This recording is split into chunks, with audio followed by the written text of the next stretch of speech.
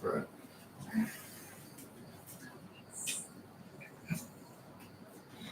I think I might want to come back in a second.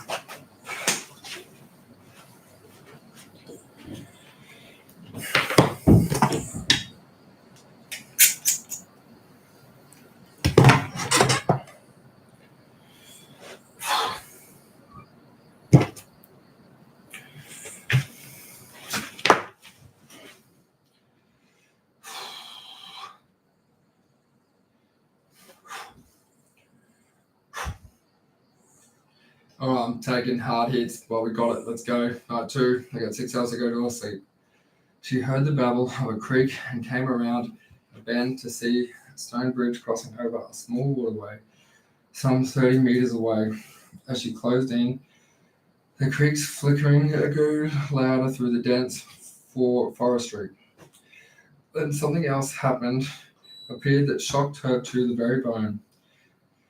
Tilted on a slight angle at a complete rest, she was the very cage that had held Merceline and Felix imprisoned. She remembered the burly beasts with their long furry arms that over-empowered her and pulled the cart along before Merceline made her escape. Merceline surreptitiously approached the scene, bent over, and cautious, she stopped over to a large bush that just beyond the cart and hid behind it. She couldn't see anyone else around her, but noticed the wide stone bridge traversing the creek had collapsed. Putting 2 and 2 together, she realized that perhaps the furry-bellied henchman had come across the bridge, and knowing that couldn't use it, abandoned the cart and continued on. With her newfound and assumed knowledge, Merceline leapt from the bushes to inspect the site. Her head and shoulders remained bent forwards as she approached the cart. Its iron-barred gate remained open, and Felix was nowhere to be seen. Looking down, she saw muddy tracks everywhere, going in circles around the ditched cart until she saw just off the side an object resting on top of some crushed flowers. It was Felix's floral neckerchief he wore around his neck. It had come untied and laid there dirty and stained, and searched around crushed flowers. She saw they were trampled upward along the river, she showing a clear path and direction of where the horned beasts would have gone, presumably to find a safe passage across the water. Now the bridge had collapsed.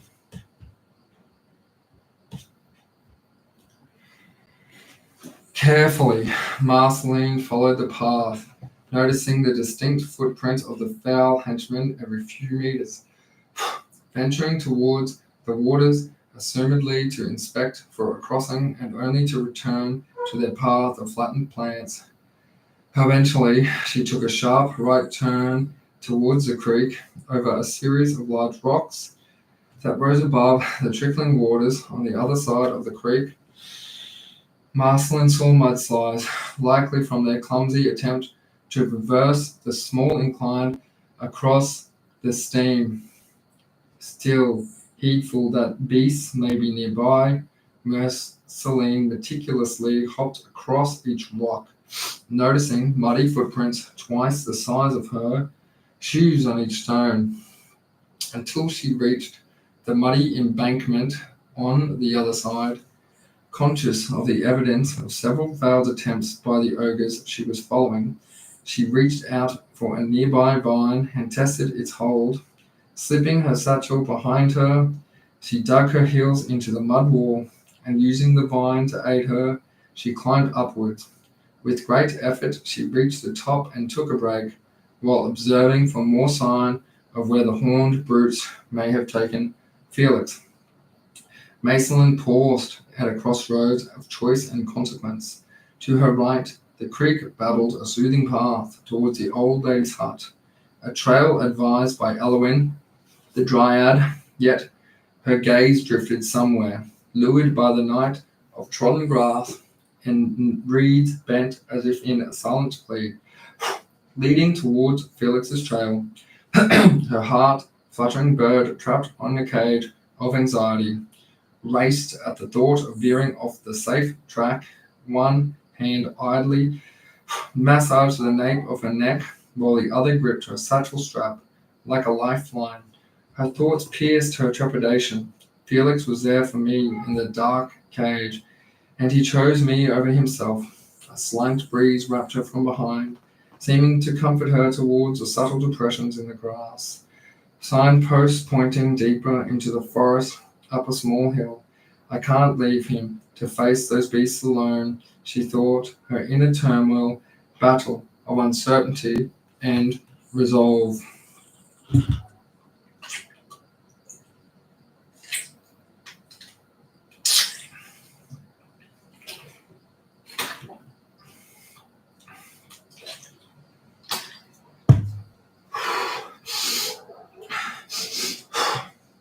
This isn't about following a path laid out for me. It's about choice, isn't it?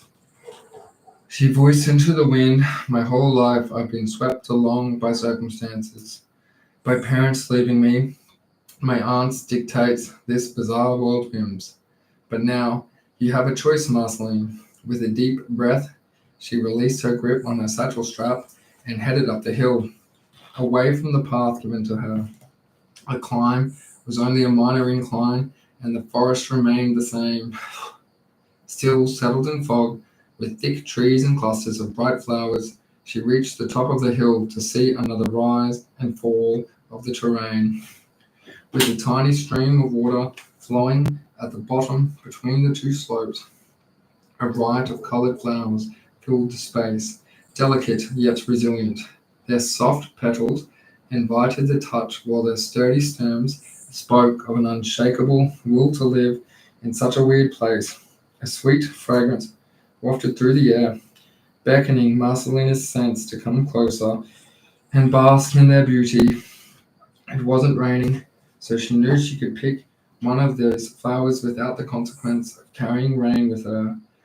She enhanced the lapel of her poker green dress with the flower and carried it along as she took the descent. Reaching the waters at the bottom of the first hill, she could see the mud tracks left by the beasts heading up on the next slope. She found a grassy patch in the creek where the water had broken into smaller streams. Poking her foot out in front, she placed the weightier portion of her body onto the grass. The grassy patch was a false footing, and she sunk into a concealed depth up to her knees. She dropped, forced her to fall forward, and she threw her hands out in front, only for them to meet the same demise. They sunk just as fast as her feet. She was now bobbing across a false surface, saturated and defeated. Struggling to pull her hands up from the water, she fought her way to the other side, feeling the firmness of the soil opposite of the stream. She climbed out of the wet and stood upright. Her poker dress was just so wet, it clung to her body, wrapping around her petite legs. I just got dry. Curse you, she cried, turning behind to see the black patches of water she made in her and struggling to navigate through the glass, looking for a few feet up. The disaster she made in the creek, she smiled to see several larger holes. The longer path cut into the water. Knowing the beast she was following suffered the same fate as she did, she couldn't help but smirk at their struggles. Marceline snuck in a full breath and started climbing over the next hill. When she reached the top, she saw it immediately, started downwards again. Before she had a chance to feel the frustration of the continued squalor of her journey, she noticed the terrain change drastically at the bottom of the hill. She stood on, in place of the fluctuating rises and falls of the forest. There was an open space filled with waist-high bushes. The open forest stretched out a great distance, some 1 to 2 kilometers at a guess, and the fog wasn't beholden to it, making it easy to see the forest on the other side. Although the open bushes that filled the space seemed thick and would prove to be too difficult to navigate, She took a closer step to the edge and the hill before it started to decline.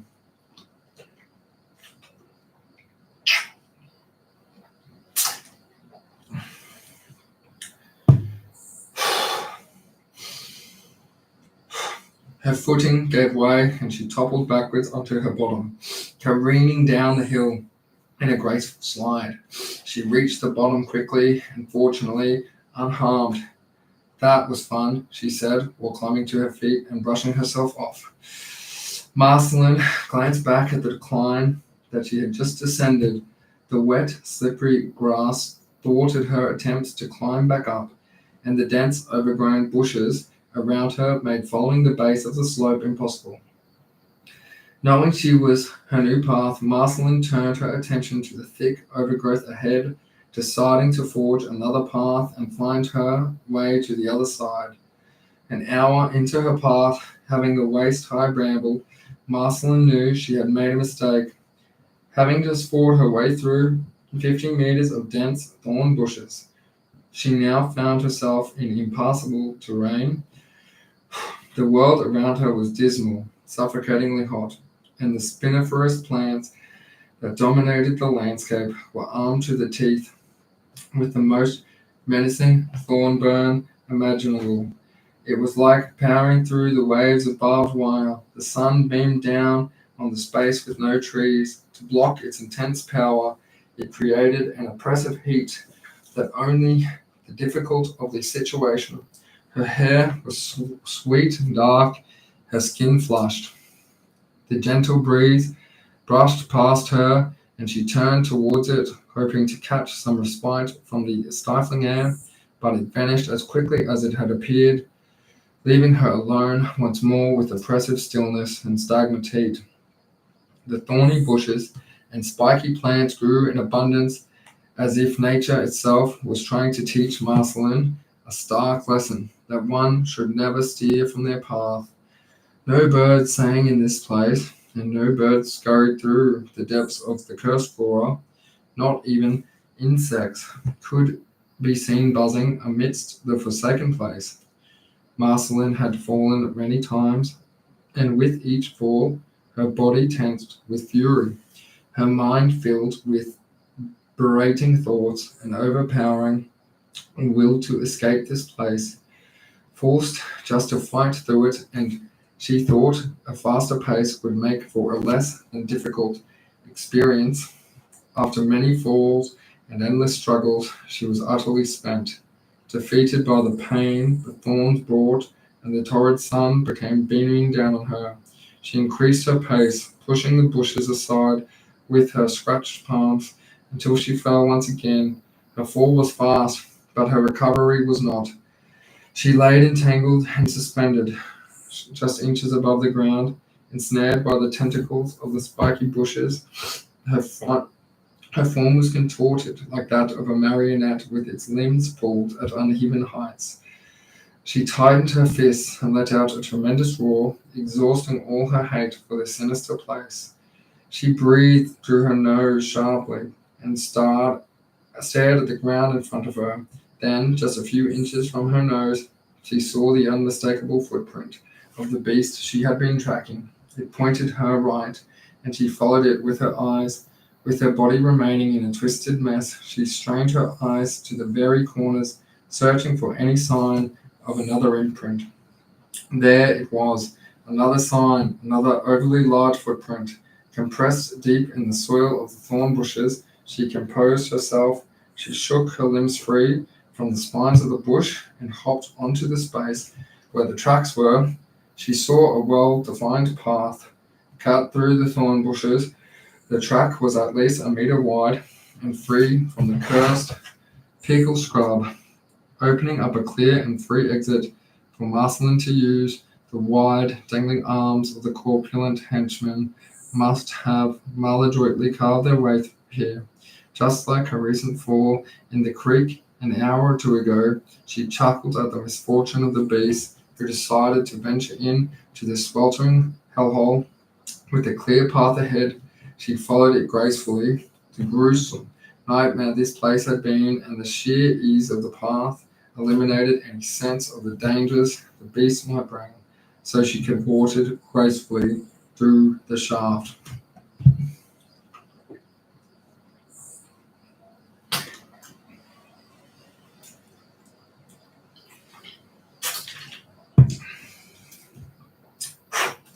Unobstructed and free from the cursed thorny bushes, she finally reached the bushland on the other side. It looked different to when she had gazed upon it from the height of the forest before she ascended into the Valley of Thorns up front in greater detail. It showed an open and undulating terrain with hill after hill. This place is like Australia, she sighed, remembering the diverse landscapes back home in Australia: cattle, grazing meadows, prehistoric jungles, endless sand dunes, and sprawling orange deserts. Due to the depressions of the terrain around her, she couldn't see the castle or commanding feature. She just saw mounds upon mounds of sparse trees and tall grass stretching from left to right and disappearing into the strange nebulous fog Tolek held in a distance. Walking up the small hill, she could see the tips of the grass tilted over by the beasts she pursued. Beyond the first mound was another, and between each hill was a dried up creek bed. When she reached the middle of the first two hills, she saw an empty creek willed with the sun-bleached roots and lined golden boulders. She lifted her dress slightly, hopped across the first gap, and continued. This went on for some time, and the lack of trees to provide shade meant that Merceline had to zig and zag off the track to chase the shade. The clumsy tracks left by the horned beasts and their poor route selection showed that they attempted this land during night. Merceline, though to herself, what shock it would have brought them to see the stars rise that night for the first time in a generation. Maybe they hadn't seen stars before. Maybe it terrified them. Either way, she laughed at the obvious misfortune she came across. It was clear that the beasts hadn't seen the drops in the land the barren creek's bed made, and had fallen many times. Poor Felix, she said, as she navigated another empty creek bed, exhausted and slightly defeated by the constant struggle, consistent change of angle, and beneath her feet, Marceline's ankles started to feel the wear. Concealed beneath the tall grass were loose rocks that made the journey a struggle. Several times her fatigued legs stumbled, caused her ankles to twist painfully as she strained her knees to maintain balance. With the aches of pains of several falls in her journey so far, each trip radiated through her body, making things worse. The grass itself seemed to conspire against her. As Marceline brushed past each tuft of waist-height grass, the barbed seeds of speargrass latched onto her dress. Her already stained, poker-green dress was now festooned with tiny spears, each pricking through the fabric and irritating her skin. She could feel the constant, nagging discomfort as countless barbs clung stubbornly, turning her garment into a tapestry of annoyance.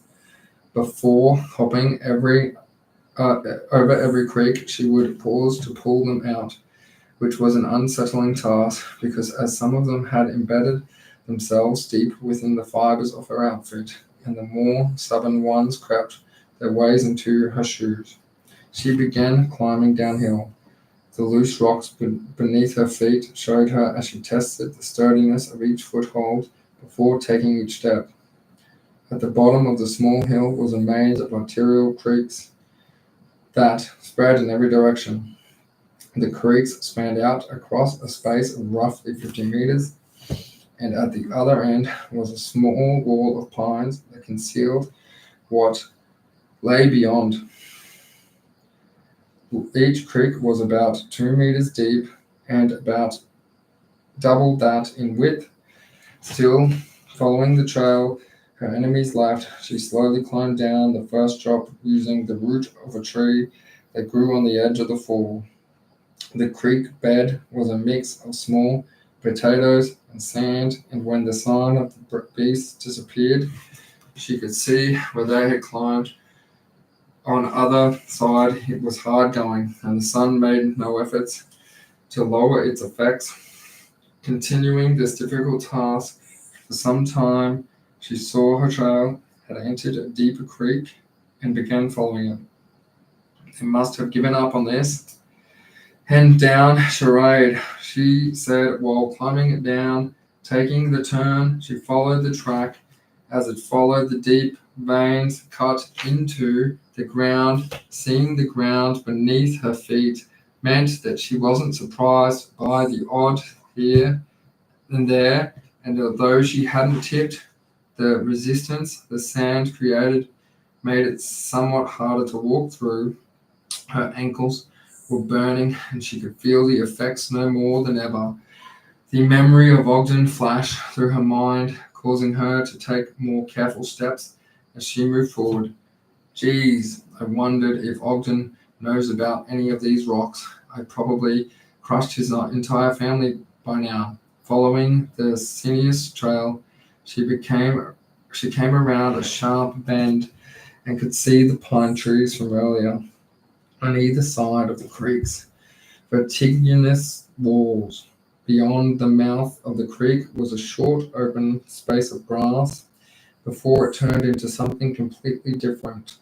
It opened up into sand dunes. What a weird place for something like this, she said, while gazing at a pile of sand towering above her. Looking down at her feet, she saw the footprints cup up the middle of a tall dune, and she followed.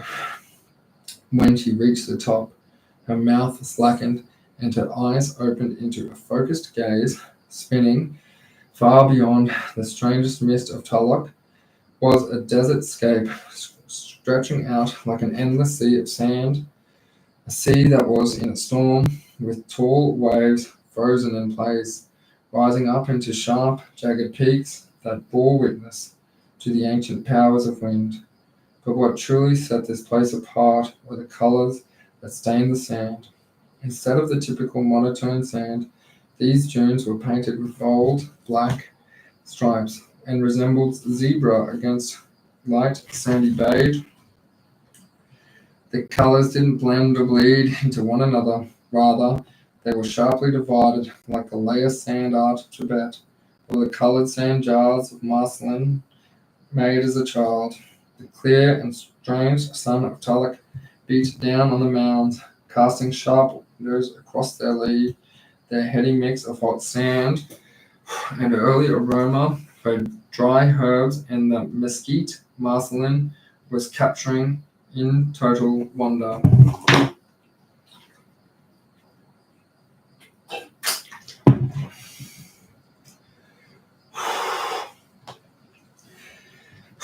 Despite the seemingly desolate nature of the landscape, it was full of life, and the gentle whisk of sand gathered by the wind hissed a distant call, enticing Marceline to venture onwards. At her feet, she saw the faint sign of the footprints and had been following, and noticed they faded into nothing few meters ahead. The wind must have taken them, she thought. With the bulk of the forestry out of sight, and the hills now claimed by Marceline, she could see the towering height of the castle silhouetted within the brume. At this rate, thorn scrub aside, and minus a few falls or attempted drownings by fish, Marceline assumed that she would make it there by nightfall. Knowing she was well off track from the path provided to her by Elwyn, she remembered Actaeon saying the old lady's hut was near the base of those cliffs. Using the towering castle as a cardinal, she aimed for it in hopes. She would simply contour the cliffs, reach the old lady, and find Actaeon. The sun-scorched desert dunes spread out for miles, a vast expanse of rolling sand dunes and the occasional rocky outcrop. The relentless sun beat down on Merceline, casting the landscape in a golden glow that encased her in 3 dimensions of intense heat. The strange sun above struck down unobstructed for miles around, the sand beneath her feet having absorbed its unforgiving rays all day radiated its own blistering emissions. The fine yellow particles in the sand collected its intense glare and reflected it back upwards. Marceline's skin felt as if it was sizzling, the heat almost palpable, creating an oven-like atmosphere around her. The scent of baked earth and its evaporated heat tormented her senses, while distant sounds of howling wind carried with it the sense of ending journey. This madness, she said, with a dry mouth and a scratchy throat. There is no sweltering inferno. The realization that she was ill-equipped for such harsh conditions gnawed her resolve. Her fine polka dot dress clung to her skin and making her feel as though she was wearing a garment woven from the sun's rays above themselves. There was no escape from its sweltering torture and fine polka dot dress. There was no outfit for such an occasion. Her head was bowed and dripped in the rivers of sweat. Her steps squeaked in the sand, but were more of an audible trudge than the usual energetic stride. Withdrawn into herself, her mind wandered to memories of dune climbs with her parents, their daughter, a distant echo. Those painfully recollections now steeled her with resolve. The fearful girl who dreaded staying from a safe path was gradually giving way to a braver self, sculpted by her trials into luck. Then something new came into focus. Small footprints like that of a petite feline crossed her path, fresh and untainted by the shifting winds. The prints were following the peak of the dune she was on, and in her muse she hadn't noticed she was nearing the end of the sandy space. She had been using the distant castle as a beacon in this barren landscape. Its towering tips and soaring cliffs were her constant reference.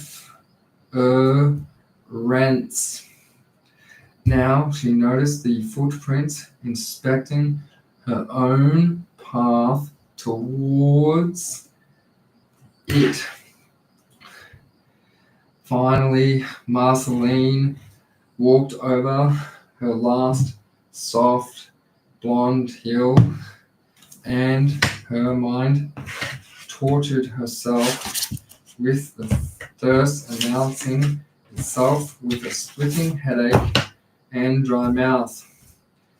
The arid air trapped within the desert scape had cooled to a tolerable breeze that was soaked in the humid freshness of flowers in bloom.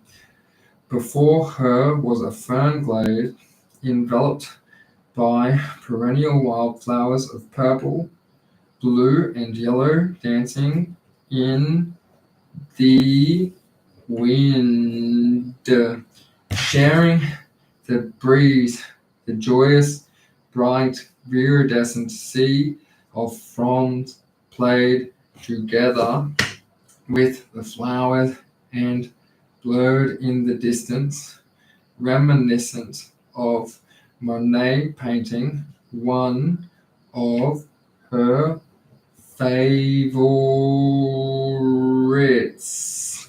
The sight stirred a tender memory. Her mother delighted smiled as her father unraveled yet another money print for her collections. Those movements imbued the warmth and affection and her spirit, the same fervent that propelled her in this quest for Felix, now intermingled with the enduring yearning to unravel the mystery of her parents' disappearance. The reason for this parallel intensity eluded her, but the memory of her mother's joy, vivid as the strokes in a monet, spurred her forward. The opening in the woods eventually thickened into a wall of forestry some few hundred meters away, and towering above the transition was the castle on its soaring peak. From this newly revealed angle, the imposing castle took on a grander appeal atop a mountain landscape, and its ostentatious details had become more apparent.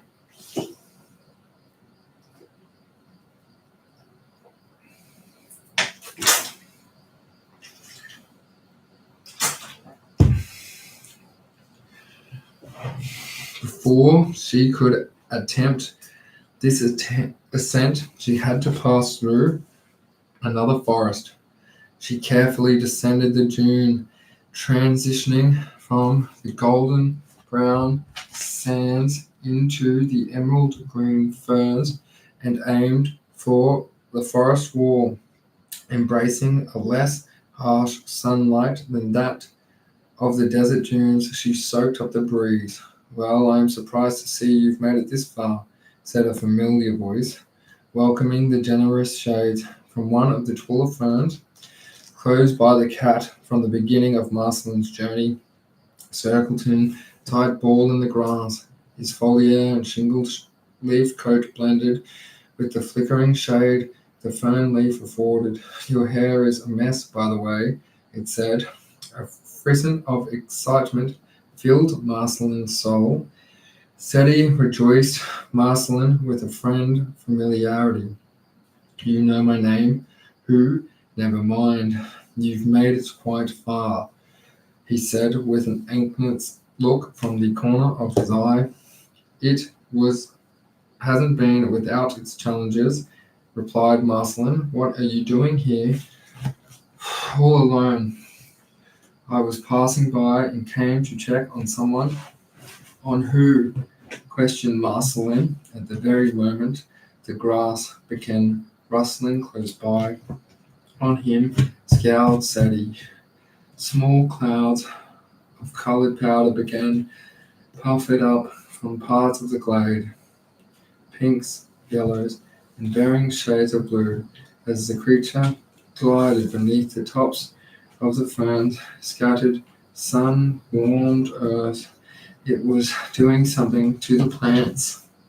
Then it popped up right next to Marceline at waist height and started dottingly at her.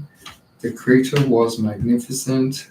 It was at waist height and staring. The creature was magnificent. It was blue and just like Seti. Its coat was a blend of flora and fur. Its head was a bouquet of blooming flowers of pink, blue, and bright orange, with a long neck that seamlessly transitioned out of the lake of colorful plants. in blue tinged grass. Hi, my name is Cyphus, declared Sadie, and he is the caretaker of forestry. He is beautiful, said Merceline. But is he friendly? Yes, intolerably so. Do you know what a puppy is? Of course, I love puppies. And Merceline, as Cyphus dove into the tallness of the flowers and reappeared close by, holding a long stick in his mouth. Well, he's basically a puppy that has never grown up, and his foolishness is unbearable. I lack the patience and insistent need to play. He is adorable, she said as her stomach rumbled.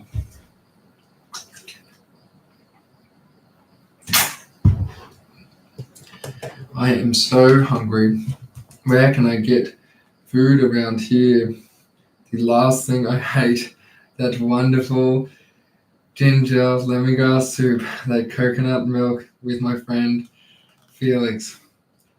Grunted Sadie. What is with everyone and that weird liquid food? First, there were a group of then plates feces just dedicated entirely to it. Well, what do you eat? Asked Marceline. I am responsible for these forests and part of what is freeing it from rodents. Ew, cringed Marceline. For some reason, I felt like rice. Not there that I care about rice. It's that some sort of a forest pest. Where are you from? Pest, no, it's just to rice. And she said while thinking about how to explain rice. Rice is again, I think, or more of a seed, rice. You can boil it, fry it, steam it, absorb it.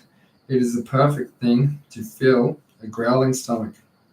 Sounds awful, said Sadie. Seeds are for birds.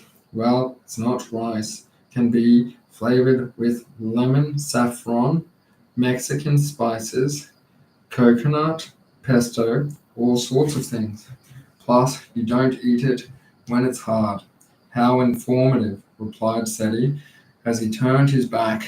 I must go. You are incessantly voluble, and it makes my stomach turn.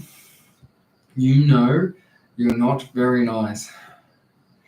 I don't have time for the niceties and prefer honesty as an easier path to reliability.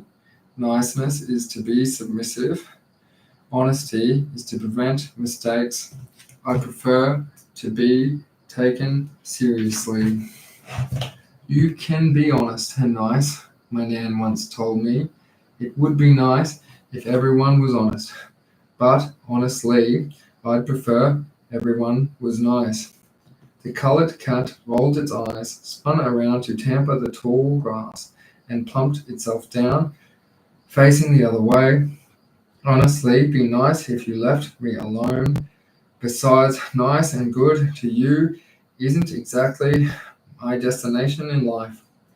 Becoming a good person is not a destination, it's a journey of consistent and conscious choices, said Marceline disapprovingly. If only you'd make a choice to stop annoying me. Marceline puffed out a sigh and looked over at Cyphus with a smile. She walked towards the forest wall and noticed Cyphus had popped out of the grass by her side and begun following her. As he moved, she could see the grass around her moving, and he swam freely between its lengths, every now and then popping up with an expression of joy to confirm she was still by his side. This continued for a few meters before she entered an open space. Just before the glade transitioned into the forest, she heard a sound of whimpering and turned to see Cyphus was sulking on the edge of the tall grass. He won't leave the threshold, yelled Sadie. He needs to be in tall grass. Sorry, buddy, said Merceline, as she walked over to an area where the long grass continued into the forest, catching on Cyphus reappeared in the grassy path, and the two of them entered the forest together. The pair remained together for some time, with Cyphus swimming through the grass as Merceline carefully selected the path that maintained long enough stems for him to continue falling. He would pop up with a stick, and Merceline would throw it further ahead, only for him to glide beneath the reeds and pop up once again with it clutched tightly in its jaw. After a while, Merceline raised. He was leading her down the best path for him, but it was also comfortable for her and easy to walk through.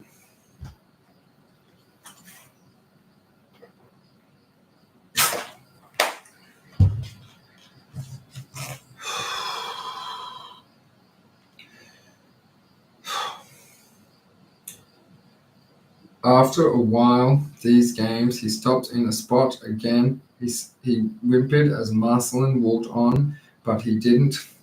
What's wrong? She paced back to where he had stubbornly felt his ground. It was beneath a large oak that stretched high above the canopy, vanishing in the thickness above. There was a delicate pile of turning over boulders, festooned with flowers and vines and blossoming ornaments that fortified the entrance to a hollowed in that the tree. It was now clear to Merceline that he was leading her to his home, and she assumed that he wanted to show her before they parted ways. Is this your house, little buddy? She said, while squatting down to his height. Joyful at her assumptions, he spun around, gliding through the tall stems and flowers that filled his space. Merceline leaned, drawing further down to pet him and run her fingers through the delicate bouquet on his head. While so close to the creature, she was still unable to observe any part of its body, and then she looked through the layers of grass and stems concealing his shape strangely. His long, colorful stems of grassy fur seamlessly transitioned into the flora, and it was as if he had no physical body. Careful not to flatten any of the greenery or restrict his movements, she walked over to a large rock and sat down. Cyphus poked his head out slightly out of his hollow and lay down. Only the tall pink flower on his head could be seen poking out above the height of the grass. She opened her satchel and pulled out a father's book, opening it to where the red page marked ribbon was a new picture book had formed. Once that did not illustrate anything she recalled seeing or experiencing so far. A large eye went from edge to edge on a blank page, and she turned back to see any hint of it along her journey. After a few minutes of flicking back and forth, she found no evidence of it in any of the writings or images. Is this another puzzle? She whispered. She looked over at Cyphus, who was still resting, and said, I have to go now, buddy. His head popped up, and he looked around. It was nice meeting you. Perhaps I will come back. He retreated into his den and quickly returned, popping up at the base of the large boulder Merceline sat on, holding the small stick from the journey. He bit down on it, breaking it, and passed one of the halves up to Merceline. When she took it, he gestured his head towards her satchel and smiled before placing it on the bag with a book. Thank you, Cyphus dove into the reeds, and the grass moved and rustled in circular motions as he effusively danced. He appeared by his boulder with his stick, quickly dashed inside, and returned empty-mouthed before scurrying off in the direction Merceline had come. Bye, bye, little guy, she murmured, her voice quivering slightly. A tender smile to the corners of her lips, and a hint of sadness clouded her eyes. Recalling the strange eye in her book, Merceline stood up on the boulder, and I looked around at the forest she was in. It was the dense and mixed, the usual viridescence of the bushland, with the blues of the former field like a garden beneath the sea. Even from the vantage point of her tall boulder, the density of the woodland made it difficult for her to see further than 30 meters. She scanned across her limited field of view until she found a circular gap among a small thicket of trees. The eye, she whispered. The shade created by the depth of the hole and a distant object manifested into the shape of an eye with a large leaning branch at the top of the gap resembling an eyebrow. She climbed down the rock and walked towards it, revealing a pathway in a straight line towards a brighter, more open part of the forest.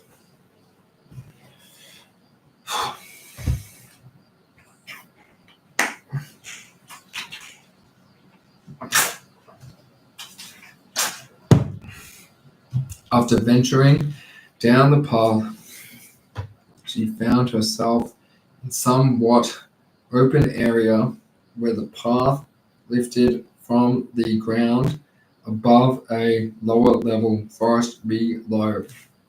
The path was no longer linear, but zigzagged left and right, up and down, and sometimes back on itself.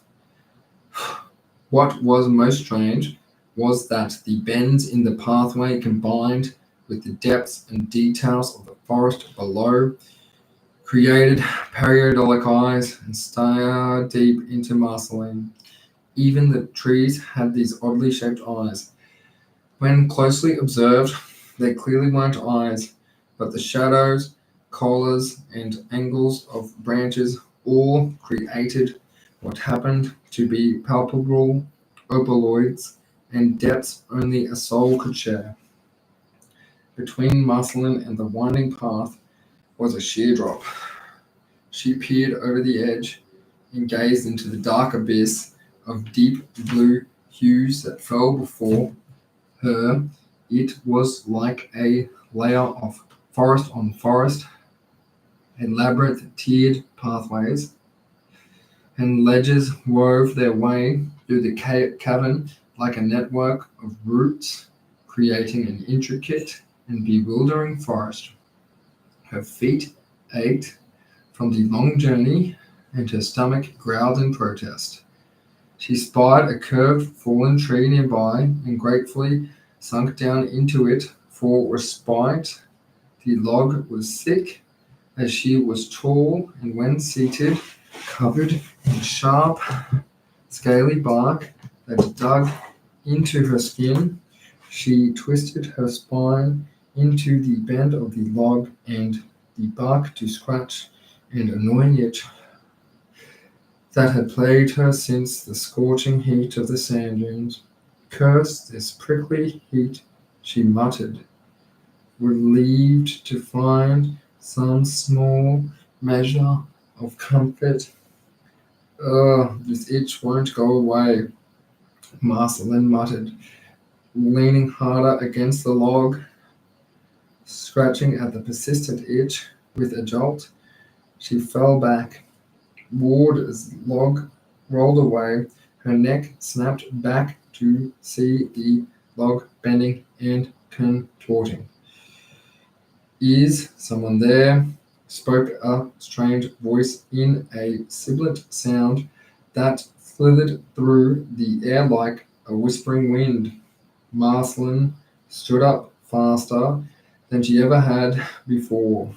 Her eyes fixed on the twisting, writhing mass of wood before her as the log took the shape of a large barked serpent that reared higher than the trees around, scanning the forest floor. Marceline's lips and chins trembled, and her legs, muscles tensed, freezed in her place. Strange.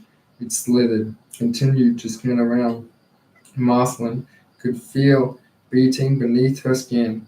She wrestled with her stiff legs and took pace rearward, preparing to flee. The serpent's head snapped and its eyes locked on the movement. Ah, someone is here. The serpent's words were drawn out slow, and its vow stretched and slowed. It poked its head forward and slithered over to Marceline, encircling her and waving its head side to side. I can sense your heartbeat, little one. Don't be scared. Marceline paid no heed to the advice and leaped over the thick-bodied snake and ran for the bushes she'd come from. The tree, like a Phidian, effortlessly glided across the ground and was in front of her before she could make 9 paces. Ah ha ha, coiled the serpent, revealed long fangs that opened like fingers stretching from a fist.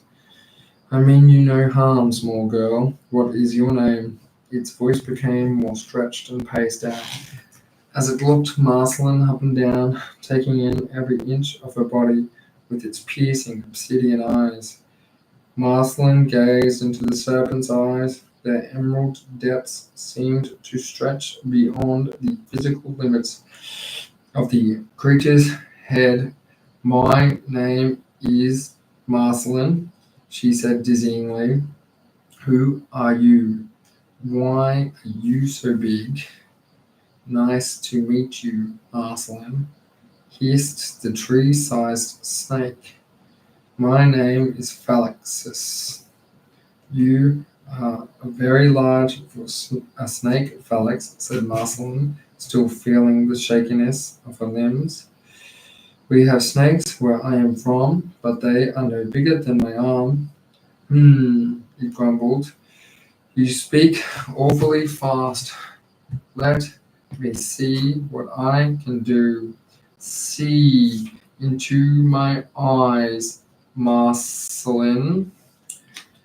Before Marceline could reject the suspicious offer, she found entranced by the serpent's eyes, which seemed stretched into infinity.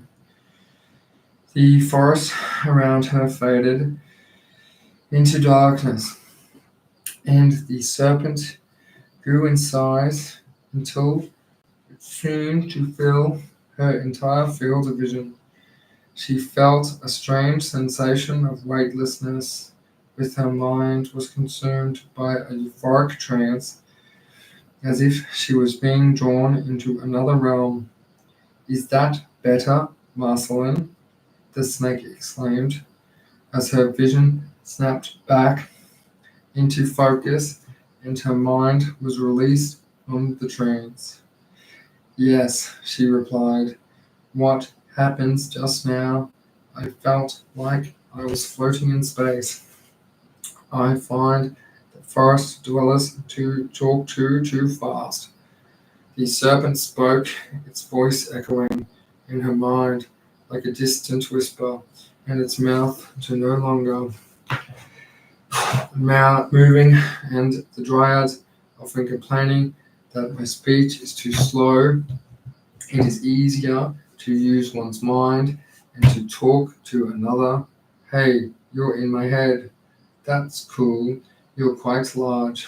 My apologies, dear Marceline. I sometimes forget how intimidating my size can be to others. If you misheard me before, my name is Phex. I am the serpent of these woods, and I mean you no harm. How can I trust you? You're a giant serpent, she said, remaining poised and hesitant, I mean, I'm so sorry, but where I'm from, snakes. Felix called himself up. I'm from snakes aren't friendly, and things of your size aren't well friendly either. Felix coiled himself up, trying to appear less threatening, remaining poised, less threatening. I understand your fear, Marceline, but I assure you, I am a gentle creature. I may be big, but my heart is even bigger. I don't know, she said, gazing off into the depths of the eye forest, into her right.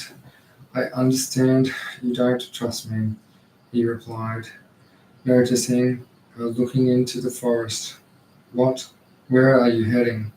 I am on my way to see my friend Actaeon, and I think I need to go through here, she said, pointing down the depths of the forest below. That seemed to be the only path towards the castle. How do I get across that gap? Well, you're in for a real treat. The Eye Forest is full of wonders and mysteries, but it can be dangerous. I can help you cross the gap and guide you through its paths. How will you get across? Felix slithered over to Marceline, his giant body encircling her.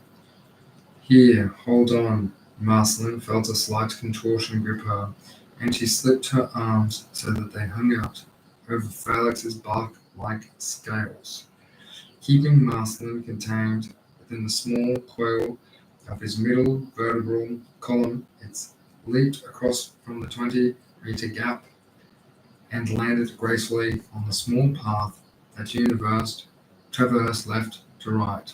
The landing was uncomfortable for Merceline, as she was squeezed too tight for comfort. Can you release me now, please? I can't breathe. Sorry, he said, releasing her, bowing his head. Perhaps you would be more comfortable on my back. Marceline gazed over the edge of the thin, elevated track, observing the labyrinthine network of paths that snaked up through the forest like a maze. The paths stretched in every direction, resembled the interwoven roots of a massive world tree, falling endlessly. They appeared to be propped up by the thickness trees and were smothered in layers of grass and narrow, footless paths. It looked like a three-dimensional ant farm, but instead of tunnels, they were trails defying all logic. As she surveyed the forest, she realized that the path she stood on and the one below that were too narrow to accommodate them both. Felix offered to carry her on its scales. Seemed like the only option she could do, so she accepted reluctantly. The texture of its scales were akin to that of an ironbark tree, rough and easy to grip. The serpent launched itself down into the depths of the forest, careening around turns and plunging up and down hills like a roller coaster. The ride was dizzying, and before Marceline had time to catch her breath, the serpent came to an abrupt stop in the depths of the layered forest. She let out a quick laugh and rejoiced. That was fun. She looked around and noticed they had traveled a great distance into the depths. The forest was a marvel to behold, a verdant paradise of greenery and light that stretched deep into the layered terrain as Marceline peered over the edge, as she saw countless levels below, shrouded in an eerie mist that was whispered of mysteries yet untold. Above and all around, Archways and pathways led onwards, adorned with delicate vines and flowers that seemed to dance in the breeze. The journey was so deep that Marceline had to pop her ears, and when she did, she was treated to the sweet melodies of bird songs echoing all around her, the fragrant scent of pine wafting through the air, filling her lungs with every breath. What an enchanting place, she said, in awe. Why have we stopped? I need your help, he said, twisting his neck to see Marceline, who still had comfortable on his back. Then he gestured his head towards a large tree that seemed to root itself downward for miles into the mist. See that tree over there? All right, I'm gonna have a break that's not scheduled. I've written it down. So what's happened is every 3 hours, because I'm doing 3 hour things, I need to run to the toilet. So I haven't drank any water. So I'm like struggling to read. At first I was falling asleep, and then like it was like my brain was just completely dehydrated because I knew that if I drank any water I'd need to pee straight away. So that's what's been going on. And I'm freezing cold, and I haven't eaten. I'm gonna go. I don't know, maybe eat some carbs or something for like water retention. I'll be back in 4 minutes. Thanks guys for helping me stick through that and for getting the message to get the water in. And we're gonna just play the next couple of hours. Bye you.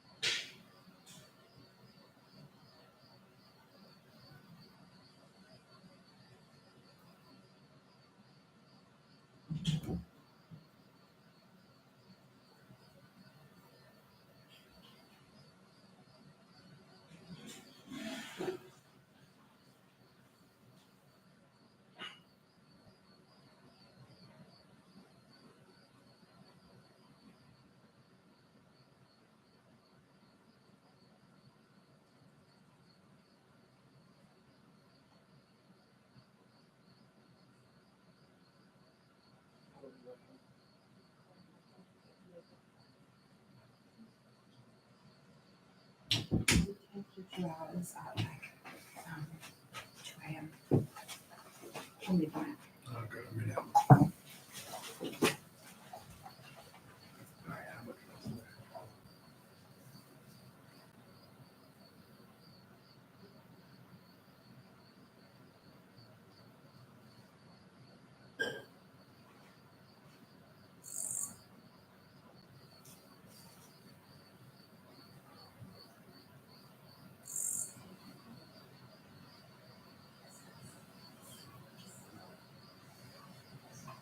Give me like 30 minutes and do like a burger snack. Even though I'll just pick chicken.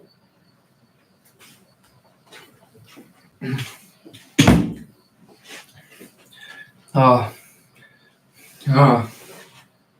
I got 50 seconds.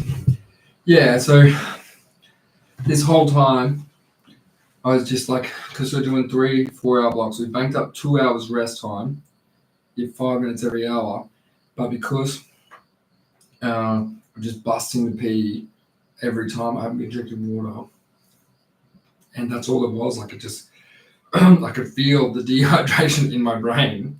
So we've got carbs, so hopefully water retention, and I put a thing in there. So we'll give this another crack. Everybody can hear me all right? Okay, we've got 10 seconds. I need your help, he said, twisting his neck to see Merceline, who still sat comfortably on his back. Then he gestured his head towards a large tree that seemed to root itself downward for miles into the mist. See that tree over there? Well, that's my home, and something has blocked the entrance. Would you help me move whatever is? Between the track Merceline was on and the tree was about 10 feet. How can I get over there? She said, quivering at the thought of the fall if she failed to make the gap. Here, said Felix, as he stretched his slender body across the gap, biting the edge of the tree so as to provide a stable platform for Merceline. Walk across my back. Merceline delicately stood up with her hands outward to help with balance, and she walked over Felix's head and crawled into the hole. She paused on the edge of the threshold and felt dizzy. She turned her head to see Felix, retracting his neck, closing the gap, and returning to the path. Yes, he hissed. Inside, Merceline. Your voice, she questioned, noticing his voice had returned to the incoherent state before undergoing his trance. Forest, too, had changed. It was completely different. In fact, it was more sinister than she remembered just moments ago, becoming a dark and twisted place that seemed to writhe and pulsate with an evil energy. It transformed the trees, becoming gnarly and thorny vines, strangling every trunk. The light that had once filtered through the leaves was now a sickly green glow, casting everything in an eerie light. The air was thick with the stench of decay. The mellifluous tunes of birds had become cawing crows, skittering insects, and whomping toads. The stillness of the surroundings and the oppressive closeness of the world weighed down on her, stirring a primal fear within. What's happening? What? A heavy wooden sound reverberated in her ears as the tunnel door slammed shut, plunging her into a void of darkness. The tunnel she had climbed into was dimly lit, and she could see declined into depths deeper than the very limits of the tree she recalled seeing from outside. It was windowed every few feet with dusky, very variegated leaves and strange vines winding down around it like a snake. Merceline tried to move the door but struggled and decided to carefully follow the tunnel down, hoping that one of the windows might allow her to climb out. As she struggled downwards, she tightly squeezed her satchel strap until her knuckles were white, while her other hand was jammed into her armpit. The sound of something big moving along outside the walls reverberated in the tunnel. The tunnel was wide enough for her to walk, but the uneven ground made it difficult to keep her balance, and her shaking limbs increased her clumsiness. After a while, she came across a window that offered a glimpse of the outside world. Merceline used a decaying root as a foothold and climbed up, hoping to escape this strange place. But as she reached the window, a long, slender creature covered in bark slithered across it. Blocking her way, she fell backwards into a tumbling heap and rolled over to the opposite side of the tunnel. She watched the serpent-like object glide past the window. Yes, she heard it hissing. Feed, my sons. Merceline clambered unsteadily to her feet and stumbled onwards, her eyes fixed on the cracks in the walls that yawned like hungry mouths. The windows in the tunnel's walls were not the only apertures, and she soon saw that the tunnel was like the inside of a great hollow log. At one point, she dropped her hands and knees and peered through a crack in the floor, only to see that the tunnel was suspended high in the air, with the ground far below shrouded in endless darkness. To fall from this height would certainly mean her end. When she reached a large foot that crossed her path, she took a deep breath and a few leaping bounds to hurtle over it. But as her feet landed on the other side, the ground gave way beneath her, and Merceline plummeted into the abyss.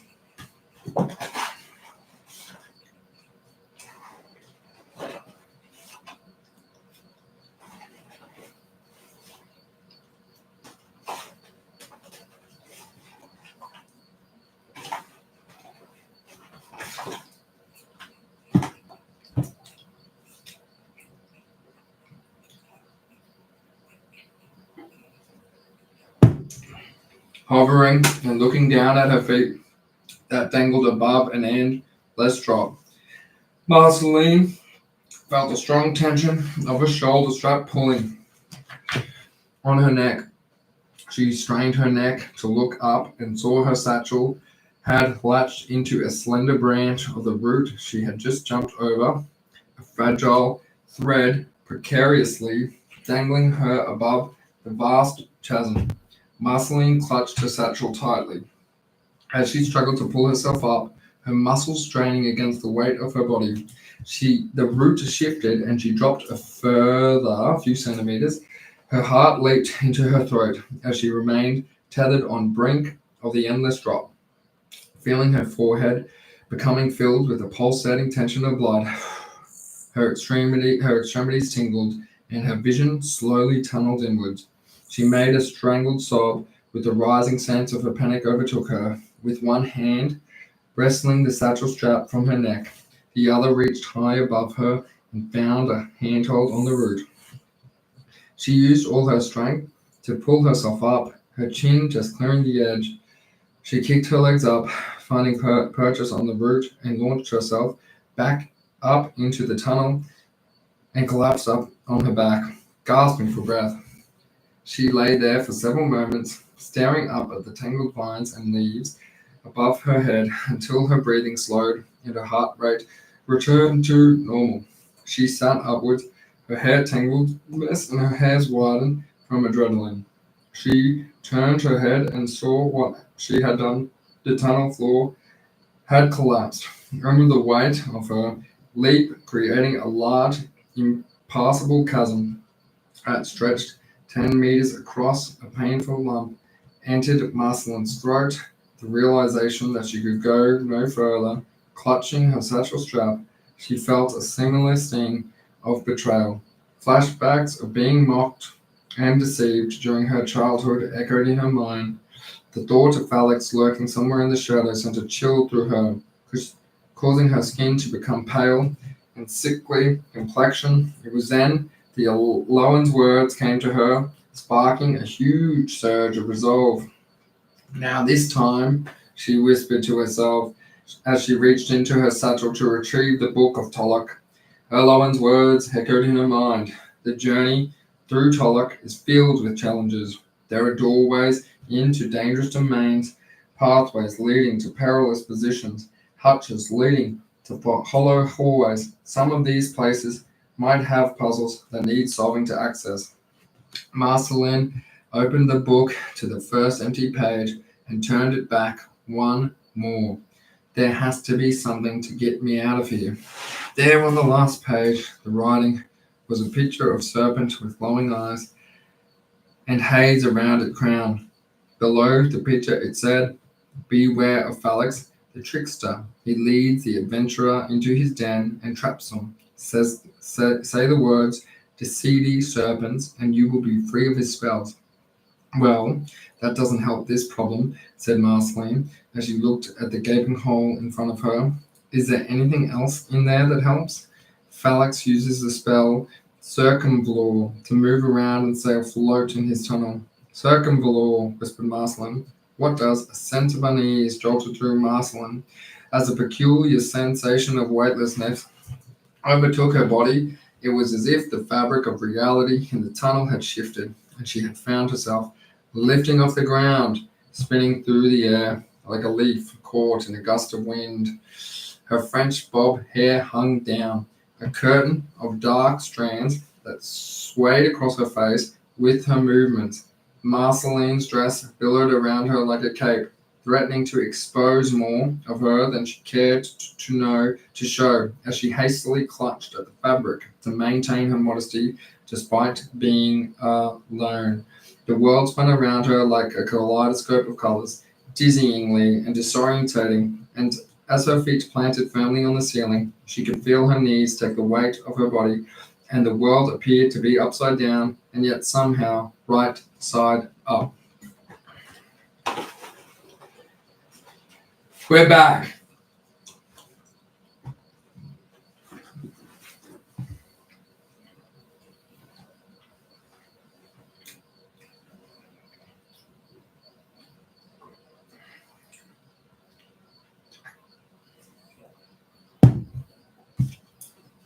The strange and wondrous sensations was only made apparent when the fleeting feeling of blood rushing to her head and the vertigo that was overcoming her head had faded as quick as it had come.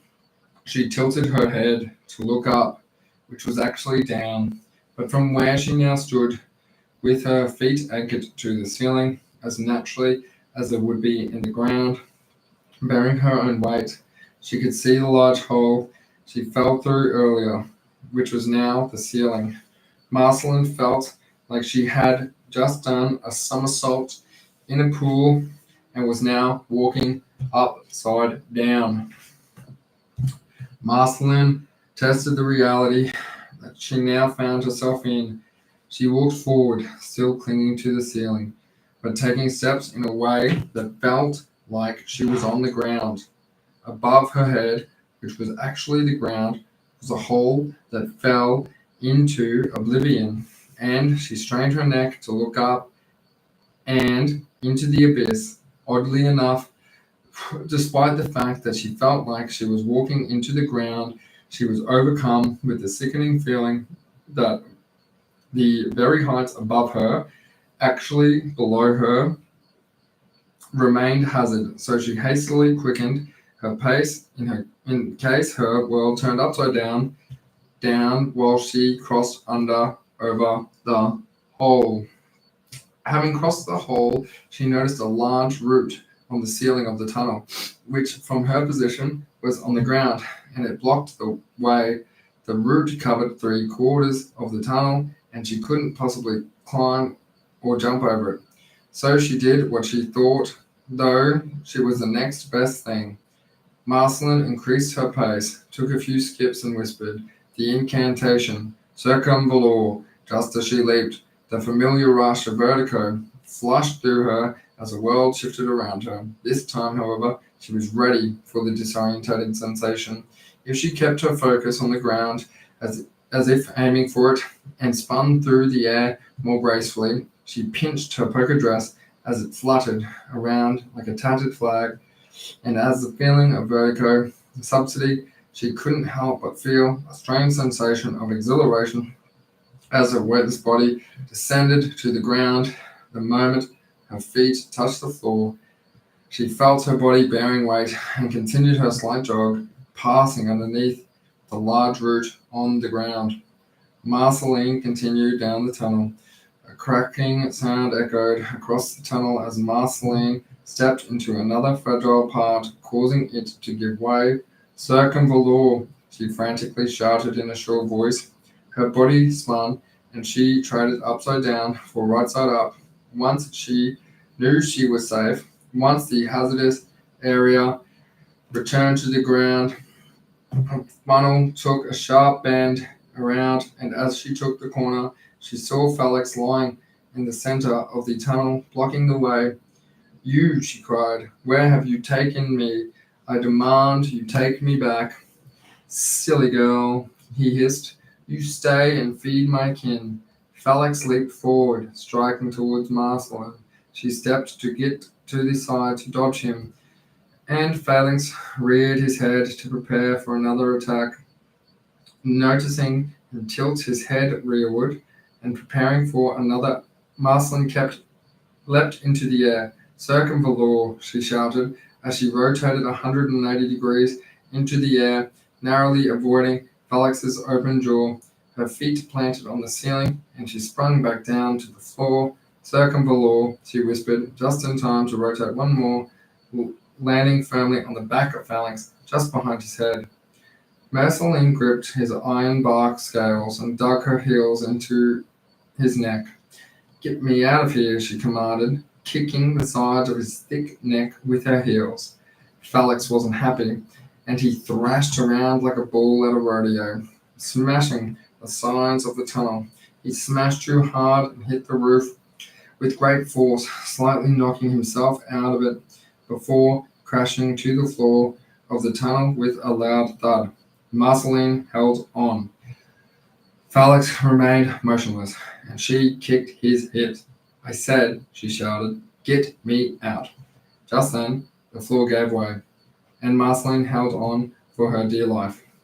As the two of them tumbled through the opening of the tunnel and crashed down onto a thick branch overhanging in the forest below, she lost her grip, and the two of them fell, collecting branches and leaves as they bounced downward into the depths of the layered forest.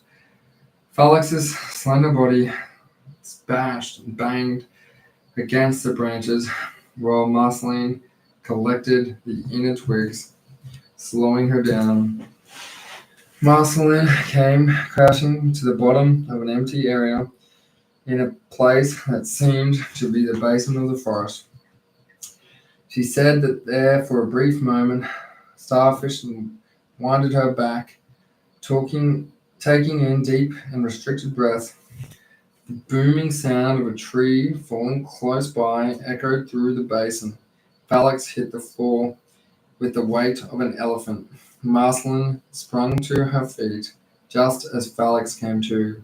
"Silly girl," he roared, "what have you done?" Phalanx thickened his neck and reared himself tall.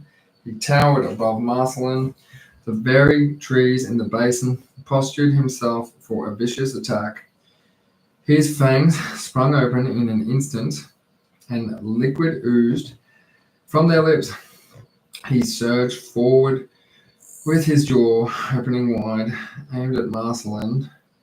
The seed serpents shouted Marceline as she closed her eyes, tucked her neck into her shoulders, and prepared for the worst. All she could do was recall the words in her book, say the words, "Descende serpens," and you will be free of his spells. A breeze passed over her, and she slowly opened one of her eyes to watch Phalanx pass through her like a pile of leaves. "No," cursed Phalanx, as his barked and heavy body collapsed into a pile of leaves that settles on the floor of the forest. Marceline lowered her shoulders and opened her other eye. Phalanx was gone. All that remained was a pile of colored leaves. She walked over to them, gave the floor a quick stomp, and swept some away with her foot.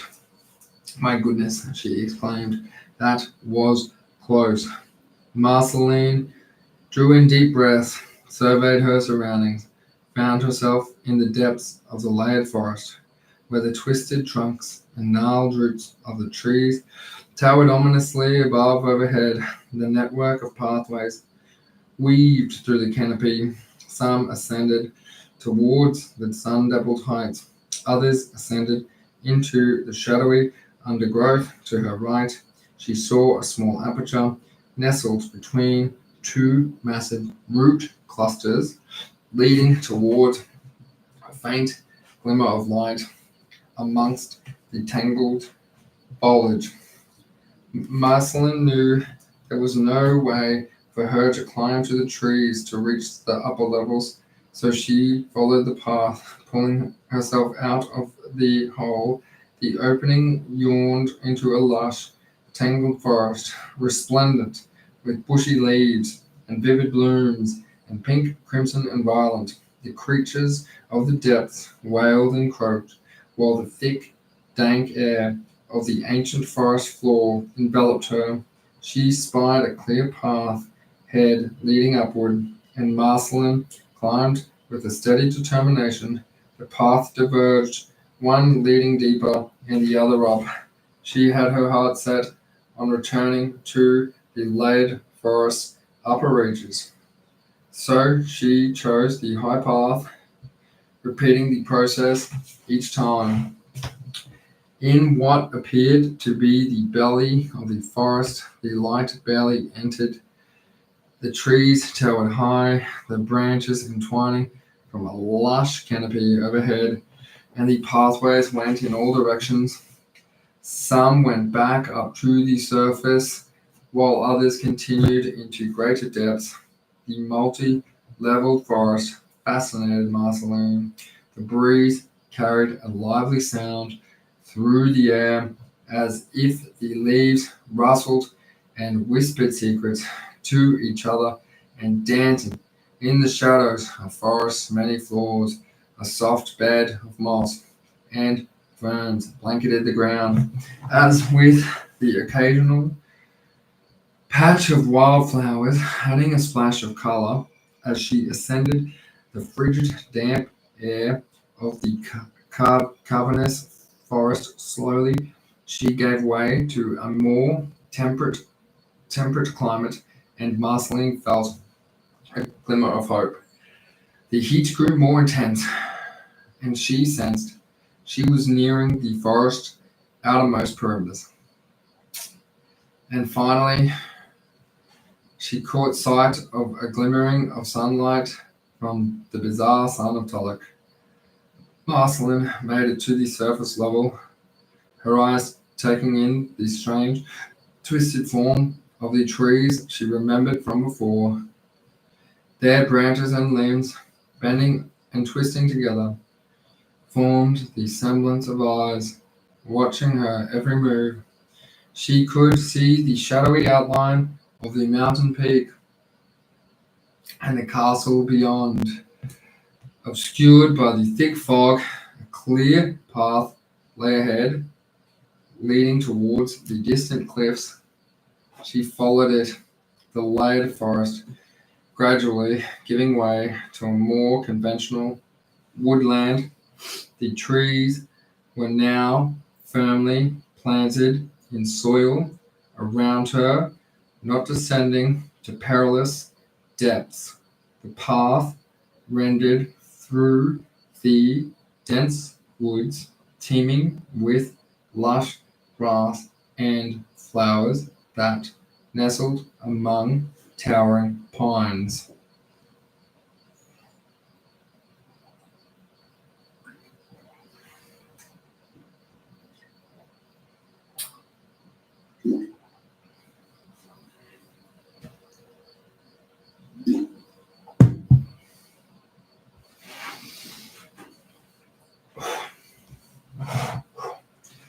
Chapter 8. Marceline followed the track around the bend of a wide oak and discovered that her path ended abruptly.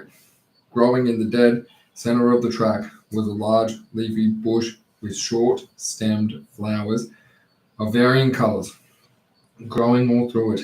When Marceline looked down at the clearly defined path beneath her feet, and then up at the tall, rounded bush that towered a foot over her, she couldn't make much sense of the bush's placement. It was clear to her that the woodland critters of Tulloch commuters utilized the track frequently, as it was in pristine condition, but there was no path cut around the bush. She leaned to the side to peer around the bush and saw the track continue behind it. That's odd, she said aloud to herself. She pierced a gaze through the bush. It was so thick she couldn't see the other side. Just then, a tussle in the bush made her shoot her neck upwards and take a pace rearward. The upper quarter of the bush started turning, while the rest of it remained perfectly still. Marceline watched curiously as it rotated until it came to a stop, revealed the distinct love-heart shape of an owl's face in the bush. The stout and overgrown bush wasn't a bush at all, but a mammoth-sized owl adorned with leaves and garlanded with flowers like many of the creatures of Tulak. Its head tilted downward in a flash, and it drew Marceline in with its stare. The sheer size of the Stygian caused Marceline's heart to race, and a spike of adrenaline forced her to tighten her leg muscles and prepare to flee. Its large beak was sharpened and could take off mighty chunks of Marceline if it pleased. "Oh, hi," said the owl, sounding lugubrious and slow. "Sorry, I am in your way." Marceline blinked, turning from fear to sympathy. She felt that the sadness in its tone as it sluggishly waddled off the track whilst maintaining its sight on her. It settled in a pile of sticks and sprouting leaves, and keeping its head perfectly fixed onto Marceline, it rotated the rest of its body until its belly faced her. Its body was tiered arrangements of feathers and leaves that danced elegantly in the breeze. Flowers adorned its coat, creating a symphony of colors and shapes, each unique and stunning in its own way. It looked like it had rolled in her father's old age garden. Still juggling the conflict of panic brought on by its enormity and the sympathy begged for its voice movement, she sidestepped around it as the two maintained an awkward glare. The owl's large round were dark, pitted within green hues that gave them an intense, mysterious look. It was piercing, and Marceline found it difficult to look away. Marceline continued to step sideways until she could barely walk backwards away from it. The owl was the first to break its gaze as it slowly turned away and let out a desperate sigh. "Are you okay?" said Marceline as she stopped pacing rearward. "You seem sad." "I am fine," said dolefully. "Just go about your day. Everyone else does." Marceline, the owl, had a slight lean in its stance, and the wing on the left was slightly angled over its belly. Murmured Marceline. "You don't seem okay. Is there something wrong with you?" "Your wing." The enormous bird slowly looked downward at its wing, and its eyes clenched, then twisted its neck to face Marceline in an instant, slightly startling her. "Many travelers come by here, and they never stop to help me. Perhaps it is my size that scares them, but no one ever talks to me. Are you not afraid of me?" "Well, kind of," she said with a smile. "But you are big, and where I am from, you are considered a bird of prey." Yes, I am a nasty bird of prey. You better watch out," it said whilst puffing its leaves. But Marceline wasn't fooled. She saw it wince again from the movement. "It's your wing," she said, while cautiously approaching it. "Let me check your wing." The owl widened its eyes and leaned back hesitantly. Marceline paused in trepidation before grabbing the leafy wing just to make sure it wasn't some trick. With one eye on guard and the brother on its wing, she carefully lifted its limb, and the owl let out a deep "ooh," forcing Marceline to retreat. The owl retracted its wing, and Marceline could see sharp stick protruding from underneath. Oh, don't be a baby, she said as she approached to grab the wing. Ah, see, there is a stick in there. Yes, it's very painful, said the owl, while slightly tugging against Marceline to retract its wing once more. It has been in there for days, and I cannot move my wing. It is infected. I am going to die. My life is over. It's fine, laughed Marceline as she reached out to grip the stick. You're not going to die. Don't be silly. Hold still while I take it out. No, it's going to hurt. Stop being dramatic. It's a little stick. I promise it won't hurt. But what if it does? Well, how about if I sing while I do it? Okay, that would help. Marceline began singing in her sweet and soothing voice. In the forest where the trees grow tall, birds are singing one and all. Their melody echoes through the glade, a symphony of nature's symphonic parade. Birds is in the forest singing sweet and clear. Their songs of love bring joy to all who hear. They dance among the branches. Woo! Shrieked the owl as Marceline pulled the stick free mid-chorus.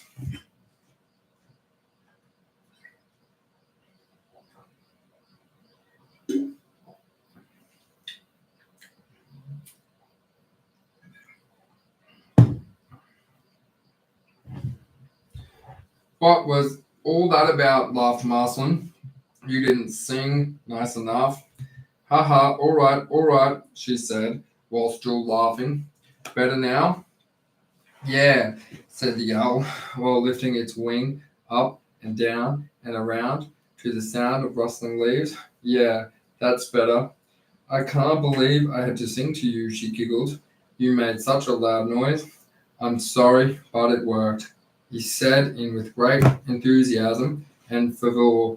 You're the only one who stopped to help me. How can I repay you, little girl? No need to repay me. I don't think helping others is the right thing to do. I just think it's the only thing to do, and you looked like you needed help. I'm Marceline, by the way. Thank you, Marceline. My name is Whisper, because in Parliament I'm known for my silent flight. Speaking of flying, I have been walking up and down this path for days now, and I wouldn't mind feeling the breeze in my leaves and to see Tulloch in its beauty from above once more. I apologize if I am being rude by disappearing after you have stopped to help me. It's fine, Whisper, she said with an upturned mouth. It was lovely meeting you. Enjoy your flight. Try to stay above me so I can watch you soar. It's not often that I get to see an owl in the day, especially one of your status. Whisper warmed up his wings, and after teasing his strength, he flapped aghast, lifted the flowers off the forest floor, hovered upward as Marceline watched in wonder as he took off gracefully into the tree line, soaring above and beyond, and the many overpassing pathways above Marceline. When he disappeared from sight, Marceline started walking down the lower tiered path once more, finishing the song as she started singing to Whisper. In the forest where the trees grow tall, birds are singing one and all. Their melody echoes through the glade, a symphony of nature's musical parade. Birds in the forest singing sweet and clear. Their songs of love bring joy to all who hear. They dance among the branches high. Nature's symphony is in the sky. From the tiniest warble to the soaring hawk, each bird engaged in eccentric talk. Their songs fill the air with beauty and with grace, a natural wonder in this peaceful place. In the morning, when the sun rises high, the birds take flight and touch the sky.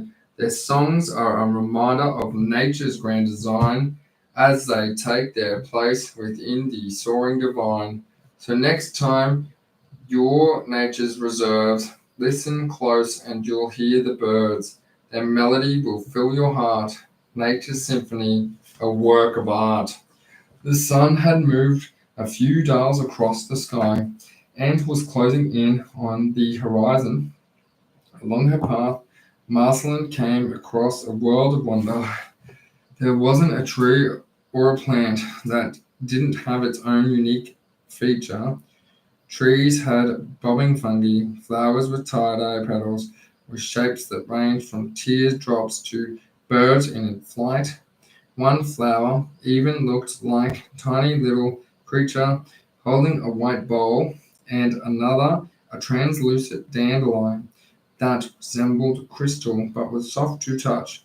The wind rustled through the leaves, and the air dialed with the earthy smell of a fallen leaves and wildflowers, just as she knelt down to observe a bundle of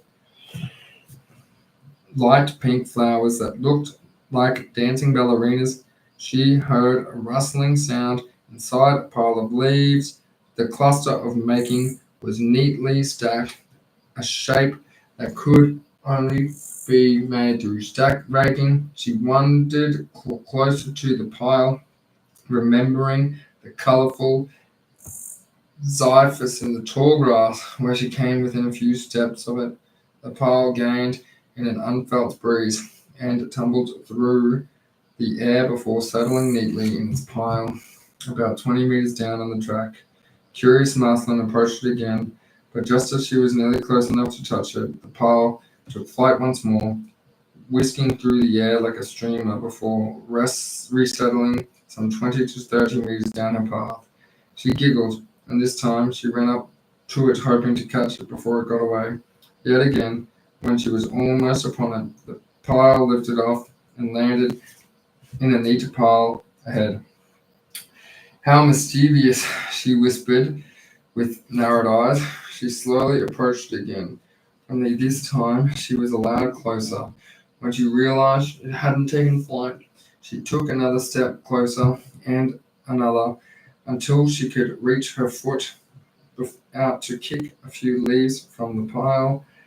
The loose leaves quickly returned to the cluster as if magnetized. She leaned down and drove her hands into the pile, throwing the brown autumn leaves in the air, only for them to slowly glide in the air, quickly retract, embracing the wonder of the playful leaves. She giggled loudly and threw another handful in the air.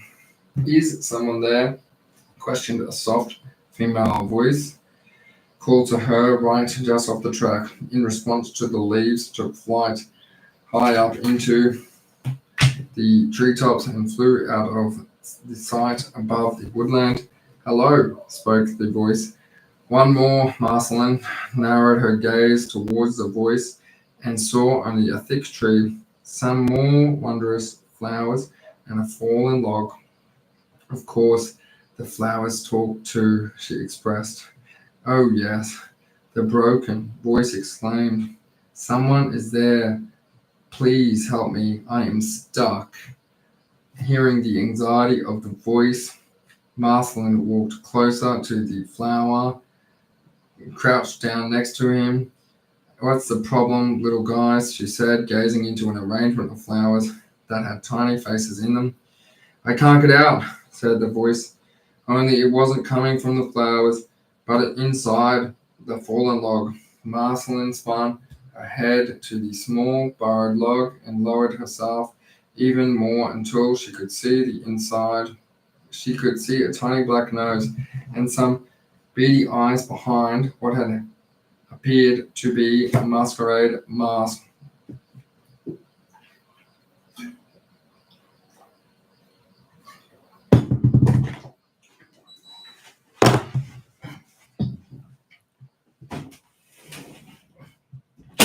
Squinting to focus deeper into the hole, he noticed the eyes belonging to a small fox-like creature with bright flowers and colors blossoming around its face. Its breaths were notably struggling, and she could feel the panic leaving its nostrils. Hi there, little one. Are you okay? Please help, prayed the vixen, with the darting gaze and the confines of its cylindrical trap. I climbed into this log days ago, chasing a rodent, and I am stuck here. Please. Sensing the defeat in its voice, she leaned in closer. It's okay, she answered in a soothing voice. What's your name? Bloaterwood, the little creature exhausted. Okay, Bloaterwood, my name is Merceline.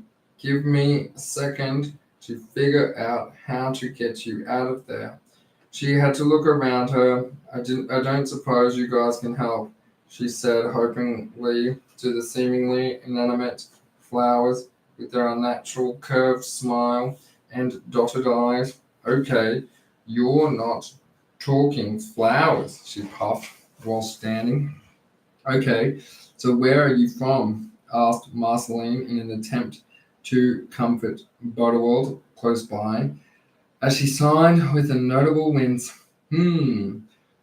Replied Marceline, while looking around. She looked along the log and detected a long crack that stretched across its whole length up the log to where Bloaterwood was trapped. Hang on, I have a way to help. She tiled her head upwards and scanned the tree by her side. Reaching up above her head, Marceline gripped the leafless brown, and that was roughly as thick as her petite arms. Sorry, Mr. Tree, she whispered, hoping it wasn't alive. Hoping it wasn't alive. Like her friend Burke, who she shared the tully flower with, Marceline leaped up and gripped the branch, heaving herself up and down. She swung on the branch with all of her weight until it cracked. In the most poorly formed manner, she came crashing down with the free branch and crushed the flower bed by the log. Ugh, she groaned. Roll over to see the damage she caused. Now I really hope you guys weren't alive. Sorry. Is everything all right out there? Shrieked Bloaterwood. I'm fine, replied Marceline, and she sprung to her feet. But I can't say the same about these nice flowers or the tree I just amputated. Using the broken end of the branch, she jammed the sharp edge into the crack into the log. Tell me, Bloaterwood, these flowers out here, they aren't like talking flowers, are they? No, Marceline. What about the tree? The tree doesn't talk. Definitely not. Okay, that makes me feel a little better, smiled Marceline. Okay, hold tight, Bloaterwood. I will have you out of here in 3. She wriggled the branch deeper into the crack of the log. 2, then cracked downward 1, and leapt up using her weight and the branch as a lever, forcing the fracture open. A resounding snap met the sound of her feet hitting the ground as the branches flung out of her grip, twirled in the air a few times, and the log split into 2. Marceline landed on her bottom, and the branch struck her on the head. She brushed off the pain and saw Bloaterwood's tucked ball. Bloaterwood, sensing the release from her bonds, gingerly arose on all fours. This fox was bearing no resemblance to the abhorred creatures infesting the outback of Australia. What festooned with a profusion of otherworldly flowers and layers upon layers of shingled petals, mingling of flamingo pink and peach hues graced the petals that adorned her body, resembling a gentle of cascade of freshly plucked petals laid upon a soft blanket in the absence of fur tufts. Mossy grass emerged and inky blue marks stained her legs, Bloaterworld visage, and the impact of a fox and the enigmatic Marceline thought she had glimpsed within the log was in fact a dainty assembly of tiny, flake-like azure flowers and lengthy filaments tipped with radiant orbs.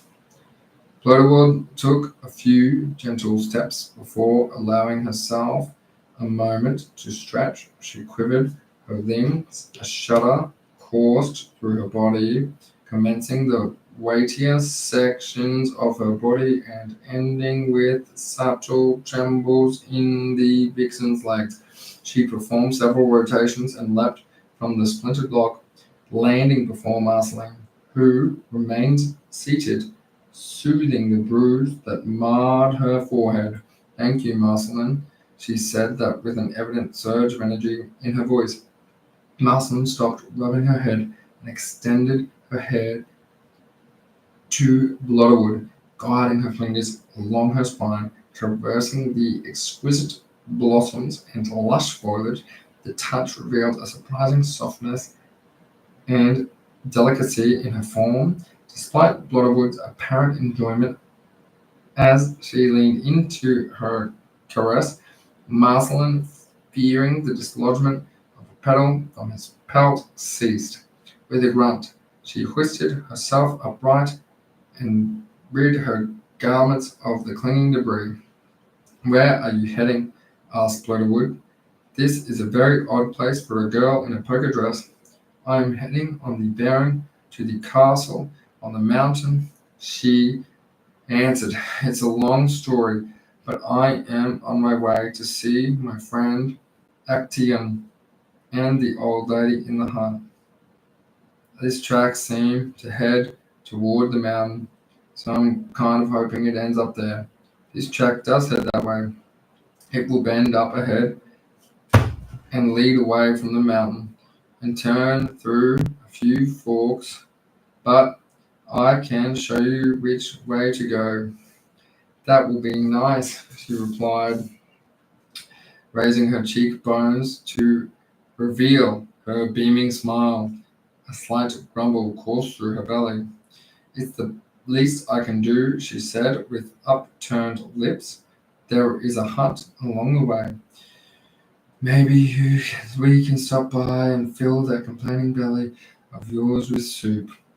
You forest people eat soup, right?" "Indeed we do," Blotterwood laughed. Marceline.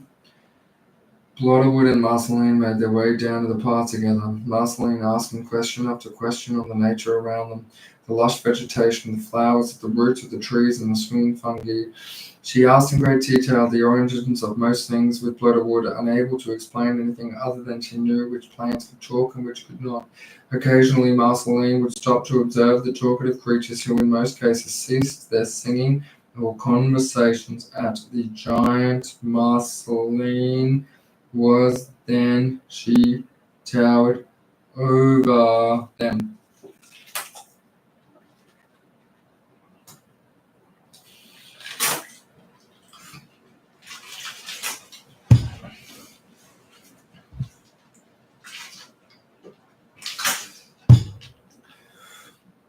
"And what is that?" said Marceline, pointing at the playful pile of leaves that had returned from the heights of the trees and was resting in the middle of the path up ahead. "It disappeared when I stopped to help you." "That's fun," replied Blotterwood, sprinting off to pounce on the pile. As she disappeared in its thickness, it took flight and revealed a smiling fox, executing a series of playful rotations. "It doesn't like me too much," said Blotterwood, watching it glide toward the path ahead. "It always seems to evade me." Blotterwood continued her humorous attempt to sink herself into the leaf pile. Much Blotterwood was watching it glide the path ahead. "It always seems to evade me." Blotterwood continued her humorous attempt to sink herself into the leaf pile, and Marceline overtook him when she showed her attack on the leaves to squat down and stalk. Marceline could hear sobbing up the back track. She started down the track, tilting her head down to the side and raised an eyebrow. And ahead, just off to the side of her pathway, she saw a small bouquet of flowers. She turned to see Blooderwood behind her, pouncing her on the pile of leaves, their weeping blossoms, and from within the flowering mass a pair of beady eyes and a pointed snout rose to observe her. The creature bore a resemblance to an echidna, yet unlike the spiny anteaters inhabiting the bushland bordering her hometown, this being appeared more akin to the verdant hybrids of Tolok. A bare, tubular beak protruded from its dome-shaped body, which was enveloped in a myriad of prickly spines, and in a colourful array, like elongated sprinkles on a cake. Flowerless stems sprouted amidst the vibrant spikes, and a sparse mantle of heart-shaped foliage grace rounded them. The echidna was still sobbing. Oh, said Merceline, while leaning down to comfort it by petting one of the large leaves on its back. You poor thing. Are you okay? What is wrong? Merceline, no, shouted Bitterwood, as her hand made contact with large green leaf shaped like heart growing on the back near the echidna's spine. That's a stinging plant on its back. Don't touch it, warned Blotterwood. But it was too late. As her delicate hand reached out to touch the deceptive large leaf, as an agonizing pain enveloped her fingers, recoiling in terror, she was instantly gripped by a burning sensation. Her teeth clenched, and her breath soared in and out as the pain intensified. She looked down, expected to see her inflamed, and noticed no evidence of injury or burning. She gripped the pained area and winced. What is this? Sorry, said the anteater repeatedly while waddling rearward in retreat. I'm sorry. Please, it's not my fault. That's Pungo, said Blooderwood as he came to comfort her. He is like most of the anteaters. He can grow the flowers and plants local to him. Like most anteaters, said exclaimed Merceline through her teeth, while she bit her bottom lip to shift the pain. Like most anteaters, I thought he was a harmless echidna. To be fair, Merceline, added Blooderwood, it's not wise to pat an echidna, regardless of what they are made of. Merceline traded a sneering glare at Blooderwood's response. Her hand felt like it was engulfed in flames, and she clenched and unclenched her fist and continued to moan. She shouted, snapping her eyes onto the watery-eyed echidna. Marceline, exclaimed Blooderwood as he stood between her and Pungo, who was now shrunken and sobbing louder than before. He didn't mean it. Marceline took a deep breath and let out a heavy sigh, her hands still besieged by a searing affliction. But the sight of the curled up, defenseless, and intimidated echidna hurt more than stinging. I didn't mean to hurt you, said Pungo, behind his wet, dull eyes. It's okay, replied Marceline. I should have known better to touch an echidna, especially after all I have learned about this dreadful place. She squatted down and lowered herself and appeared less menacing. Why are you crying? Pungo looked at Blooderwood, unsure whether he could trust her, and Blooderwood nodded her head. It's okay, Pungo. Tell her what's wrong. I have lost my flowers, he said monotonously, while signaling with his head towards the stems on his back, bearing no petals. We can help you, Blooderwood. Marceline nodded, rolled her eyes as she said, yes, of course we can, before looking over at Pungo and continuing, you always seem to be forgetting yourself into trouble, aren't you, Pungo? Accompanied by Blooderwood and Pungo, Marcelina proceeded along the trail. The steps, though purposeful, were slower now, as if in tune with Pungo's heavy heart. Every so often, she would pause to point at the diverse assemblages of blossoms strewn about their path, asking, "What about those?" Each no from Pungo, deepened by his sorrow. What a sad reminder of her own childhood, marked by melancholy. Merceline felt a kinship to his sadness, which was an echo of her past struggles. Yet, even as she indulged these moments, her mind was never far from her task to meet Aleksandr and the hut. But she knew he couldn't linger long, but her gentle nature and the need to help those in pain, like Pungo, compelled her to balance haste with compassion. Despite her urgency to help Pungo, the forever along their path remained a marvel to Marceline and her curiosity, for its wonders led her to pose more and more questions to Bloodwood. The environment stood in stark contrast to the expansive bushland of her native Australia.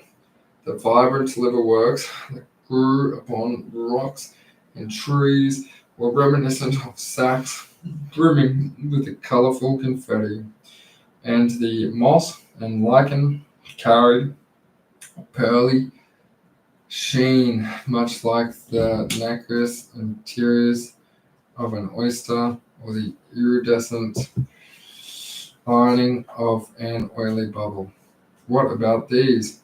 said Marceline, bending over a bunch of star-shaped flowers of the track. "Excuse me," said a squeaky voice within the bunch. "You're not planning on moving us, are you? And would you mind getting out of our sunlight?" And flowers all spun towards Marceline, their tiny faces now obvious to her, and their eyes tilted downwards in a frowning fashion. "Ah, no," she replied. "Yeah, don't bother with him," added Pungo. "They can be right meanies when you get into their shade. Look, it's a weird, flowerless echidna, Pogo," one of the flowers said while pointing one of the star petals. Pungo shrugged. "I don't like these guys.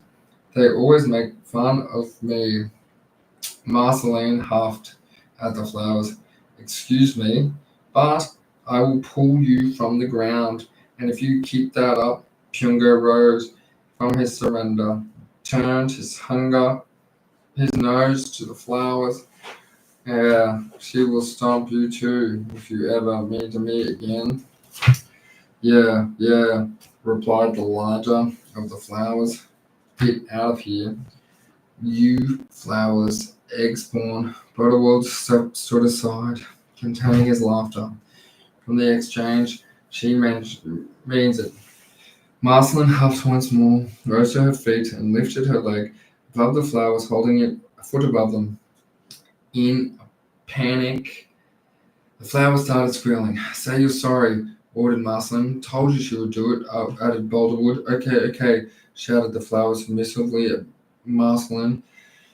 Retracted her leg. "Pogo, get it." "Pungo," grumbled Marceline before shifting her foot back to hover over the flowers. "Yes, Pungo," continued the flower. "Pungo, there's a hut down the road. My roots and the mycelia and my coryphil tells me that there is a flower bed with all the flowers you will need." "Thank you," said Marceline with the cheekiest grin. Yeah, just get out of our shade and be gone with you, big giant." Marceline darted a quick gaze at her two friends. "Well, let's go," she said, before stepping off. Pungo followed at the rear, but not before he stuck his long ant-eating tongue out to blow a raspberry at the flowers, their tiny line-drawn mouths and eyes tilting inwards in disgust. "I don't suppose they are talking about the old lady's hut," asked Marceline. The one my friend is at? No, replied Borderwood. I know the one you're talking of, and this isn't it.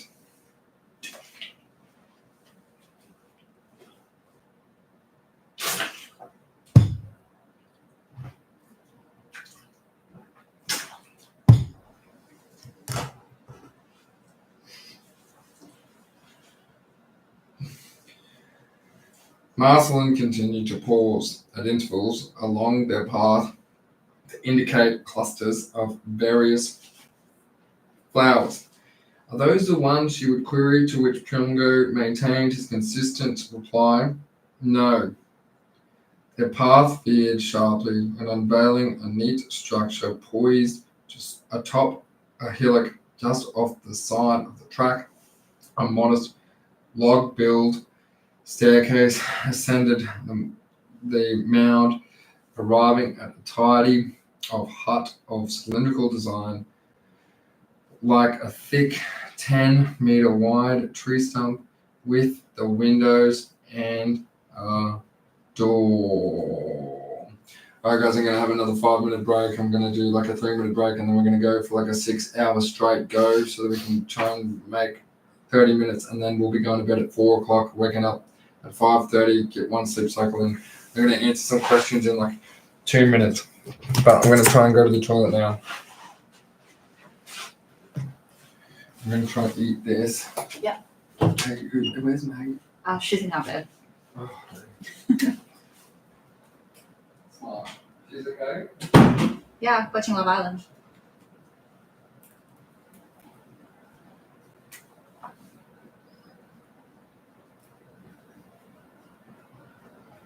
Can you keep it on at the moment? Mm-hmm.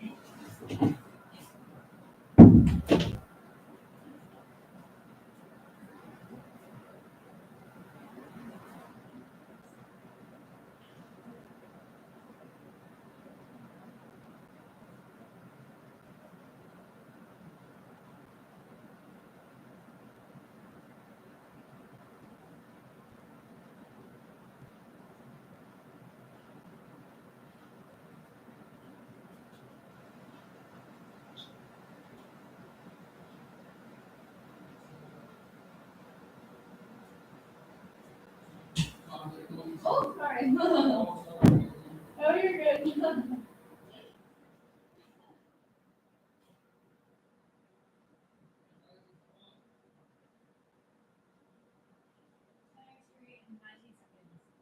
Did you leave exactly 10?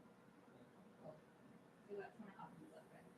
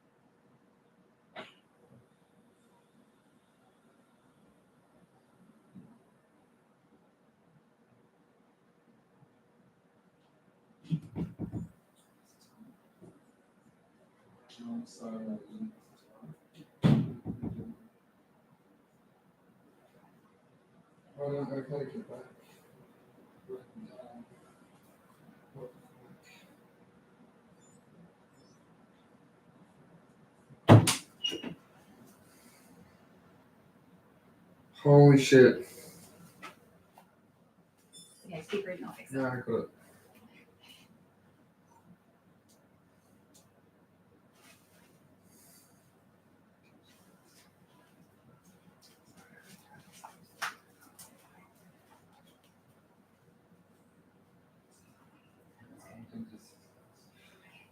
Alright, let's see ya.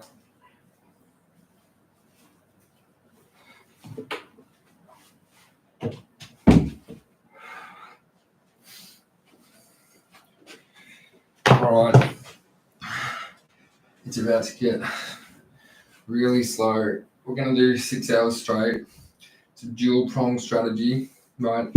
So I'm going to eat now as well, and then I'm going to try and make myself tired so we can sleep for an hour and a half.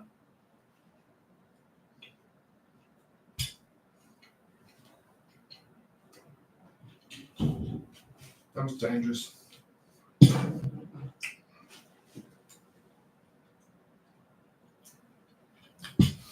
The roof resembling a crooked witch's hat overhung the body of the dwelling.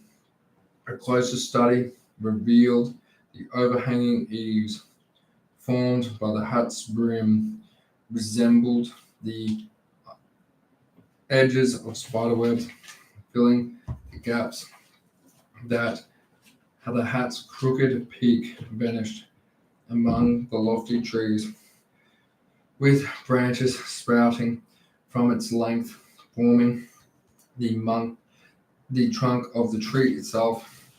Merceline noticed a door set within the mound upon which the property rested, and another adorning the house itself, close to the stairs, with a weathered log fence forming a veranda encircling the hillock and the dwelling. A quaint animal pen lay vacant, confined by a sun-bleached wooden fence. Near the base of the first step, a garden bed showcased a multitude of flowers in various shapes, hues, and heights.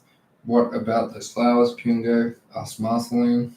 Pungo vibrated, his eyes fixed on the flower bed while his body trembled. Yes, he cried, before breaking into a sprint around the legs of the animal pen. Like a puppy with zoomies, he darted between each sun-bleached fence post and chicaned in a serpentine around the larger poles. Marceline's eyes could barely keep up before he came to a complete stop at the edge of the flower bed, eagerly awaiting and waddling his bottom with excitement. Let's have a look, queried Marceline as she knelt down beside the bed, cautious not to brush herself against Pongo's stinging leaves. Best not to touch those, urged Blooderwood. A dryad lives here. It's not customary in their culture to touch their plants. It's bad luck. To take their property, you'll probably curse yourself. Looking at the 2 doors, Marceline had to decide which one to knock on first. The arch door built into the mound had a tiny window that viewed into a dark room. A slight breeze carried the scent of burning wood, and she noticed a thin chimney of the witch hat roof billowing baths of grey smoke. The door above the stairs of the hut had a window as well, and the arch-shaped hollow next to it both had light dancing from within. A muffled thud came from within, like something hitting floorboards, followed by a strange pop sound and a female voice shouting, "Ah, why? I guess someone is upstairs," deduced Marceline.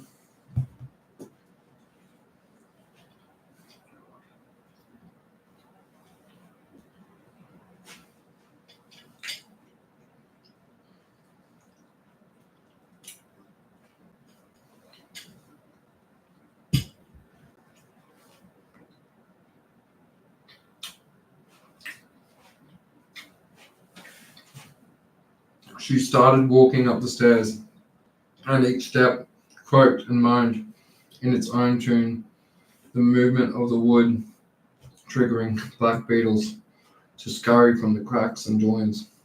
She dared not place her weight on the railing, as it looked unkempt in white clouds.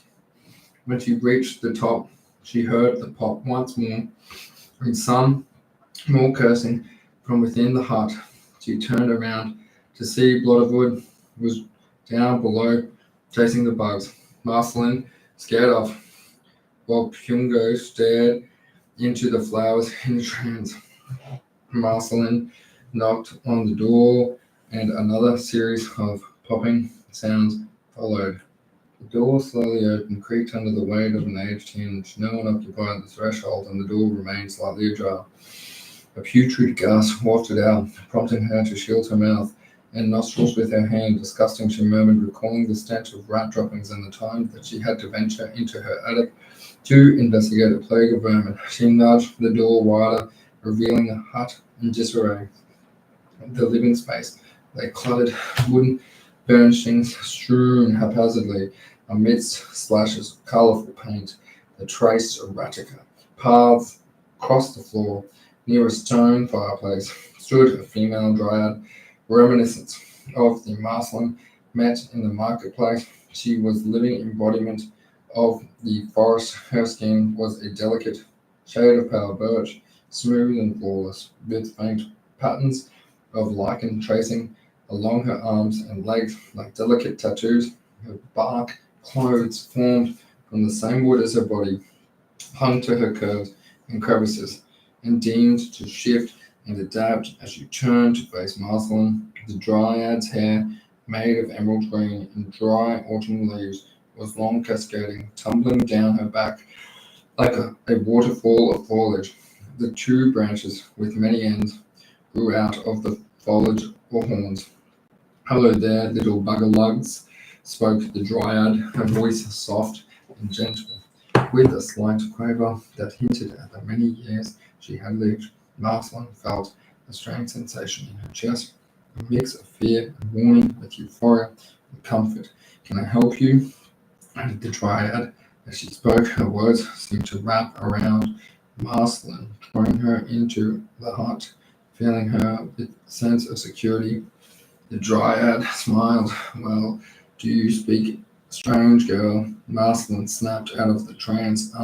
She said, drawing out of the M. "Sorry to bother you, but I'm here with some friends, and we're wondering if we could borrow some flowers from your lovely garden." "Borrow," she responded. "What for?" "My friend Pongo is—" "Yes, I know Pongo. He's—" "Yes," she replied, interrupting Marceline. "He's a bit of a dill, that one, always losing his flowers. The lady who lived here got sick of wandering the forest with him looking for flowers, so she planted them outside. Do you think the owners would mind if we picked a few and helped him? If that's how it works? I don't know. Do you know? Plant them back in his spikes. Sadly, the owner has passed, but I suppose that's what they are for," said the dryad, with a strange, distant stare in her eyes. "But you need to help me first," she said, her words laced with a grin that sent a shiver down Marceline's spine. Although her youthful voice was sweet and comforting, there was an insidious edge to it that made Marceline feel uneasy. The affectation in her words only added to the sense of discomfort, as if the speaker was deliberately lulling her into a false sense of security or testing her in some way.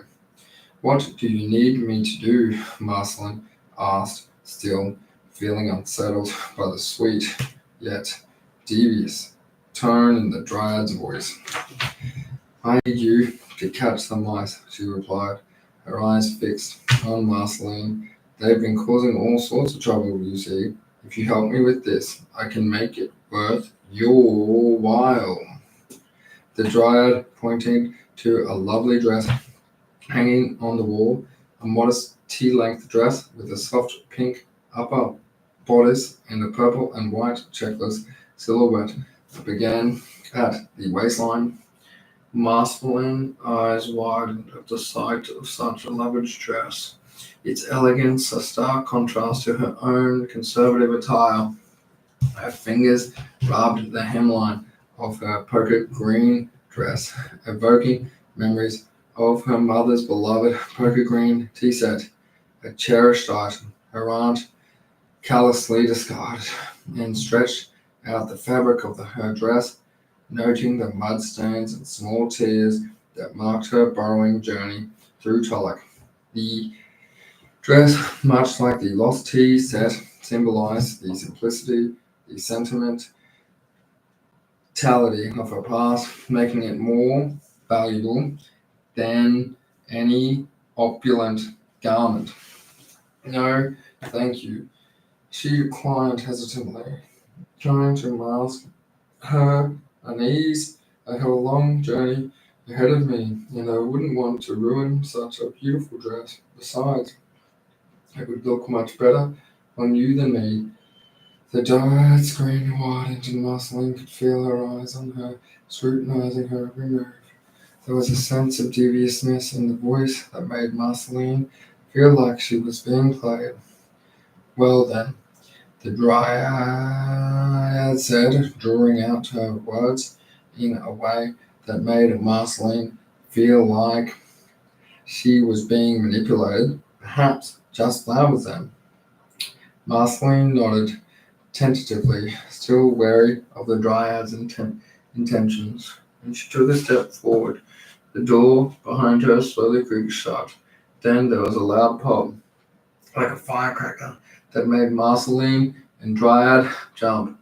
Ah, grunted the Dryad in frustration. Those buggers! Startled, Marceline looked towards the pop and noticed a small and white object dart across the table before another pop by her feet. As she flicked her gaze towards the sound, she saw a small cloud of bright red smoke fading away. The popping sounds increased in frequency, pop, pop, pop, and Marceline saw more clouds of different colored smoke appearing throughout the room, some behind the neatly attacked plates on shelves, others in the very corners of the room, and one even above her head by the door. She gave her the biggest fright. See, said Dryad, as she tiptoed to the corner. Look, she exclaimed, pointing her frail, delicate arm towards a narrow trail of colored dots on the ground, which converged upon a tiny, slender tail with withered and white stripes, much like a candy cane, peeking from behind a bucket. As the aged dryad approached the bucket, the tail tucked itself out of sight. Pop!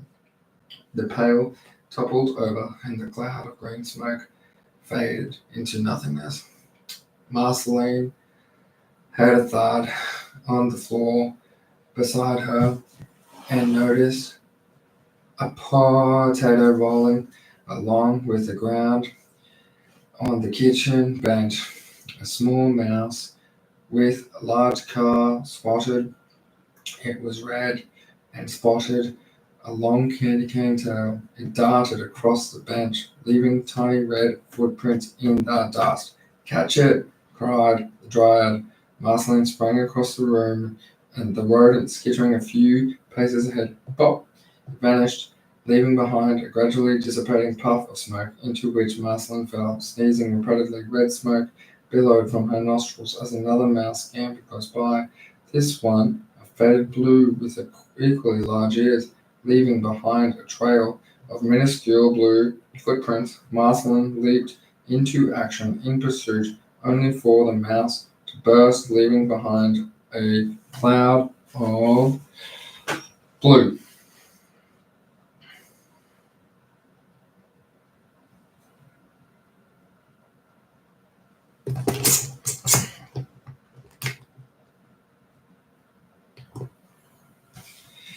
Perchance I assumed your youthful visage would provide an advantage, jested the dryad, but it appears you merely mimic my efforts, Merceline expelled the blue smoke through a sneeze.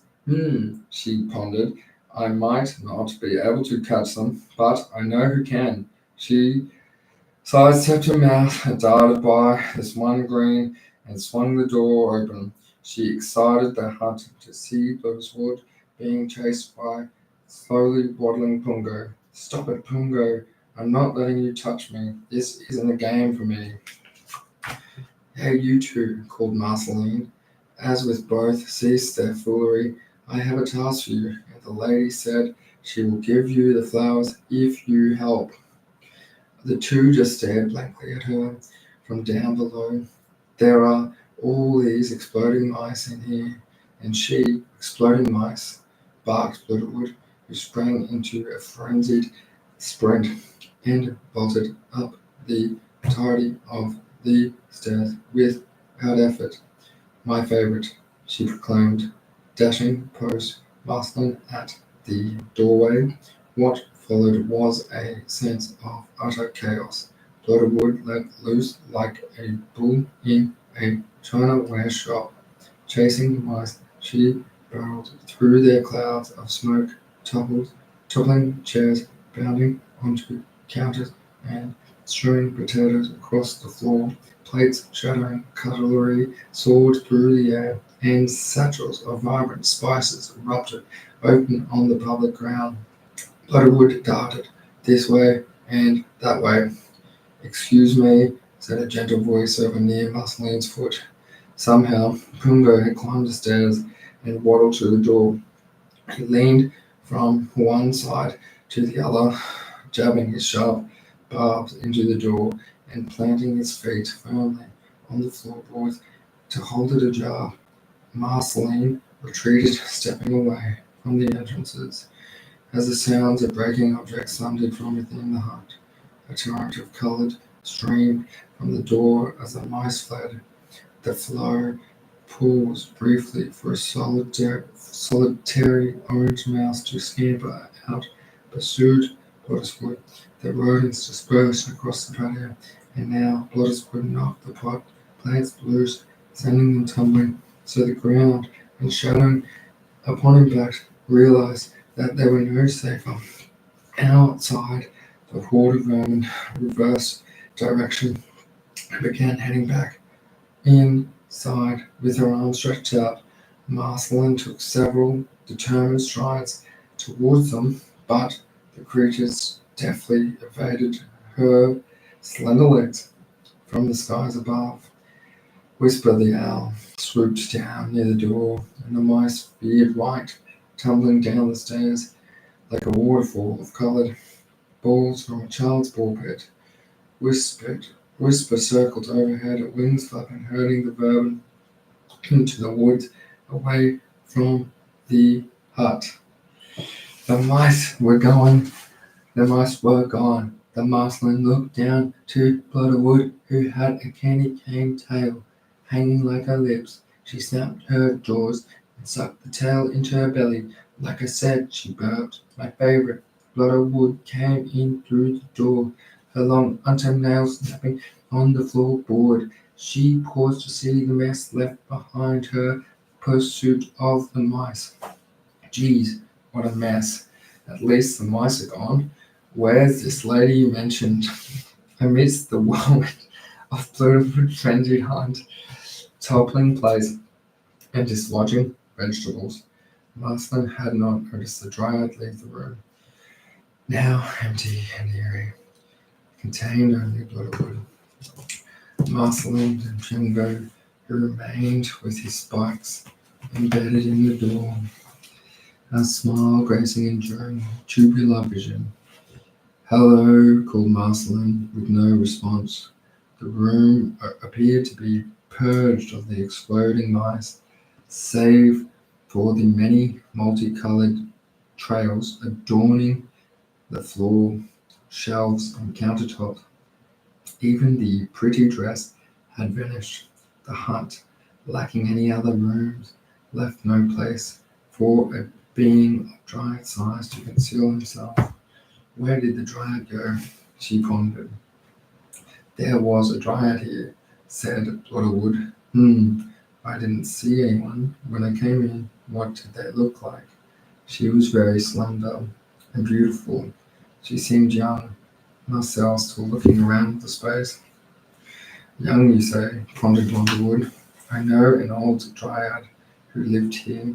We only met a few times. I don't think she liked me much. In fact, she hit me with a broom once. Wicked things they can be sometimes. The door bumped into Marceline's arm, and she looked by her feet to see Pyongo gone. Littlewood snapped past her out the door, and Marceline followed. She looked down over the patio and saw Pyongo wagging his spiky bottom at the edge of the flower bed. How does he navigate those stairs so quickly? Mused Marceline, as she looked at their crooked edges and wide gaps that were just too far. They climbed down the creaky stairwell and met Pyongo by the garden bed. So what do I do now? Asked Marceline. Do I just pluck them out and put them in the gaps of your spikes? Or do you need the roots? Doesn't matter, answered Pyongo. I will just lay in the sun tomorrow, and they will have new roots by the end of the day. Which ones? She said, staring at what appeared to be a dozen varying types of flowers. All of them, drooled Pyongo. She plucked the first flower she saw, and it looked like a pair of bright red lips. Holding it over Pyongo, who was vibrating with excitement. She hesitated at the sight of the stinging leaves. That very thought of them brought back the burning sensation in her mind. Give me a second, Pyongo, she said before bounding up the stairs. A moment later, she returned, wearing 2 mittens she found in the kitchen. She took the stairs and plucked another flower, this one shaped like a tiny colored bird in flight. She laid on the flower next to the other in the dirt. She picked a few more until all 12 species were lined up next to one another. With great difficulty and a total lack of dexterity, she scooped up each other one by one and wriggled it onto Pyongo's spikes. Ah, relieved Pyongo, moaning like he was being massaged. With a quick shake and a few spins, Pyongo felt new. Thanks, Marceline, he said, smiling up at Marceline with his peculiar tubular face. Chapter 9. Dusk fell rapidly. The broom of Tulloch stifled the forest, and the shadows of the rocks darkened. The stars began to glitter in the sky, but remained in a verified fade within the mist. The creatures of the night began to croak and moan with the sharp branches of the silhouetted man. Merceline knew she was closer to her goal, with her eyes forested and black. She knew that the cliffs and the castles that they held would soon appear before her. Rain began falling into a gentle cadence, its a tender patter on the leaves, imbuing Marceline with a sense of delight and wonder as she walked. The lukewarm droplets cleansed her grimy skin, providing a soothing balm to her weary spirit. She breathed in deeply. The cool air filled her lungs, and carrying with it a fragrant essence of damp earth and sweet cider. A tranquil reverie settled over as she felt as though she were a child again, back in her father's garden, playing in the soft rain, without a care in the world. As she walked immersed in her serene reflection, the rain's dance intensified. It too touched more insistent, abruptly shattering her moment of tranquility. The gentle droplets merged into streams as the rain intensified into a torrential downpour. It seemed as if I was a celestial dam and I had burst, unleashing the clouds, full unrelenting mass. The one rich aroma of chopped straw drowned away as if the very soil around her was weighed down by the deluge. The sky assumed a deep, abysmal grey, its darkness mirroring the dread that seized Marceline. The jarring melancholy stirred a contrasting memory, one far removed from the joyful innocence of her father's garden. She was taken back to the day her aunt with cold and unfeeling finality locked the patio door. From her bedroom window, Marceline had helplessly watched the once vibrant window garden wither and die as she grew older, a testament to the loss and isolation that had defined much of her childhood. The world around her appeared hostile, unwelcoming.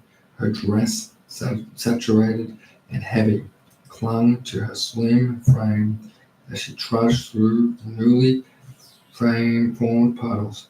Each laborious step weighed upon her, an unrelenting reminder of the trials she already faced in this somber, unforgiving land. The joy shared with Punga and Buddhawood seemed a distant memory, and she was glad she rejected the beautiful dress from the sweet dryad. A ceaseless sound of surging water was abruptly fractured by a startling explosion as a lightning bolt struck nearby. Its blinding light and deafening thunderclap startled Merceline to her very core. Her heart thumping, panic overtook her in an instant, and the shock impacting her as if she had been the one assailed by the celestial bolt reminding herself that it was merely lightning. She continued on her path, and there was another strike closer still, and the moment it impacted the ground, the wind shifted, the forest was inundated with a tempestuous gale, and Marceline, stooping slightly forward, battled against its might. She took a few steps, and the lightning struck once more, quickly followed by another. With each football in this direction, the lightning grew more frequent and encroaching, and with every strike, the wind howled fiercer and fiercer, and the downpour intensified. After 30 more minutes of her journey, things had taken a turn for the worst. The sky was dark and foreboding. The wind roared like a pride of lions, tearing branches and trees and sending them hurling past Marceline. Rain crashed down like waves, the drops so heavy they beat her skin like a drum. A regular cold burst of wind from varying directions come and went, carrying ice and biting rain that lashed against her like tiny needles. Lightning ignited in the sky and burst, illuminating the chaos round her. In the ephemeral theatre of light, the shadow nightmarish apparitions began to form the sky. The ordinarily benign silhouettes of the clouds were distorted, transmuted into haunting spectres of the intermittent lightning. Each spectral figure, illuminating with a foreboding glow, loomed menacingly over her small frame. The shapes they assumed were horrifyingly menacing, yet captivating. Gargantuan horned beings, their majestic stature believed the terror they invoked. They resembled dreadful titans, their piercing eyes bolding the captive in their fleeting judgment.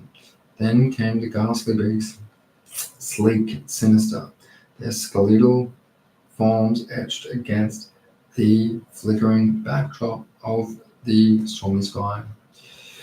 She moved forward, her heart thundering in her chest, keeping tempo with the storm's symphony. The trees around her swung and bowed, their branches thrashing back and forth to their limits. Debris of effortlessly tumbled and over through the air as though it was weightless. Marceline shielded her face and leaned heavily against it until she found herself in a clearing. On the other side of the clearing, stretched out to the right and left as far as the eye could see, was a wall of horrifyingly dark and black shining rock. A towering cliff rose before her, its sinister peak and jagged rocks formidable sight. It was the very mountain she had been trying to reach this whole time. The large peak that lifted the castle above Tolek in its very center. Since casting her eyes upon its commanding features, when she passed through the threshold of the cave into Tolek days ago, it was her call to reach its summit, although now she had a different purpose. Marceline's eyes traced the jagged outlines of the dauntless escarpment, feeling a sense of kinship with its enduring presence.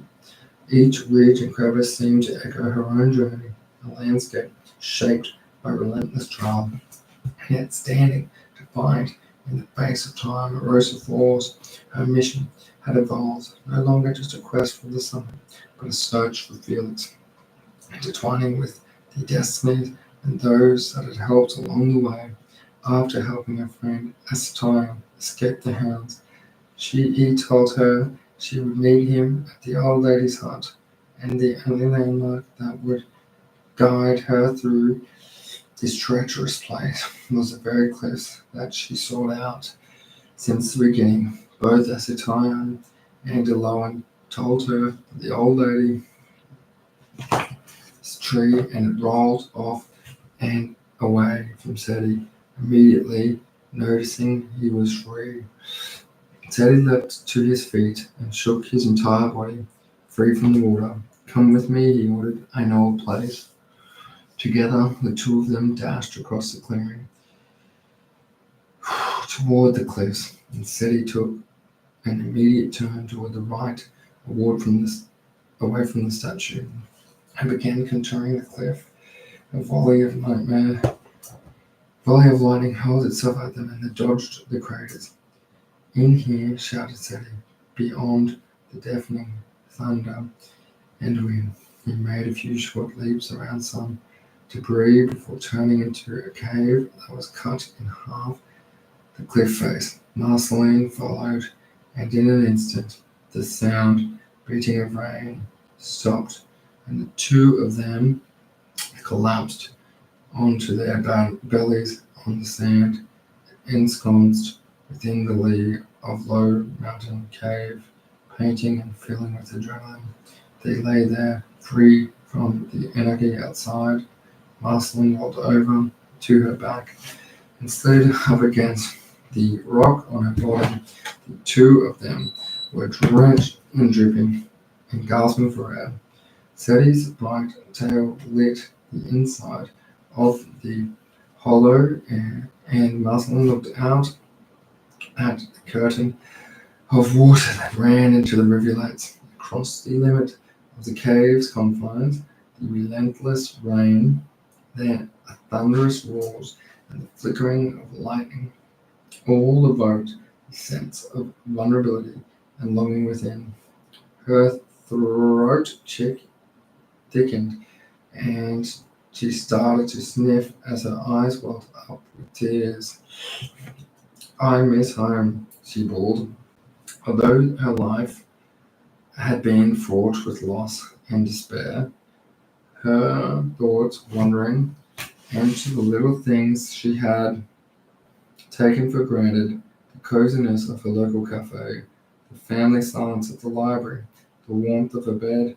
Each dream was a poignant reminder of a life that now felt like a distant dream.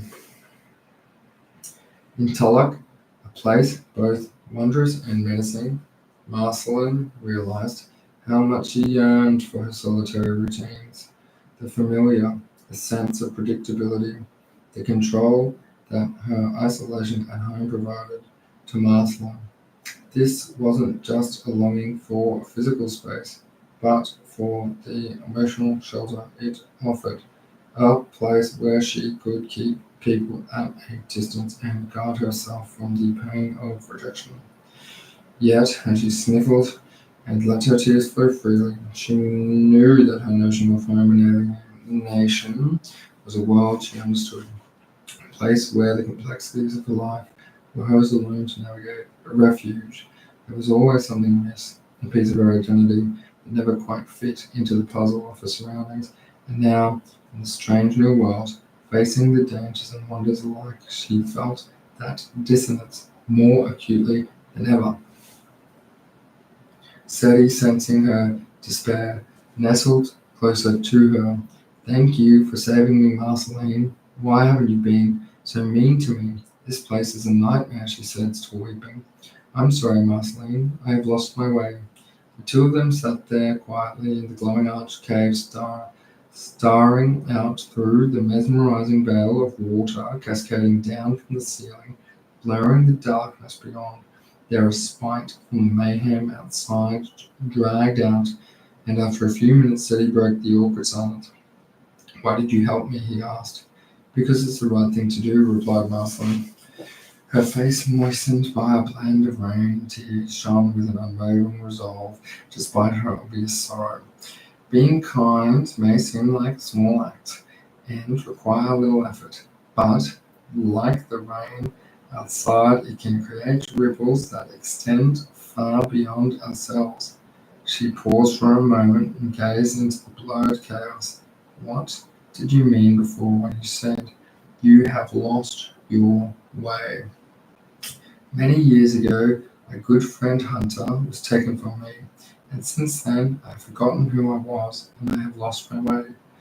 He charged me to be the caretaker in his absence, and in his absence I became bitter and hateful because I felt abandoned to me. You see, when I was just a small kitten and I struggled to navigate through Tulloch, often belittled for my small size and unique features, Hunter found me trembling beneath a tree, starving and ready to give up. He picked me up, nurtured me, and told me that adversity isn't a roadblock, but a stepping stone to personal growth and strength.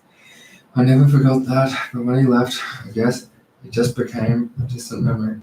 That's very profound, said it. She said as she wiped away a tear. I didn't know you were so close with Hunter. I am sorry. You have had to go through so much in life. You seem to be a lot stronger than me, though Tulloch has finally beaten me. I want to go home. No, Marceline, I won't accept that. You just asked your own life to help me back there, despite how I have treated you. It reminded me of the good in people. I am led to believe you are here to help Hunter. He once told me that when life throws us misfortune, it creates an opportunity for us to grow and rise above what we already were. We are provided with a challenge, but also an opportunity to become better than we were before. Through resilience, determination, and courage, we can overcome the challenge and develop our skills, refine our character, and ultimately become more successful. Adversity is part of life. I would argue that everyone you have looked up to or aspired to be has and still does experience difficult times. The difference between them and everyone else is that they aren't afraid to face adversity head on. They take it as a challenge or as a lesson and use it to fuel their growth. Wow, she laughed. Where did that come from? Sorry, he laughed. I think my life just flashed before my eyes back there. And I suppose I just felt like I had to transfer a lifetime worth of knowledge to you to thank you. What do we do now? Why did you come to this place? I came to find my friend Actaeon. He said the old lady in the hut might help me. She said as her stomach rumbled. Mario isn't too far from here. I bet we could safely get there in the storm, he said while casting a comforting gaze towards Marceline. Her head hung low, and her eyes glistening with unfinished tears. Seti let the silence linger before adding a playful lilt to his voice. Hey, I bet you'll find some of the grass soup everyone's talking about. Grass soup, chuckled Merceline. It's lemongrass soup. Well, I am willing to turn a new leaf, said Seti, as he shook every limb to free his coat from the charred paper and keep the leaf turned and try this soup thing after all. I could make a nice rat soup for you when all this is over, she giggled. That would spoil a nice rat. He said with an askance look, keep your nasty soup. Come on, let's make a run for it to Maria's hut.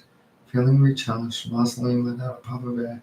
Okay, let's do it, she said as she climbed to her feet. Which way do we go? The storm hasn't died down, said Teddy, as a strobe of light ignited the walls of their small cave. So keep close to me because we are going to power through it. Marceline approached the cave's mouth and paused, her finger silhouetted against the cascading water. She steeled herself and placed her palm into the filling water. I'm ready, she declared, her voice echoing in the cavern walls.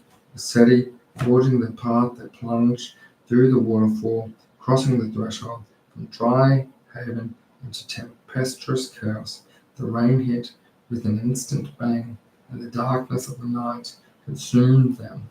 Seti, agile and swift, veered sharply to the left, and Marceline hot on his trail.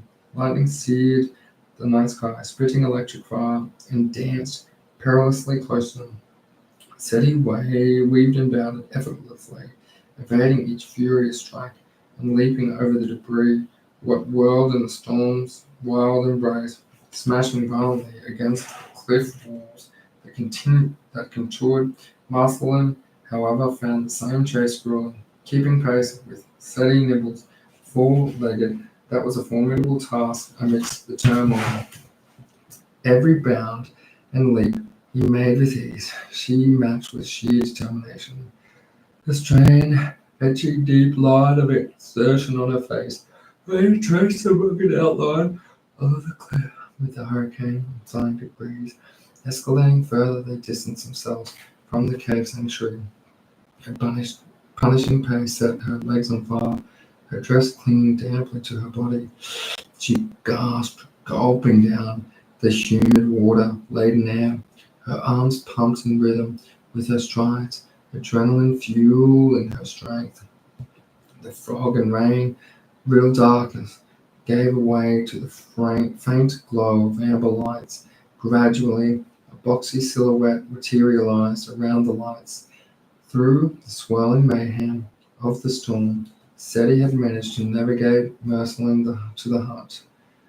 Quick, Seti yelled, his voice carrying a note of urgency. It's just beyond the bridge. In an exhilarating rush, they darted across the stone bridge. Their left waterfall tumbled gracefully down the cliff, feeding into a shallow, babbling brook. And as they traversed the bridge, they darted between vicious bolts of lightning and sent stones. Finally, they reached the welcoming shelter of hut's portico.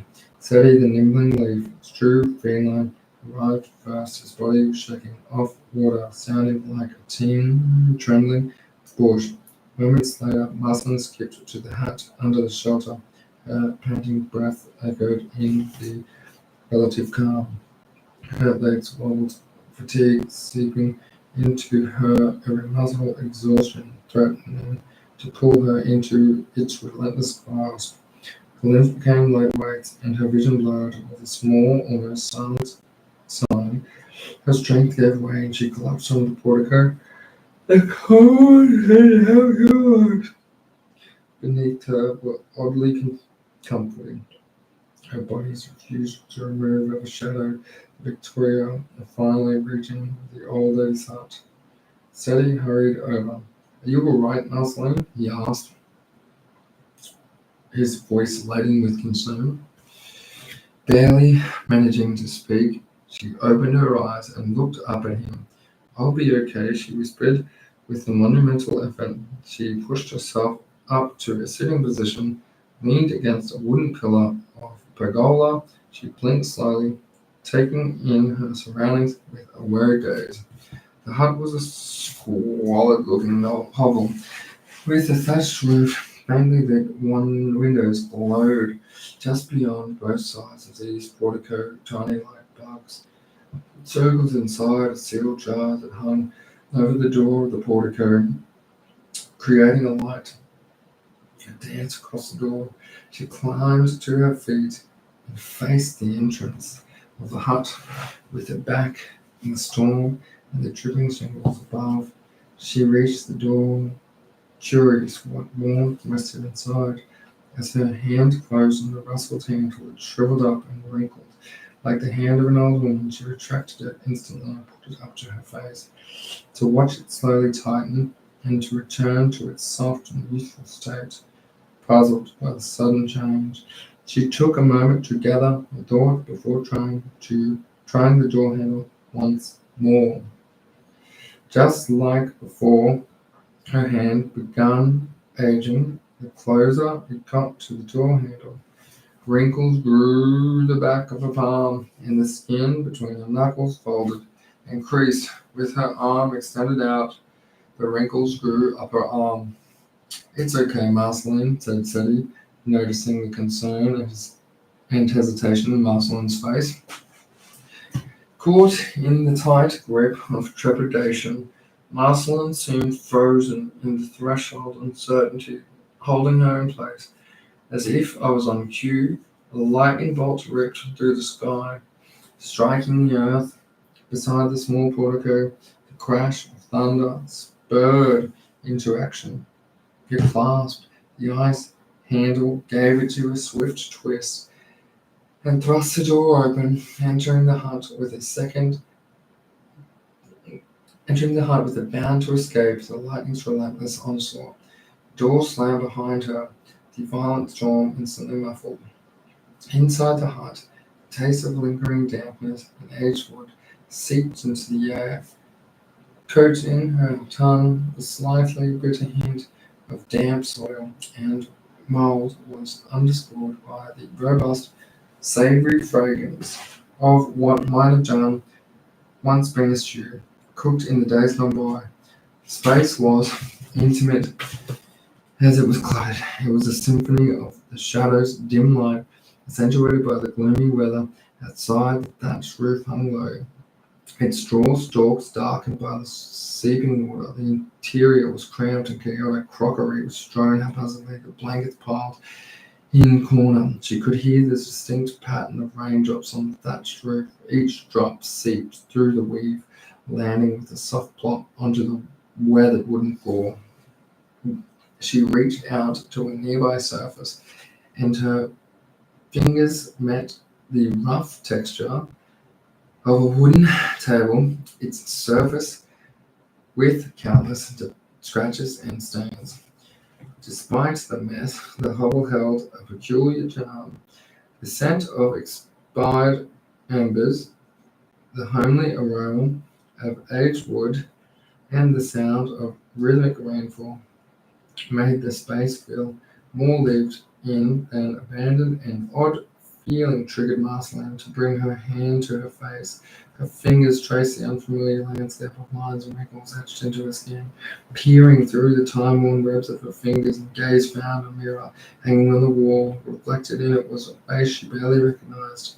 Her once youthful features were now shrouded under the sagging skin of age, wrinkles and folds contouring her cheeks like the creases in an unmade bed. The sudden change had sent her mind spinning. Her eyes widened, and she took in the quaint interior of the hut. Her voice stumbled over the words as the realization hit her like a thunderbolt. She choked on the syllables, heavy with disbelief. Am I the old lady in the hut? Was I the one to help Felix all along? That's a clever thought, rustled a voice from the room's closed corner. A tone sharp but grating like fingernails. No. A hand stretched out of the darkened corner, and the skeleton finger snapped.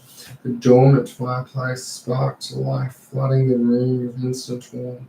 The golden light, flickering light, unveiled a tall and cadaverous dryad. Unlike the other dryads Marceline had met so far, this one has a crumpled tapestry of wrinkles and had a long nose protruding from her gaunt face. Instead of healthy bush, her head was crowned tousled a scrub of brown leafy hair. I am the one that they refer to as the old lady, the dryad croaked, hobbling towards Marceline with the aid of a Niles can. Mario, said Sally, as he sprung between Marceline's legs, striding towards the crackling hearth. The blue shingled coat had turned an autumn brown, and the flowers that once adorned his coat were now petulous stems that bent and turned awkwardly. This is Marceline. I think it's. I know who it is, Sadie, she interrupted, her gaze trailing over Marceline. Her endless obsidian eyes scanned her from her drenched shoes to soaked hair, finally coming to rest on the scarlet-stained part of her dress, marking the site of her injured bicep. Let me help you with that, she offered, extending her hand towards Marceline's arm with a casual sweep of her hand. The dryad's touch glowed faintly, and Marceline felt a soothing warmth envelop her hand. In moments the pain eased, and she looked down to see the injury sealing itself, leaving only a slender red line and aged scar tissue. Marceline's thoughts returned to Sadie's last words. It wasn't the first time someone had said she was familiar to them. Just as she was about to voice her confusion, who do you think I? A loud crash echoed through the room. A shelf laden with various herbs and tiny jars tilted, spilling its contents on the floor. She muttered to Barry, hurrying over to salvage what she could. These shelves, they're as old as I am, always choosing the worst times to give away. Marceline stared at the star. She had forgotten about the sharp rocks and her injury. Still, struck by the wonder of her aged condition, she froze in place. Don't worry, little bugger lugs, cooed the old dryad. You'll find yourself back to normal once you step outside. Bugger lugs? Questioned Marceline. That's what the lady with the dress. Yes, indeed, the very same. I extend my gratitude for your assistance with my mouse infestation. The old dryad's threadbare clothing shimmered, transforming into the soft pink and purple tea-length dress Marceline had seen offered by the useful dryad as reward for their successful exploding mouse venture. However, much like its current wearer, the dress had aged, wearing a few signs of wear and tear that were absent before. I was right, said Marceline, with an upturned face. That dress does look nice on you, and I am glad I didn't accept it. At Marceline's words, a smile curled up the corners of the dryad's crinkled, bark-like mouth. A spark of warmth flickered in her eyes. With sweeping motion of her hand over Marceline, the rips in her dress sparkled over the fabric, rejuvenated. Mud and holes vanished as if they were never there, and the once faded and worn-out green polka dots regained their vibrant green hue.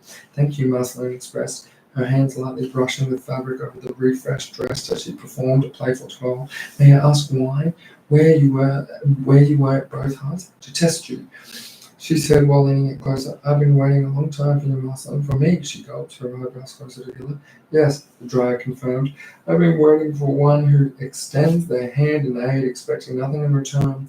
A soul by only the selfless flame of kindness, a heart yearning to reweave the absent threads of kindness that once held Tolok together. One much like our dear, long absent princess and her brave companion hunter. Who would help anyone without question? Who are you? Asked Marceline. I am Maria, sister of Malavoria. Malavoria, said he, who was listening intently by the fire, raised one of his tiny ears. Malavoria is the evil queen. We met outside Felix's hut, Marceline, he said. Wait, you were there for that? She replied. Never mind. Please go on, Maria. They kept talking amongst the warmth, and as the sound of muffled rain and thunder fought with the crackles and pops of the fire, I am Maria, sister of Malavoria, a reign of a life, death, time, and the elements of wind, fire, and water. And land, I am connected to this world, the other worlds, and all that the rest between their vague divide. But you seem so friendly and nice. If she is your sister, then why are you this way? I am the Sealy Court, and I seek to nourish the replenish my sister of the unseelie court, and seek only to rule and destroy. Her control over the night only sees its horrors, and her rule of the elements are calamitous.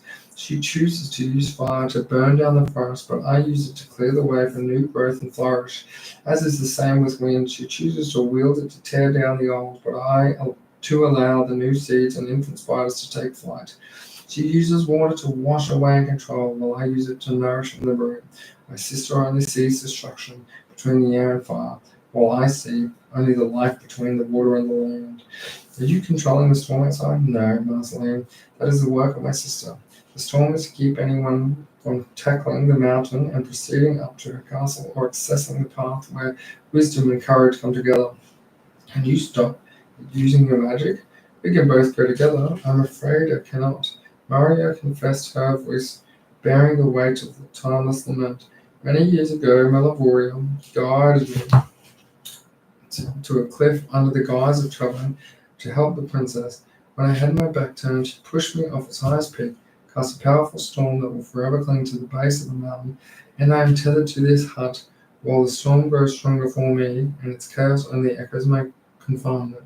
My magic is now but a flickering ember in the heart of a once roaring flame. My sister uses her growing power to stifle the abilities of the Sealy Court. I can only take fleeting sojourns into parts of the Tolok before I am returned here. Ah, I just remembered my friend Actaeon. He will be here soon. Maybe he can come with me. Marceline reached into her satchel and pulled out the Book of Tolok. Perhaps there are answers in here as well, she said with an excitingly loud voice. No, Actaeon and his friends have long since come and gone. Actaeon was the one who convinced me to venture out to you and test you. What happened to him? She asked desperately. Why would he not wait for me? I need him, and who are his friends? Maria waved her hand over the book, and the edges of her fingers glowed, as if they were covering a bright torch. Why don't you read for yourself to him? She said with a low voice. Take a seat by the fire to the rest, and I will prepare your meal while you read. You look hungry. Marceline looked over the fireplace. Her settee had curled up.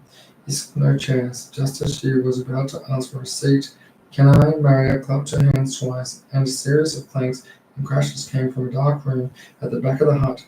A small one-seater sofa waddled out of the darkness at speed, its wooden legs tapping on the floorboards, and come to the sliding hole to the fireplace. Settee sprung across the room to avoid it. Marceline walked over, sat down, and sank into its cushioned embrace. It's all in there, Marceline, said Maria, with open palms, signaling to the book.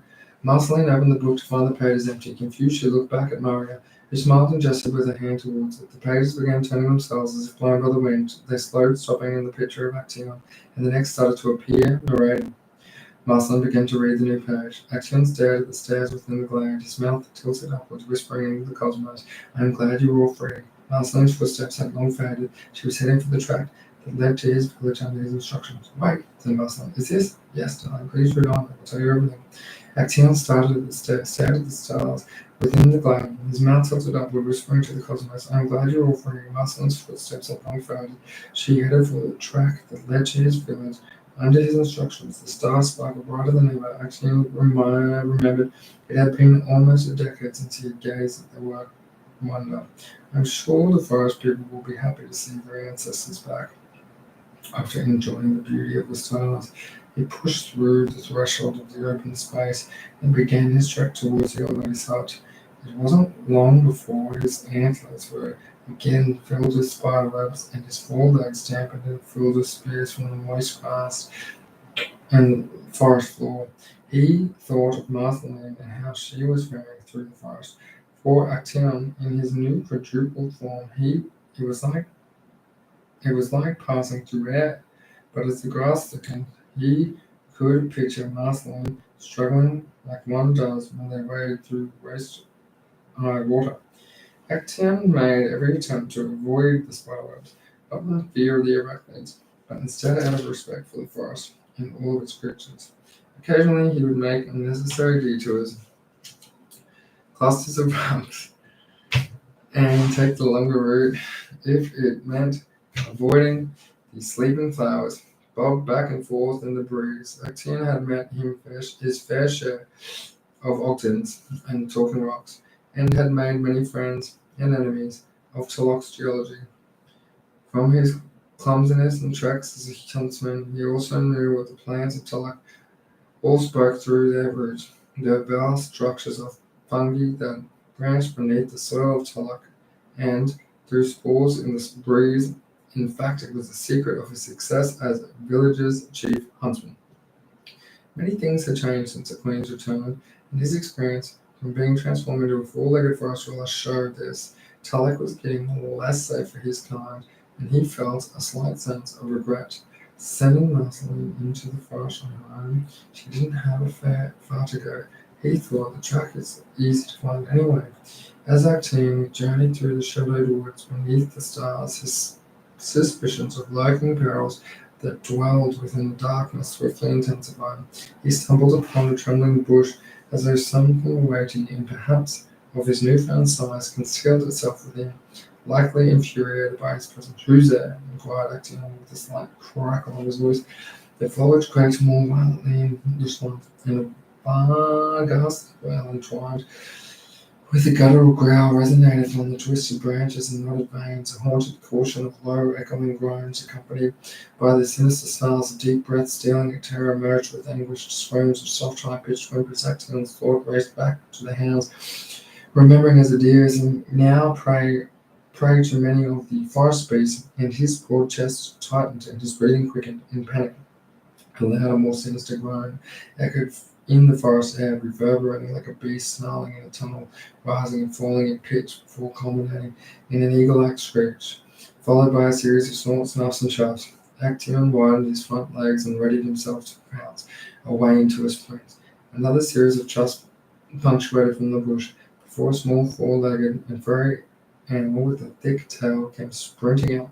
It would have been higher than a foot, all the knee bones, and Actaeon, in his new form, its tiny form, charged at him with speed, and Actaeon hurtled over it like a horse over Camelleri. "Hey, what are you doing?" laughed Actaeon, as he whirled around to see the small creature that boldly confronted him. It was a petite yet robust being, displaying the stature of a small canine, yet with the features of a marsupial and a thick appendage for a tail. Clad in the black coat of wiry fur, akin to the roots of the towering trees surrounding them, the creature's tiny mouth opened wide, revealing sharp teeth, as white as the lengthy whiskers protruding from its broad head. Its sturdy tail, lengthy and firm, pointed upwards. Actaeon recognized a distinct mark on the creature's chest, a stripe of ivory white flowers that captured the gleam of the stars. "Sarko," said Actaeon. "Is that you?" "It's me, Actaeon." The compact creature lowered its maw. "Actaeon," it said with a tilted head. "Actaeon, why are you giant, dear? And why are you out here at this time of night without your hounds?" "It's a long story," you replied. "And me and my hounds aren't exactly agreeing with each other at this time, I met the stars shouting Sarko with joy. I knew you could do it. She's not going to be happy, you know. Have you spoken to Felix? He's going to be jumping for joy." "Well, it wasn't just me. I met a human called Marceline." "A human?" "Yes." He pronounced, frowning his brow. "And if you would stop interrupting me, I could explain. I met a human girl called Marceline. She said Felix was captured, and I'm on my way to meet the old lady in the hut. Obviously, she's the best at these matters," he said, while looking at his dealings. "And she might be able to help us get Felix. I see. And I suppose stealing the stars and putting them back wasn't enough for you. Now you're mingling with humans. Aren't they the cause of all this trouble? Are you referring to Hunter, our beloved princess?" "I guess, but more so than that. Troublemaker Hunter was the one who stirred up all the trouble and went on about saving the princess.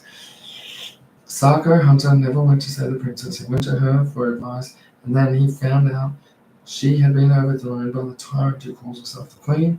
He went to her aid. You know this too well." Yeah. Trouble is all it is," said Sarko intranscendently. "They had lost the battle with the Queen. When she took over, we've paid for it. Ever since, I tell you. Then they came back, tried to free us again, and the Queen locked them up for good and punished everyone involved by taking the stars. Your talk of human just means more punishment. I mean, I am happy the stars are back, but the Queen always wins, and we will end up worse than ever before. I've had enough. Well, Felix is captured now. Merceline was there when it happened. I see what I mean.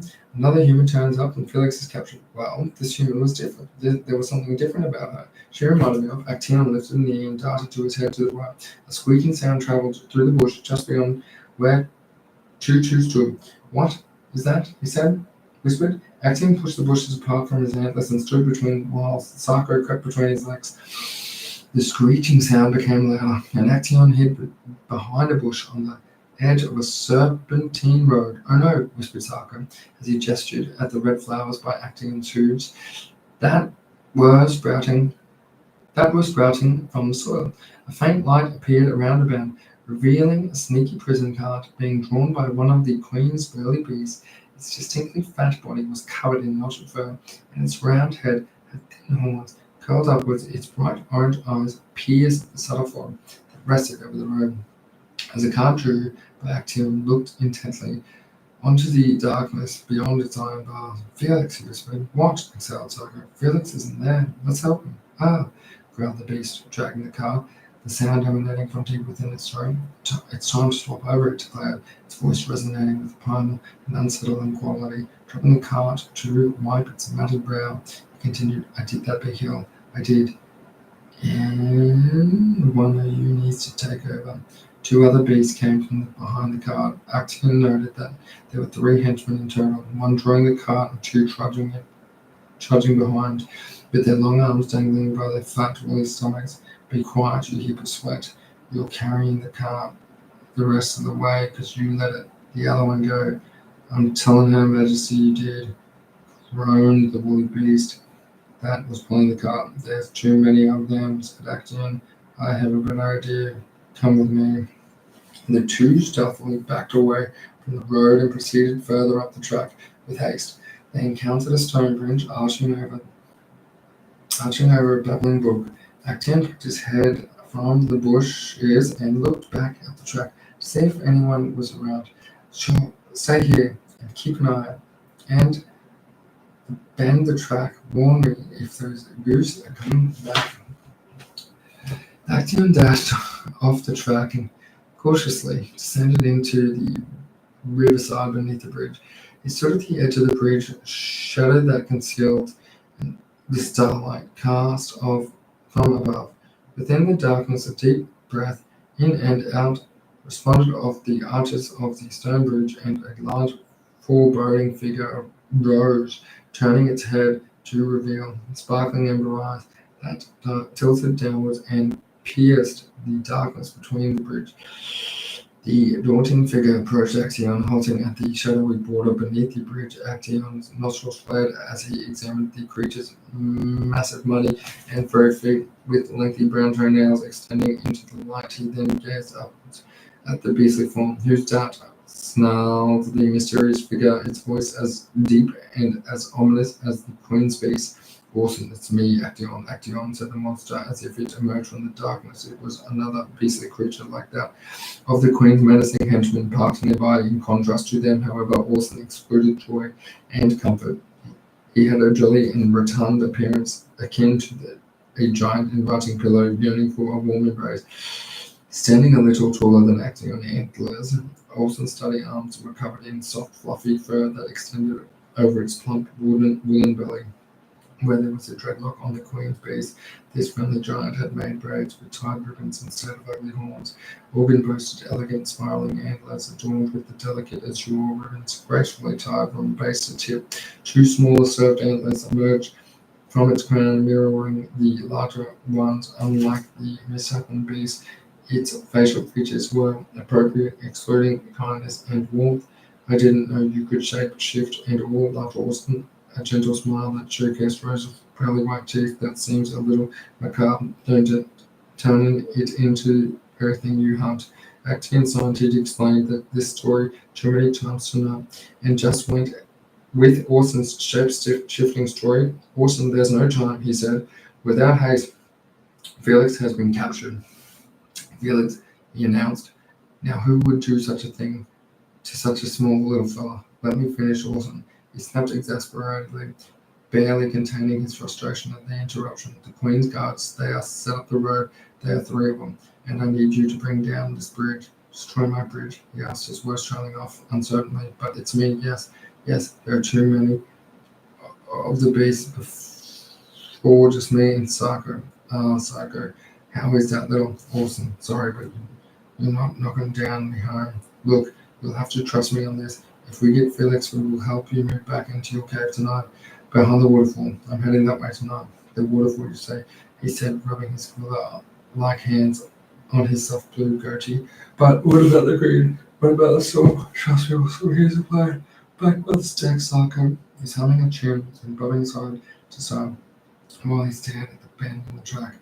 Oh, the beasts, so big and burly, clumsy, dumb, and so fairy. In the mist, their eyes aglow. Orange orbs, that seems to show. Hey, look at them sway. Silly beasts with their horns and play. Wrapped in yarn, oh, what a sight. We laughed and sang to chase our flight. With the brakes so round and neck so long, the grinning smiles, a twisted song. The two legs they stand, woolly and wide, their dreadlocked fur they cannot hide. Hey, brood, hey, ho, look at them say, the silly beasts will. Psycho jumped at the sound of crashing rocks and he looked over to the stone of the bridge collapsed. Woo, he said, turning his head back to the track. Scared of the flowers and me?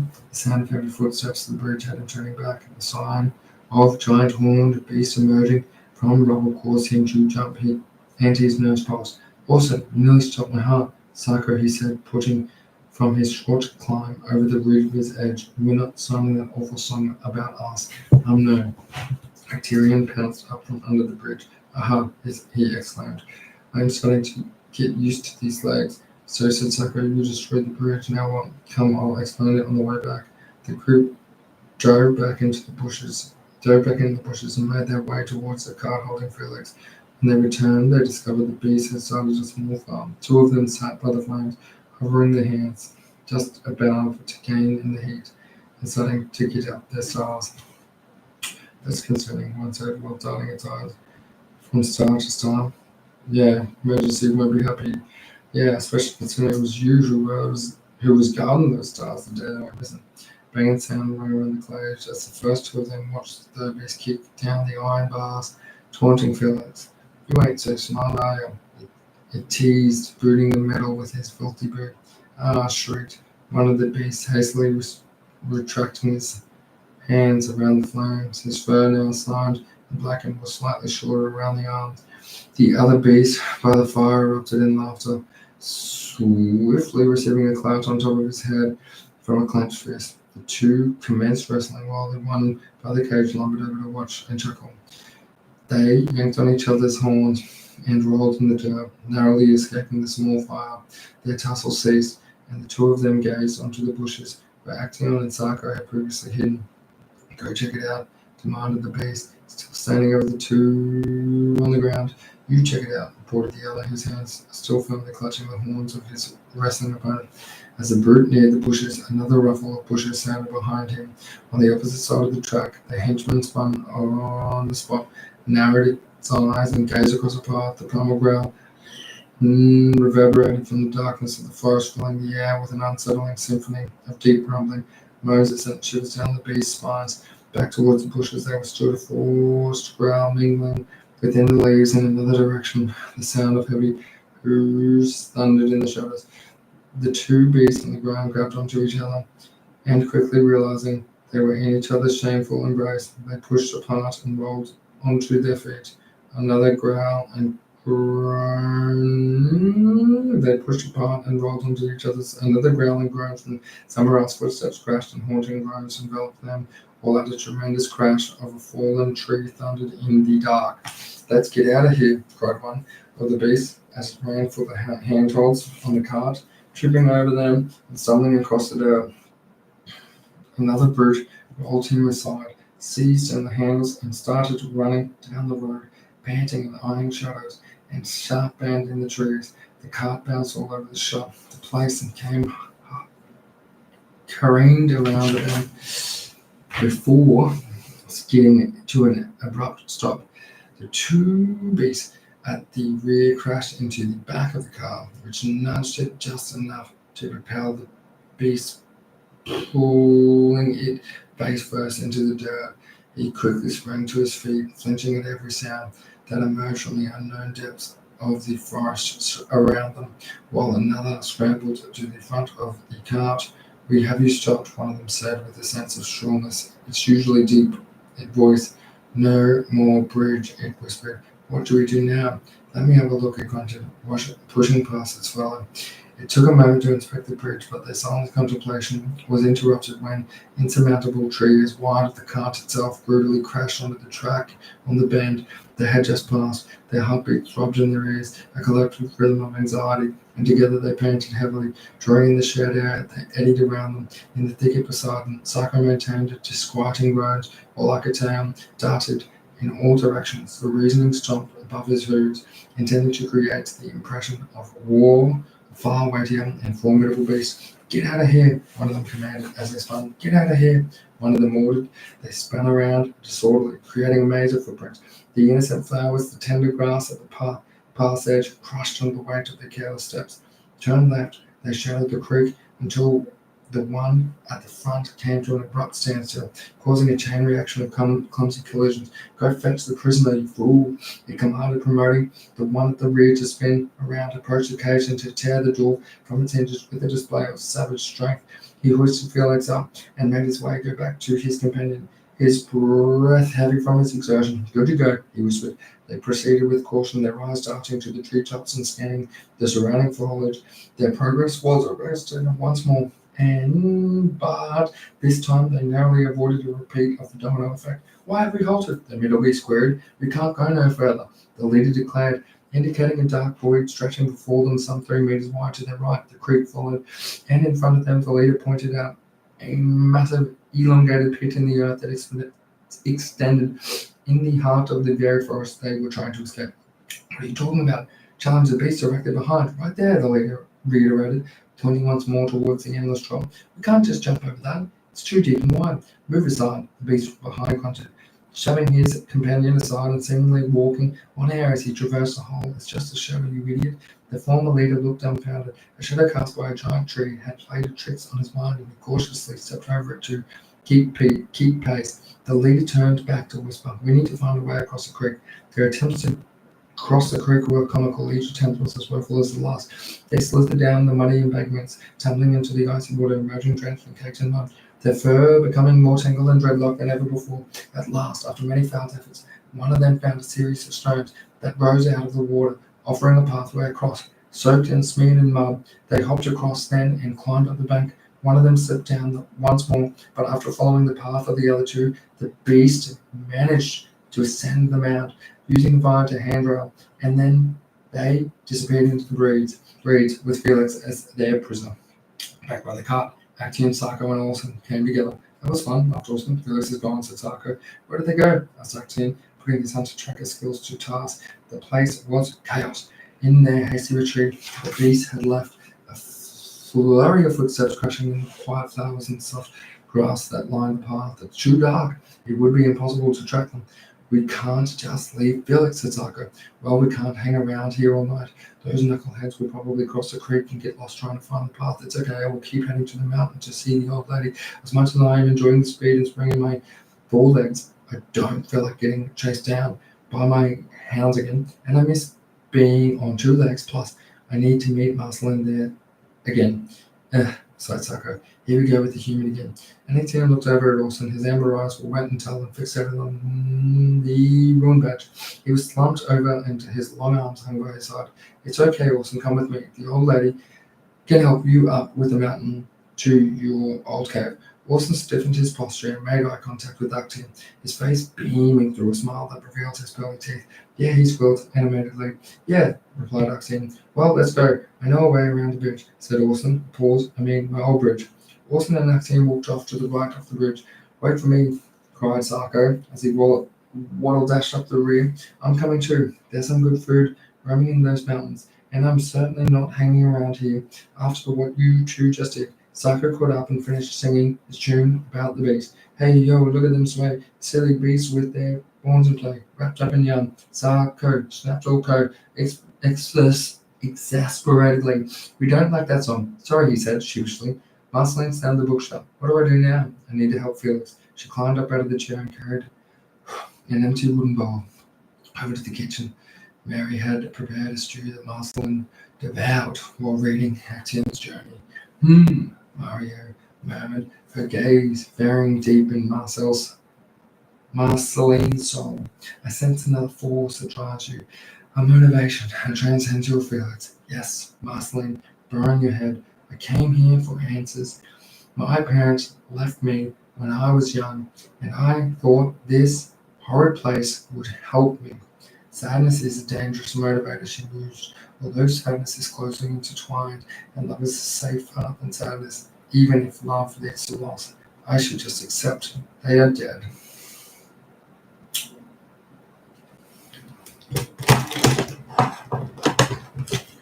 Marceline, the threshold between life and death is clouded, and enigmas veil in other worldly haze, discerning that boundary, if one exists at all, confounds even the wisest of my court. She mused, her voice becoming soft yet resonant with warning within the hushed confines of their seeking surroundings, and yet it is within the spectral mist you might find what you seek. However, treading in such elusive realms holds a peril. All it's your own. Marceline looked away. She tilted her head and pursed her lips, and her gaze settled on the fire as she silently pondered Maria's cryptic words. She opened her mouth to speak, but nothing came out as the riddles elusively danced.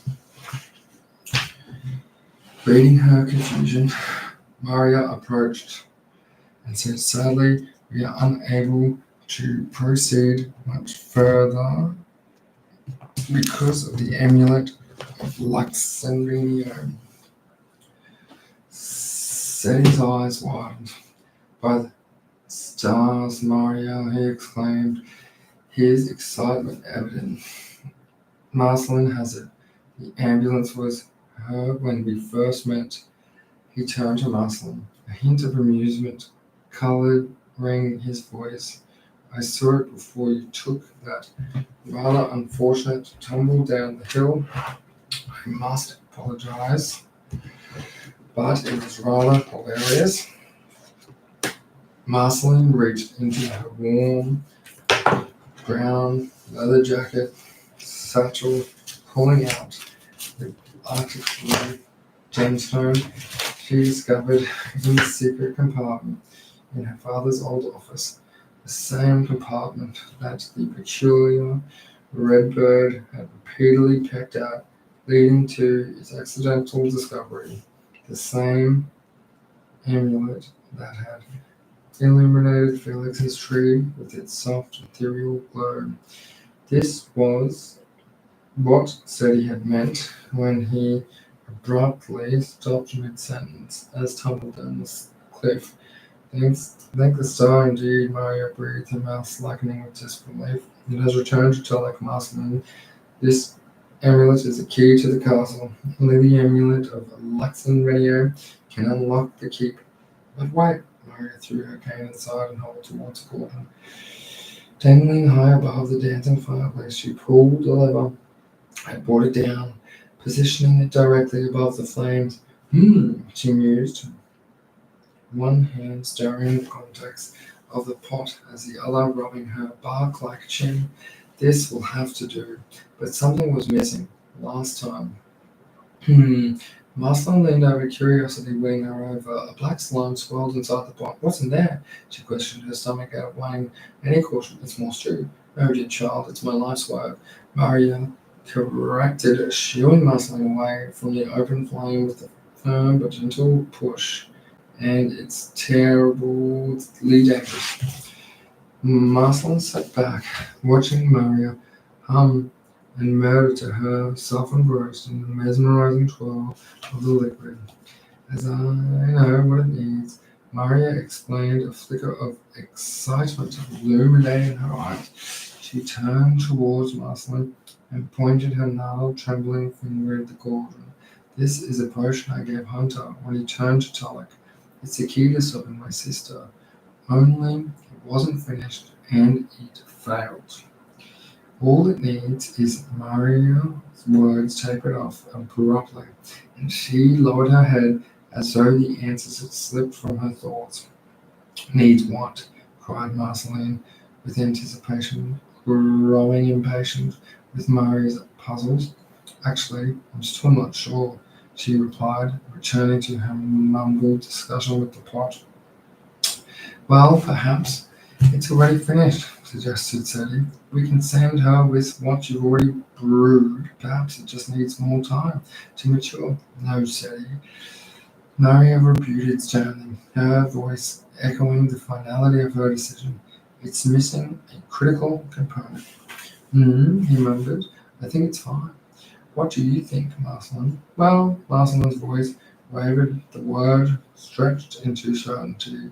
She cleared her throat. I'm not fully sure. What? No? Maria interjected with her frivolous silence in the room. It's missing something. An argument ignited between Sadie and Maria, each offering their piece in an increasingly heated exchange.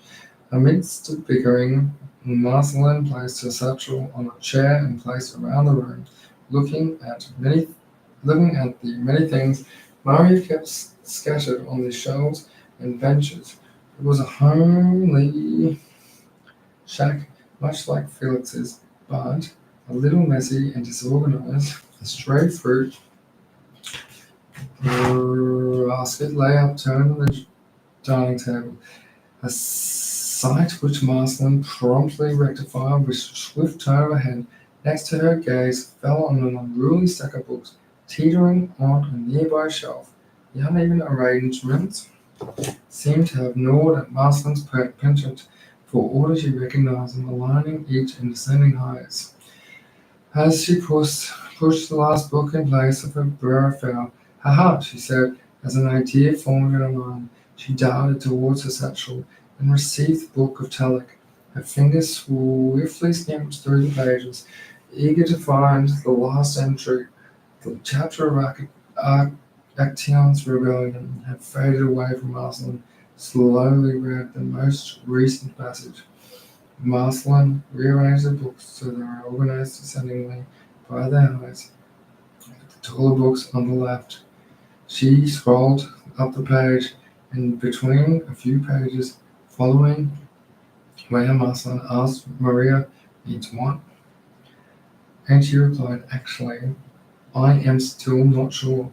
Marceline noticed a picture of a large feather appear. Again, she reached into her satchel, slowly pulled out the long pink tail feather she had collected from the super strange bird as it retreated into the cave that led her into Tulloch superstitiously. She stooped around, arguing to her, and dropped the feather into the swelling potion.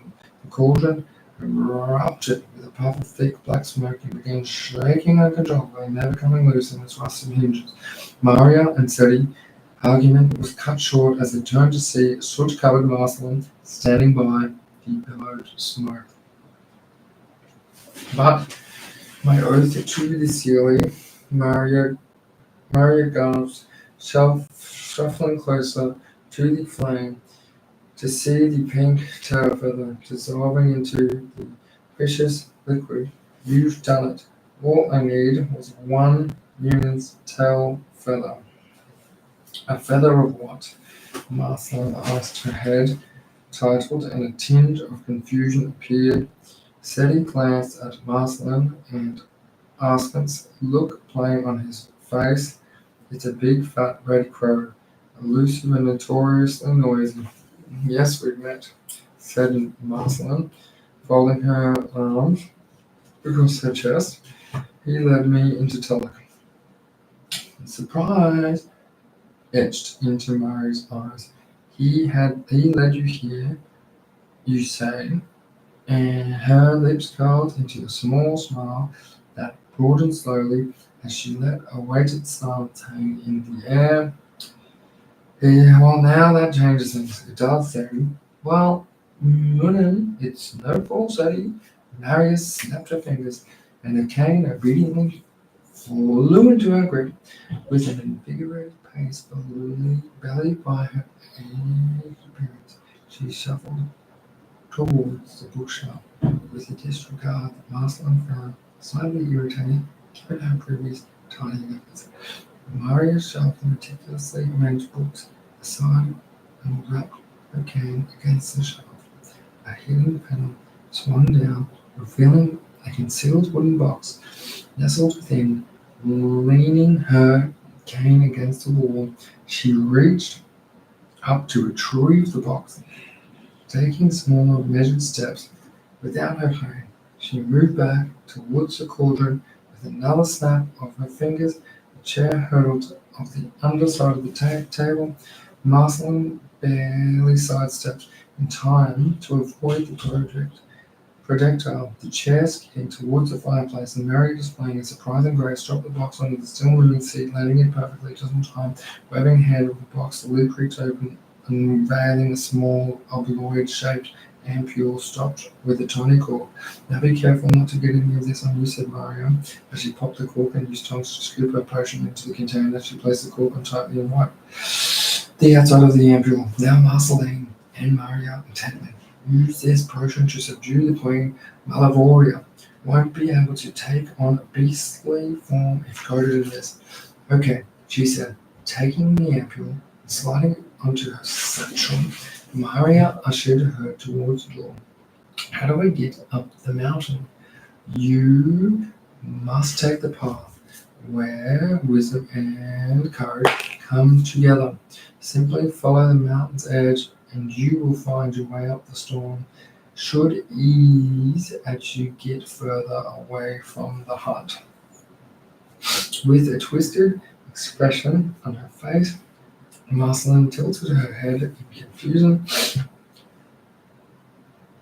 "Look, come with me," said Mario, opening the door to the hut.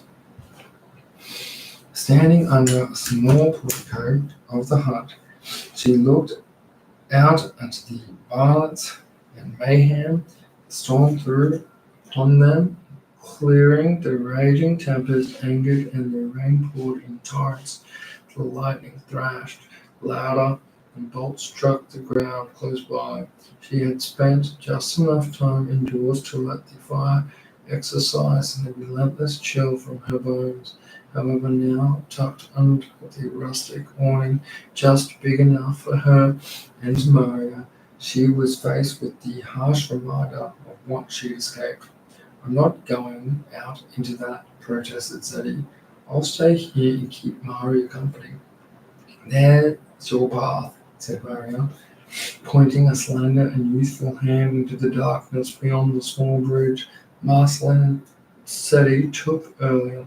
"It is said that you must conquer yourself before you can conquer the mountain, but I think you already know that." Marceline noticed that when Maria joined her on the portico, she had transformed into a young-looking dryad, much like when she had first met her during the mice excursion with Junger. Her skin had stretched its smooth and flawless state, and faint patterns of lichen trace along her arms more the further she stood from the door. "Where do I go?" asked Marceline. "There's a path," she replied. A violent clash of lightning thundered into the edge of the portico. Sanding wood chips into the air. Maria repeated into the doorway, the leaves making up her emerald green hair dried up and shriveled as she passed the threshold. Her skin loosened and cracked, and her delicate cheeks dropped. "I'm afraid I cannot remain out of here too long, Marceline, and I must choose my words carefully," said Maria. "I'm only making things worse for you. Climb the mountain, not with mere feet, but with the heart, mind, tracing its curves and corners, seeking the path where wisdom and outrage come together. Seek the path of flight, the one not trodden, the one that requires the courage to sell wisdom, not the limb, for there, nestled within the mind, you will find the quiet whisper of birds. You will find the crux, the pivot, the place where those arms with wings and the bearer of souls dance in the sky. Maria leveled her gaze on Marceline, her eyes glittering with ancient knowledge. Now, hear this final clue.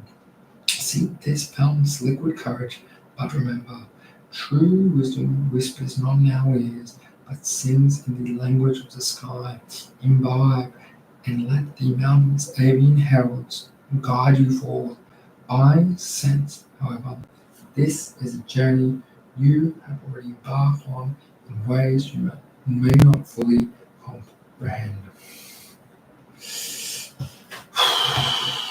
Another dangerously close bolt of lightning struck the portico, and Maria pushed Seti inside with her leg and closed the door to the hut, leaving Marcelina and the portico alone. Chapter 10. Marceline stood at the edge of a relentless downpour, an icy barrage that felt like an unwanted curtain of despair. The chill seemed to permeate the air, playing a cruel game with her senses, painted a vivid image of the discomfort and desolation, went beyond the portico, making her with the unspoken promise of an unwelcoming struggle so cold. She said the dread of impending hardship was potent, eating at her resolve, threatening to extinguish the warmth and the peace she had found inside the hut. It was as if the portico marked a final line in her journey, the last bastion between fleeting warmth and relentless cold between solace, and desolation between sanctuary and inhospitable unknown. She didn't want to leave the comfort of her shelter and venture back into the maelstrom.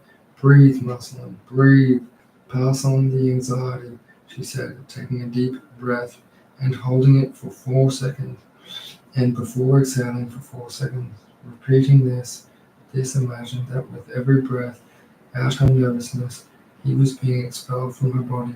Pass on this anxiety, she whispered once more, like she often did when having a panic attack.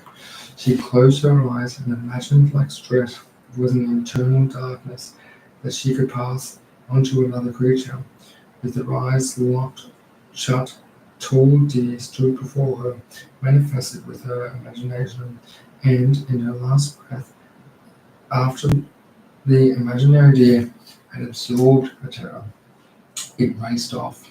Her eyes sprung open as fast as the lightning around her, and she instantly felt a rush of power in her veins.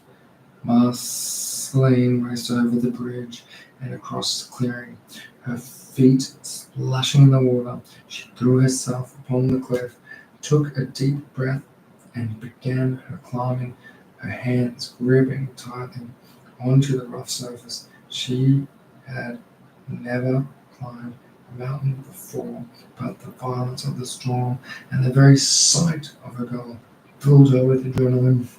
This was the first time in many years Marceline felt in control of herself, her emotions, and her fate. Despite the harsh conditions and the challenges presented to her in the past few days, she was fervently determined to push on and beat this harsh world and everything it threw beneath her feet. The hardness of the journey had made her harder, and her perseverance burned, turning her failures into fuel. She remembered every moment she experienced growing up, being captive to her aunt in her own home, the kids at her school pulling her, being pushed in the mud, and the loneliness and isolation she was forced to endure. This was her darkest moment, and she had to conquer it, driven, focused, and with a rein on her emotion. Marceline was set on overcoming any obstacle, Whether it was loose rocks twisting her ankles, mud sucking at her boots, or the intense heat beating and moisture from her skin, she was resolute to beat the mountain and rescue Felix. As a result, conquering Tulloch, Marceline had finally conquered herself.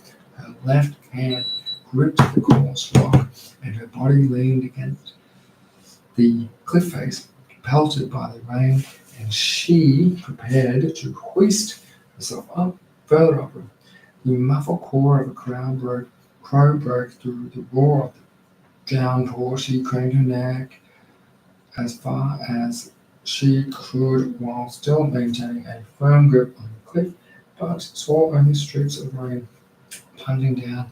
The call sounded again. Marceline lifted her gaze, looking at the core of the sound.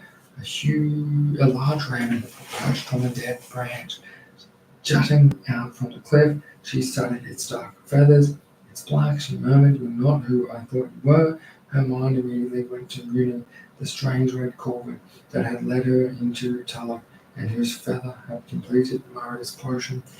The raven took flight, disappearing into the storm.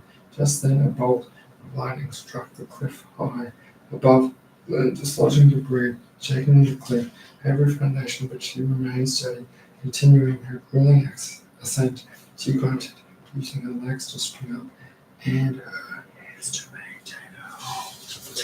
"I am coming, Felix," she vowed, but as the words left her lips, another bolt of lightning speared from the sky, striking just above her.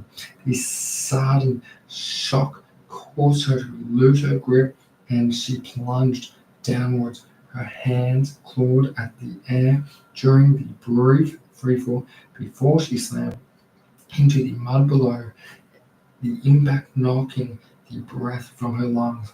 Marceline lay sprawled out in the mud, her eyelids twitching as the raindrops pattered against them. Pain radiated from every inch of her battered body, her head spinning as though caught in the tempestuous clouds above. She started upwards at the imposing cliff face. Maria cryptic advice echoing that in her mind. This wasn't very wise. She groaned, her winded stomach protesting the effort. Maybe that's not what Maria meant by wise and courageous. With a sonorous groan and a rumble deep within her chest, she rolled over onto her hands and knees, fighting the sharp pain, dizzying vertigo that threatened to lay her flat again. Her dress, soaked and covered in mud, clung to her body, chilling her to the bone. She heard it once more.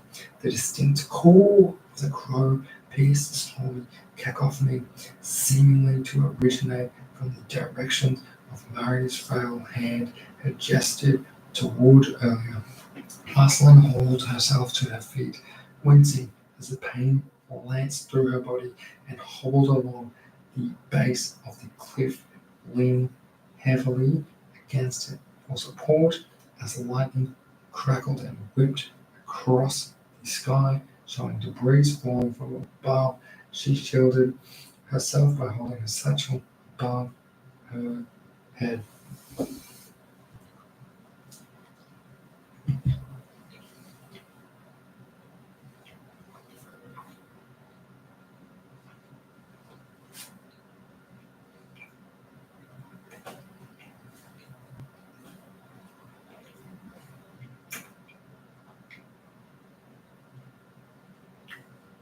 Marceline fought her way through the darkness and storm, limping against the biting wind, sweeping away the falling debris with her injured arm. The area around her lit up as another lightning bolt cleared the sky, slamming into the cliff above her. The explosive crack echoed off the rocks, precursor to an even more ominous rumble. Marceline twisted her neck around, her heart pounding against her ribcage. She saw a massive section of the cliff shudder and begin to give way. Ominous cracking sound grew sharper and louder, competing the relentless assault of the rain. Rock slide was imminent. In a burst of adrenaline fueled panic, Marceline sprinted as fast as she could, clutching her satchel over her head in a feeble attempt to protect herself. The earth shook and the rock slide crashed down behind her. She kept sprinting, not daring to stop, until she turned and looked back. only to stumble over a hidden rock at her feet. Once again, Marceline found herself splayed in mud, and the first time in front of her dress, having just been cleaned up by Maria, greedily absorbed the muck and moisture as she rolled onto her back against the cliffside, her arms drawn tight around her, a crushing weight pressed on her chest, and her throat thickened, tears flowing merging indistinguishably with the rain lashing her face. Each drop echoed her sorrow, relentlessly washing her revolve and submerging her in a sea of grief and helplessness. The storm around her blurred into the storm within, a tempest of grief and loss that soaked her soul as deeply as the rain drenched her dress. The mud clinging heavily to her dress mirrored the weight of her past, the isolation, the bullying, the heavy loss of her parents' disappearance. No magic from Maria could cleanse this pain. The mud, the relentless rain, the cliff's hardness against her back, all felt as cold and unforgiving as though the world she had grown up in and the one she now found herself struggling through. Overwhelmed by despair, Marceline wept uncontrollably. "I'm sorry, Felix," she gasped between sobs, her eyes fixed on the daunting cliffs, the very cliffs she had descended when she ventured into Chile. "I can't do it." For a moment, she considered returning to distant cave and going home, forgetting in a distressed state that it was blocked off. Her mind swiftly replayed the arduous journey she had embarked on so far, and a new wave of hopelessness washed over her as her heart throbbed in her throat. She couldn't go back, and she couldn't continue on. Desolation strangled her chest, a heavy crushing weight that seemed to squeeze her. Marceline drew her knees to her chest, hugging them tightly. As she rested her forehead on her arms, she rocked back and forth, a vulnerable figure, huddling against the cliff. The merciless rain, indifferent to her plight, continuing to pour down, and each drop seeming to pound her head on the tune of her beating heart. Engulfed in her sorrow, Marceline heard Felix's kind voice echo in her mind. "Marceline, all your pain, all your journeys, they all matter. You matter." She reminisced about that time in the prison camp, a bleak situation where, against all odds, Felix had chosen to uplift her spirits, even at the cost of her own freedom. The thought of Felix likely trapped in a frigid, dark castle tower stirred something within her. His words resonated again in her heart. "I need you to remember how important you are in this world." Overwhelmed with a sudden surge of determination, Marceline began to move.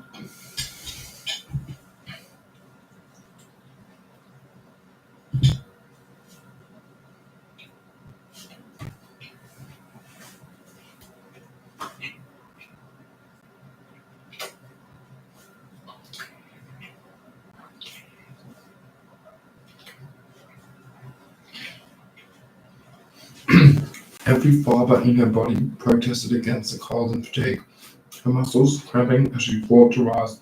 She took a moment to stretch her legs, letting free the warmth that had resided in her curled up position. Yet her resolve was unbroken.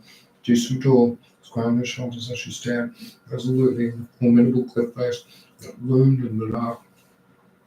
Marceline drew in the deep breath and exhaled sharply. With the cliff wall supporting her injured limbs, she moved forward. Tunnel vision overcame her, and the terrifying lightning strikes were dulled by a single-minded determination to help Felix. After several grueling minutes, the family sound reached her ears once more. "Call!" a crow called out in the distance, its voice echoing in the direction she was heading. "Call!" chimed another, this one slightly to the left. Marceline saw a crow perched up on a branch, clutching the cliff, pushing herself away from the supporting cliff. Marceline lumbered forward Unaided, she spotted two crows on a rock with three more just above them. Their unblinking gaze felt as though they were piercing her soul. A shadowy silhouette of a tree emerged from the gloom, drawing nearer. As she approached, its branches teemed with a litter of crows. Each one scrutinized her every move. As she moved, their heads turned in eerie synchrony, following her every step. The tree sprung from the foot of the mountain wall, its roots stretching outwards in a desperate search for a crack to penetrate and expand. Another call drew her attention to a broad branch as thick of the trunk itself, jutting out horizontally over a small opening in the cliff, barely half a size. There, amidst a sea of black crows resting on the thick branch, was the vibrant red-bodied corvid that had led her into Tulloch. As their eyes met, the crow leapt off the branch and hopped into the darkness of the small cave. "Hey, wait," she cried. "Where are you going this time?" The crow sounded unseen with the darkness, as if to answer her question. Merceline approached the tree. Under the unsettling scrutiny of the motionless crows that keenly observed her every move, she nearly neared the tree. They didn't stir. Placing her hand on the large branch, she crouched down and stepped onto the cave. That height of the funnel toned down wood, and she was forced to crawl at the end of the short tunnel, and it was a member that the blue light with the echo of the red corvid's call met her straining ears. Marceline reached the end of the tunnel, poked her head into the scarlet, a small cave. It was covered like an upside-down bowl and bumpy stone wall, and full of dry, rock-strewn soil. The earth's scent of wet stone hung in the air, and the storm's noise was muffled by the enclosed rock. Wind whistled through hidden cracks, accompanying the rhythmic drip-drip from a stalactite hanging from a carved rock altar. Embedded in the ceiling, every few inches, were tiny blue, glowing orbs, each of the size of a marble, held in place by small vines protruding out of the rock and clutching hold like a diamond of a ring. Their gentle pulsation bathed the cave in a serene Arctic light, revealing the detail of the chamber. In the center of a gemstone sculptured bowl collected as stalactites, steady water drops. The bowl glowed with an enchanting emerald hue, streaked with blush veins, and the accented pace of white patches reminiscent of the bird bath in her father's garden. On the opposite side of all the cave and red bird rested atop a small wooden lodge bolted into the wall. Marceline heart nearly leapt from her chest when she noticed a figure squatting underneath the bird. It was a hoary dryad, larger than the others. She had met with a bushy beard of twisted twigs and thorny vines, and clutching a long slender staff. "Young one," said the dryad in a deep voice that bounced off the cable. The flicker of heavy-set wings startled Marceline, and she shrieked, turning to see the three crows tightly perched above the cave entrance. She walked towards the altar in the middle of the room, feeling the dryad's gaze tracking her as she moved. The unspoken engagement that made the hairs on the back of her neck stand up. She nervously rubbed her right hands together until her knuckles turned white. A wise choice to rush into the unknown. The dryad mused, to seek the path of light, the one not trodden. I suppose that's the one way to look at it. Marceline swallowed, remembering those exact same words coming from Mario. To seek the path of light, the one not trodden. And yet, here you are, the dryad continued, in this sacred place, bearing the weight of a quest. Are you not thirsting for answers? I am, Marceline responded. I need to know where I am going, how to get up the mountain. The dryad's unmoving, held her gaze, his eyes reflecting the blue glow from the orbs, a thirst for answers, a path to seek, a traverse. The mountain tall and peak, in this journey, courage to wisdom, you must hold a daunting task from a heart turned bold. The dryad raised his staff, motioning towards the bowl. The water on the altar, courage in hand, wisdom in heart. To quench your thirst, you must start. Drink with trust, for it reveals a gift hidden beneath the eucalyptus seals. Speak with those on winds they surf. Listen close for the wisdom's worth.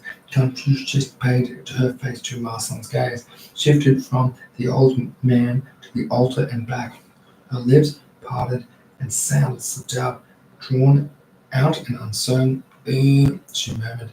It was the sound of gears turning in her mind, trying to make sense of the riddle, the sound of doubt, scratching at the edges of understanding. Drink, yelled the dryad in frustration, trying to make sense of his words. Merceline revisited the advice of Mario, one of wisdom's, and encouraged another two black crows came swooping in the room and nestled themselves on another wooden perch. Yes, said the dryad, the courage to drink. Cunning shed wish to bear this. 4 answers quenches here.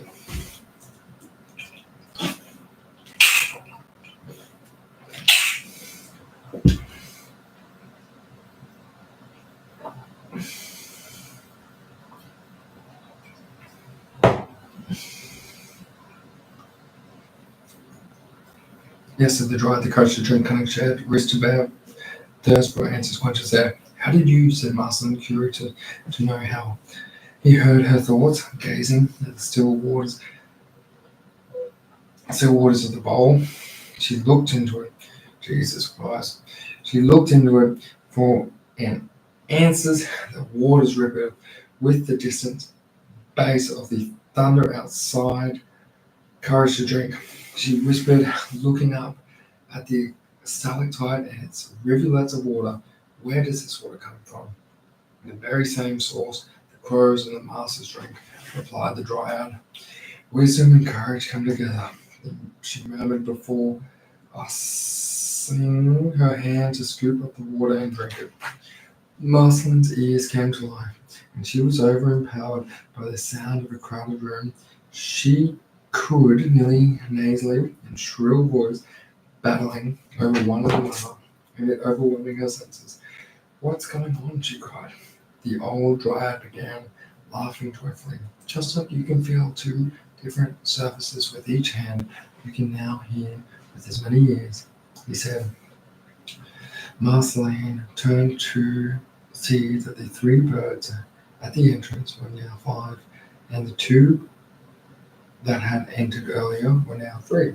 Now we must leave, said a new voice near the entrance. Marceline walked over to the doorway and started standing in the darkness outside, trying to see who was talking. A voice spoke outside again, but this time it seemed to come from above her head. Outside Marceline and turned right. She looked up to see the only 5 birds huddled together. Leave the cave now, Marceline. Their voice, seemingly from the birds, urged her in staccato rhythm. Yes, outside, said another voice in the group. Marceline heard the voice, the dryad even louder, and turned back to see he was gone. She felt a chill down her spine, and the hairs on her neck stood tall. Marceline held her breath to stay quiet and briefly scanned the room before diving down to her hands and knees and flinging out the tunnel. She exited the tunnel and, returning to the storm, heard the voices on the branches above her. There she is. That dress is ruined. It is Marceline. And nasally voices squawked in a shrill tone. Turn right. Yes, Mum. Turn right, said another. Soon they were all saying, turn right, turn right.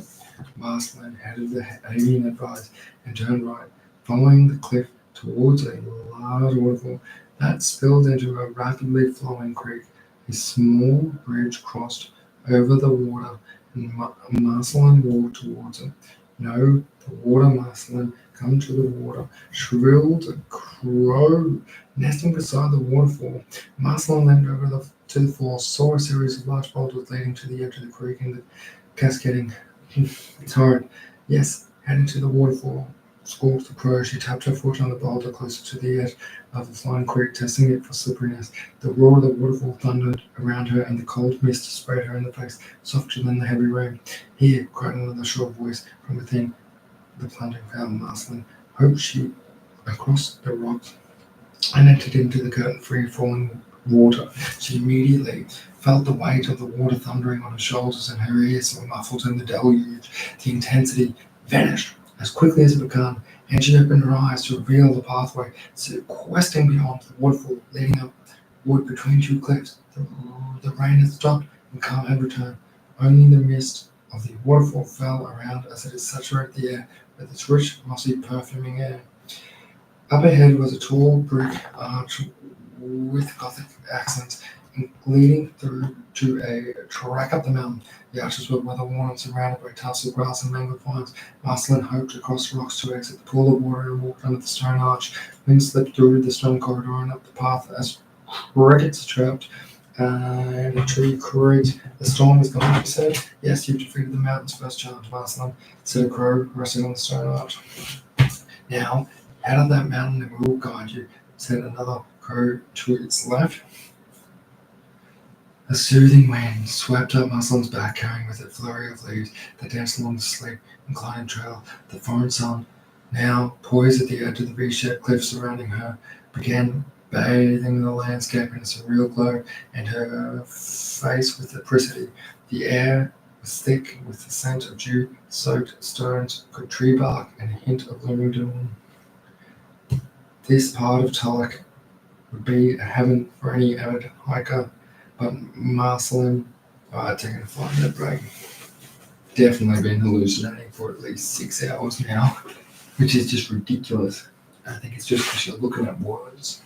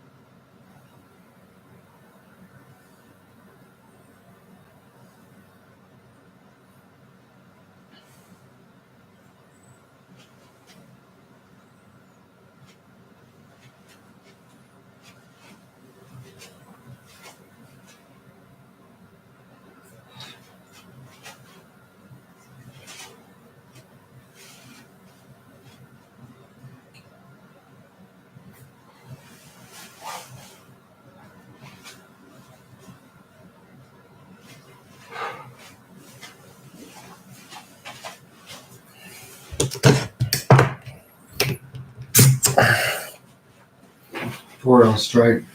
That part of Tulloch would be a haven for any avid hiker, but Marceline was far from enjoying the journey. Her skin was red raw from chafing, her limbs trembled with exhaustion, loose rocks underfoot twisted her already sprained ankles, and making each step a cautious endeavor. Parts of the trail were so challenging that required her to use both hands and feet, clambering up steps far larger than those a woman was designed to tackle. However, this path was the one the birds persistently whispered for her to take. At times, their avian counsel would lead her towards paths that seemed dauntingly arduous. When she chose to dismiss their advice, the mountain would reject her with loose rocks that sent her sliding down like a piece in a game of snakes and ladders. Marceline's breath came in labored gasps, each step a test of her endurance. Is this a path, a test, or a punishment? She wondered, recalling Mary's cryptic words in her mind. Let the mountains, avian heralds guide you forth. Where are they guiding me? To salvation, or deeper into some endless ordeal? She thought. Memories of earlier missteps in Tulloch replayed in her mind: the embarrassing tumble during her first encounter with Seti, the playful slide down the hill into the thorny undergrowth. Her recollections made her doubly vigilant, and the terrain beneath her feet. Lost in her thought, Marceline was barely aware of her surroundings. Her head was tilted downwards, attention partially fixated as it is path underfoot, while her mind wandered into its own abyss, unprepared for any surprises. An unusual large shape contrasting sharply against the cliff's paleness entered her peripheral vision. It was the mouth of a cave, a dark opening, yawning ominously from the mountainside. She continued her path until an unsettling shadow unfurled from a bush near the cave and swelled into an ominous silhouette.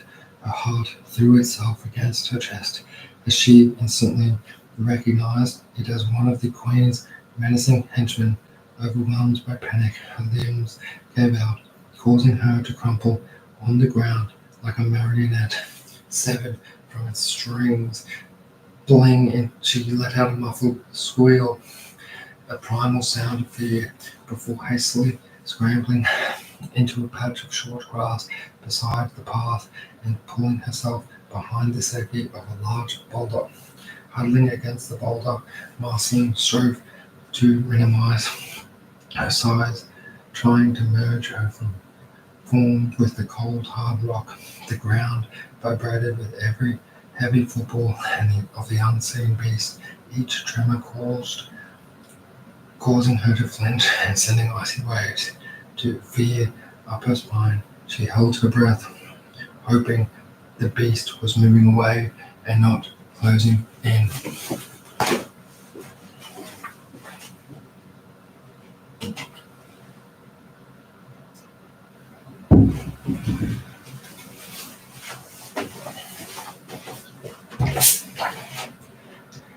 Hey, a squeaky voice broke the tense silence. How you doing? Marceline strained her eyeballs to the very corners and turned her head fractionally toward the sound. A small, four-legged creature had appeared seemingly out of nowhere. It was a petite, oddly proportioned canine with stuffy legs and a thick marsupial tail, covered in a wiry black fur like an Australian Tasmanian devil, but it had stripe of a tusk-white flowers across its chest. Shh, she hissed, pressing her finger against her lips. There's a huge beast nearby. Where? The tiny creature adopted an offensive stance, spreading its four-legs squat, narrowing its eyes, turning back and forth on the spot. Don't worry, I'll take him. Just behind me.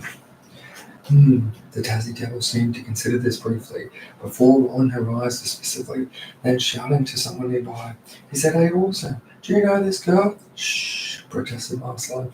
The Tassie devil paused before cutting in a softer tone. Wait a minute, you asked to time human food. In response to his shouting, Marceline extended her hand. to lean around the rock and tentatively check for the beast. Her palm encountering a rough, hairy surface. Her eyes spun open, wider than a 50-cent coin, and she turned to see she had laid her hand on a massive shaggy foot with toenails larger than her fingers. An enormous shadow enveloped her, and slowly she lifted her gaze to meet a towering beast leaning over the very rock that was her refuge. She gasped, the mountainous air froze, becoming rooted to the spot. Marceline alone, the beast rumbled, its face so close she could see tiny hairs around its vibrant orange eyes and remnants of its last meal wedged between two pearly white teeth. Yes, she said, with a slight crack in her voice. That's me. Marceline wanted to flee, but couldn't. She tucked her neck into her shoulders and tried to sink deeper into the boulder. I'm Orson, and this is Sacco, it said with a warming smile. Actine said, you might come by. You know Actine? She stuttered. Yes, said Orson, fervently. In fact, we were just with him last night. I like your bows, said Marceline, pointing at his azure bows tied on the tips of his spiraling horns. They're very pretty. Pretty, said Orson, rapturously. Actine said, you were sweet. Here, take one. Orson untied one of his bows and handed it to Marceline. It was surprisingly clean, given the state of his home. Are you heading up the mountain, I suppose? Gonna need some help, I reckon. I'm going to help Felix, she said confidently. Have you seen Actine? He's up the mountain, exasperated Sacco. Up there causing more trouble, I'd say. Sacco, he's up there to help Felix, said Orson, leaning over Sacco, standing externally before turning to Marceline. We go too, you see, but Actine, he was very clear about us staying here. Ha! Sacco expressed flippantly, signaling towards Orson. That's code for he didn't want us to go up there. Why are you here then, Sacco? Orson asked with mocking gaze. Why didn't you go up, huh? Well, Sacco lowered your head resigningly. I'm here helping you, aren't I? Orson smiled. Marceline Actine wanted us to stay here. You see, this is me, my old cave. You're welcome to come in for a break, but we are busy cleaning out all of the mess those buffoons left when I moved out. Buffoons? Asked Marceline. Yeah, those big burly hornheads. The Queen used to do all her dirty work. Sacco, Orson exclaimed sternly. What have I told you? Sorry, Sacco added innocently. Orson and I tried to help Felix escape. And Actine too, added Orson with a warm smile. Yeah, I suppose he was there too, said Sacco. He left Actine to see Mara, the old lady in the hut. And he came by here just before. Said we should stay here until it's safe. If you're heading up, be careful. The path is a bit tricky. Funny, you say that, said Marceline, elated. The crows have been guiding me. The crows, you say? Sacco mocked, looking over to Orson, and he's rolling his eyes. You hear that? She can talk to birds too. Marceline frowned. I suppose you have an invisible friend too? It's true, asserted Marceline. I drank from the fountain down there, and now the birds are guiding me. Oh, you're serious, added Sacco, laughing regretfully. Well, you have the birds. I guess you don't need us, right? We can stay here all right, Orson. Sacco seemed happy to have a reason not to leave the confines of the cave. I guess so, Orson. Do you need us, Marceline? I have a lot of mess to clean up. I don't know what's up there. I might... Hey, interrupted Sacco, who was now wide-legged, crouching down and pointing his snout at a red flower that started growing by his feet.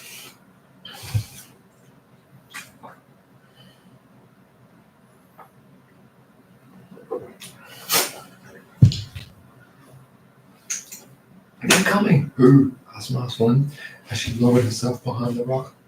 The Queen's henchmen, said Narco, signaling at more red flowers that were slowly sprouting from the soil. The forest uses the Hyde Fae and Fungo to warn us when they're near. The three of them fugitively lowered themselves behind the rock, Sako looked at Orko's large horns that poked above the rock. Get lower, you hornhead, he ordered. Orson frowned at Sako, sunk lower behind the rock. By now there were red flowers all around them, and the beasts were in audible range. Marceline counted for them, 4 long-horned, woolly-belly beasts during their lengthy arms as they trudged down the path. Did you see her, Mr. Majesty? Turn that cow into a forest man? Grumbled one of the beasts. That was a deer, you lumox, and it already was a forest person, said the henchman. Her Majesty just turned him into a back because he didn't fit in the cell. Actaeon, whispered Marceline. They have captured Actaeon. I'm just going to the bathroom, grumbled one of the beasts. Just use that cape over there like you always do, ordered the monster, leading them down the hill. There's a fresh one in there from me from yesterday. I know, said Sako quietly, looking up to Orson, who was vibrating with rage. Ah! Roared Orson tempestuously. His owl thundered between the cliffs, causing small debris to shower down from the peaks. He sprang from behind the rock, charging horn first, at the beast sauntering towards his cave to relieve itself. It's not a toilet, he bellowed. Marceline watched in shock as Orson crashed into the group of henchmen, toppling them like a set of bowling pins. Summoning his courage, Sako charged at the first of the group to regain its footing. He shimmered, slammed headfirst down, but it didn't budge. Dazed from the impact, Sako resorted to biting down hard on the creature's hairy toe. The creature let loose, trident. Ah! The cry swelled in a high-pitched trill, much like a coloratura soprano reaching her highest, most demanding note. Marceline was thrown off balance by the so-and-so shrek, barely stifling a burst of laughter as the rich operatic pitch sharply contrasted with the beast's burly appearance. The beast hopped around on one foot, and Sako pummeled into it, plowing it down. Dust kicked up everywhere as Orson tussled with 2 beasts, and Sako growled at one another. Go, Marceline, yelled Orson urgently, whilst holding 2 beasts in a headlock under each arm. I'll keep them here. But, stuttered Marceline. Go, Marceline, said Sako, as he bit down on another toe. Marceline took up the track, her legs pumping as she headed towards a fork in the track. Left up, Marceline, said a crow that swooped by. She turned left at the fork, hopped over a boulder, and reached a set of rocky stairs that serpentine up the face of the cliff. With nowhere else to go, she ascended the stairs. After a painful climb, she could see the last step ahead and slowed down. No one was following her, and she sat down to catch her breath. She could hear the distance, another high-pitched scream. Sako got another toe, and she slowed her breath to quieten down. Following a brief respite, she climbed to her feet. Her legs weren't fully recovered and were slightly jelly, but she knew she could hang around.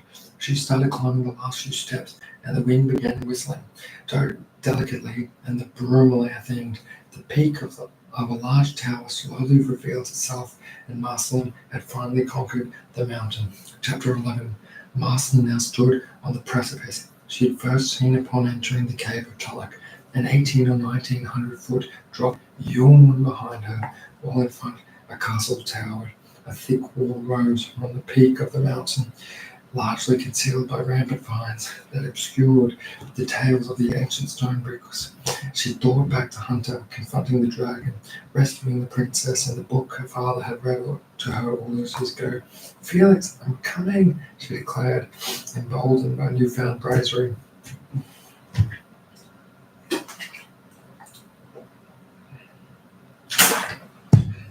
She advanced towards a large wooden door, slightly ajar. The crunch of shale and screech beneath her boots echoed in the chill air. I'll need to sneak in, she whispered to herself, dropping to a low crouch. The stillness was shattered by a menacing vibration. A deep, sonorous roar seemed to emanate from the underbelly of the cliffs. Just like her biting another one, Marceline tried to reassure herself, yet a deep rumble in her chest resonated as another powerful and opposing roar shook her to her core.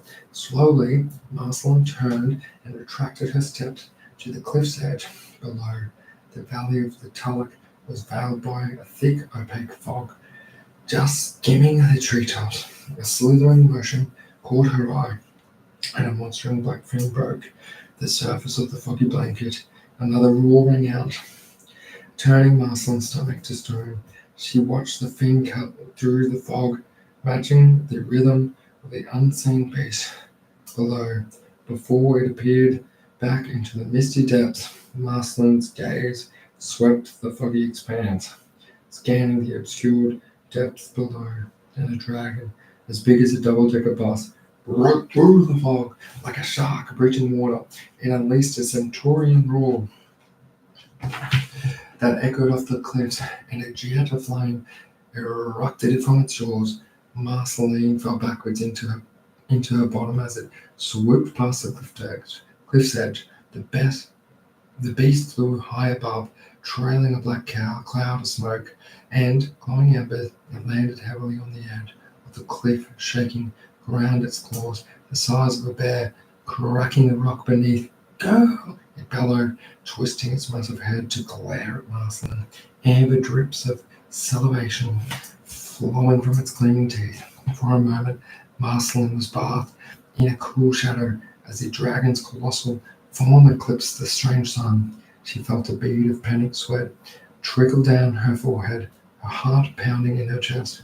Fear rooted her to the spot until a jolt of adrenaline unfroze her knees. With the dragon looming over her, she bolted towards the castle door, and desperately put distance between her and the mammoth beast. Marceline squeezed through the gate, finding herself in an extravagant courtyard 100 paces ahead. A large doorway beckoned, leading the main building, but she was too frantic to appreciate the beauty around her, too focused on an escape to notice the grand stone arch that framed that courtyard entrance. She only saw her destination, the wooden door ahead, blurry through her fear-wrought vision, ignoring the fatigue burning in her legs. She sprinted towards safety, a burly benchman tending to a vibrant garden at the courtyard's center noticed her. Hey, he ordered, stop there. But Marceline had no time to heed orders from anyone, especially not from a beast in league with her pursuer. The vibration of another dragon's roar of the courtyard walls quickened her pace. As she neared the door to the keep, she realized it wasn't a typical wooden gate. It was instead a woven blockade of thick tree roots, bending and wrapping around each other like a living door of bleached tree roots. Marceline, still in full sprint, recalled Maria's advice. The amulet Loxovinio is the key to the castle. She fished the pendant from behind her dress, letting it dangle in the open.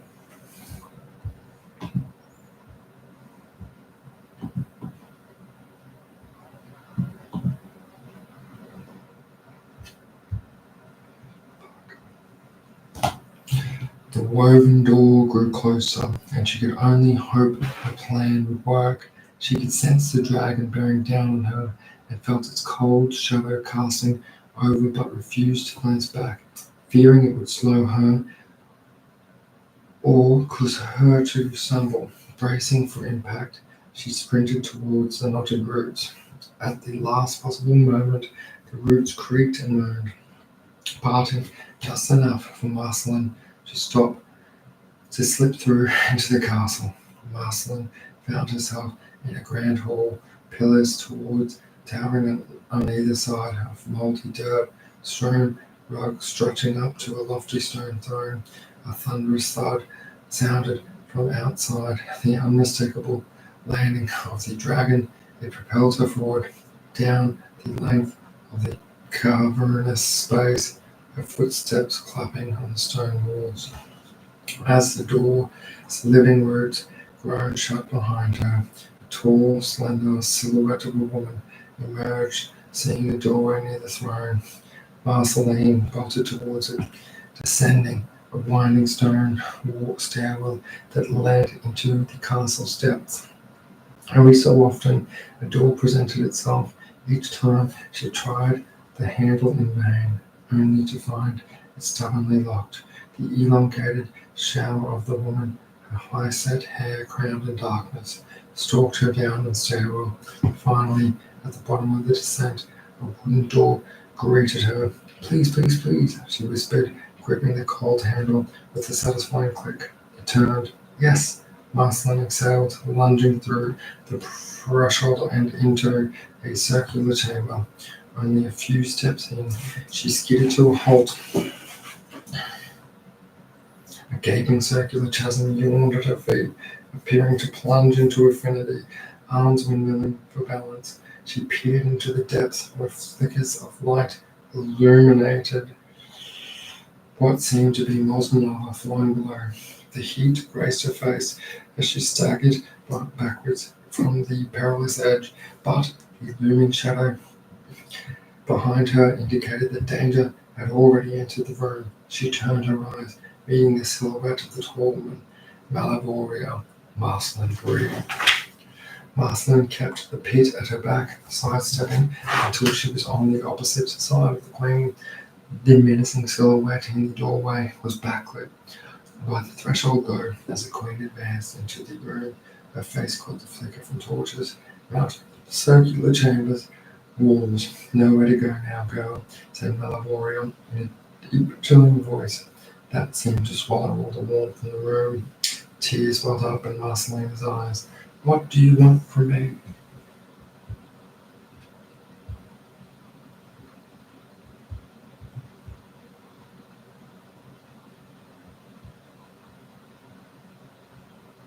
What? Enraged, Melavoria's form expanded, transforming into a small version, her massive dragon self. I am your queen, bow before me. She roared, her voice echoing through the room. I am the knight, I control all the Taurus, and you will obey me. The terror of her transformation loomed large. Marceline looked around the room in a frantic haze.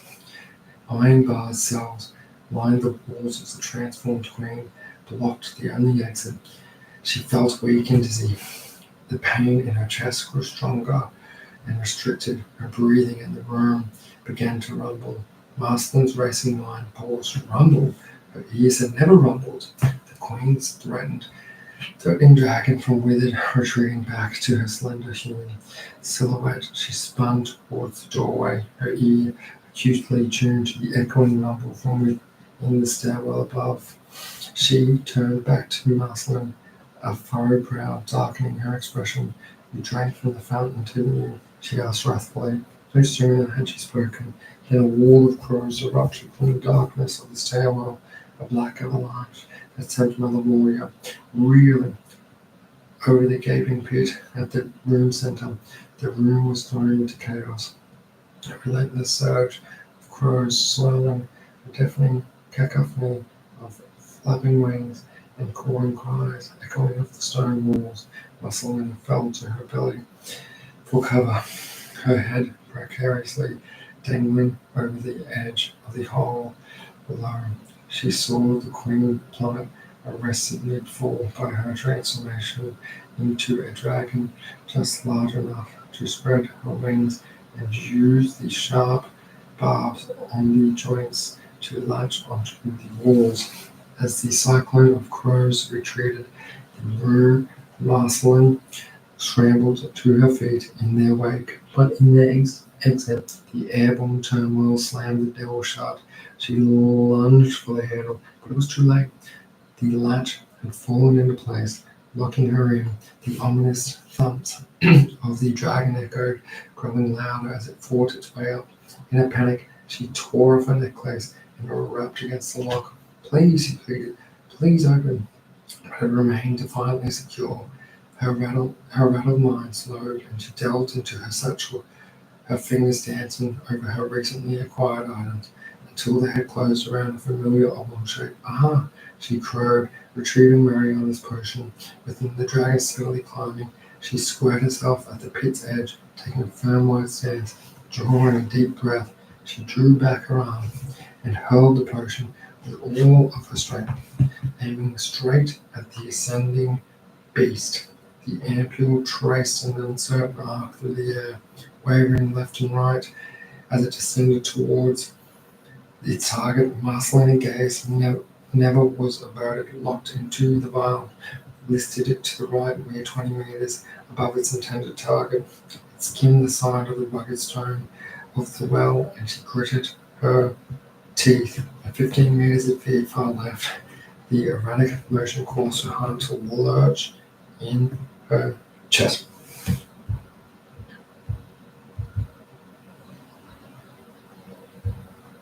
Shit.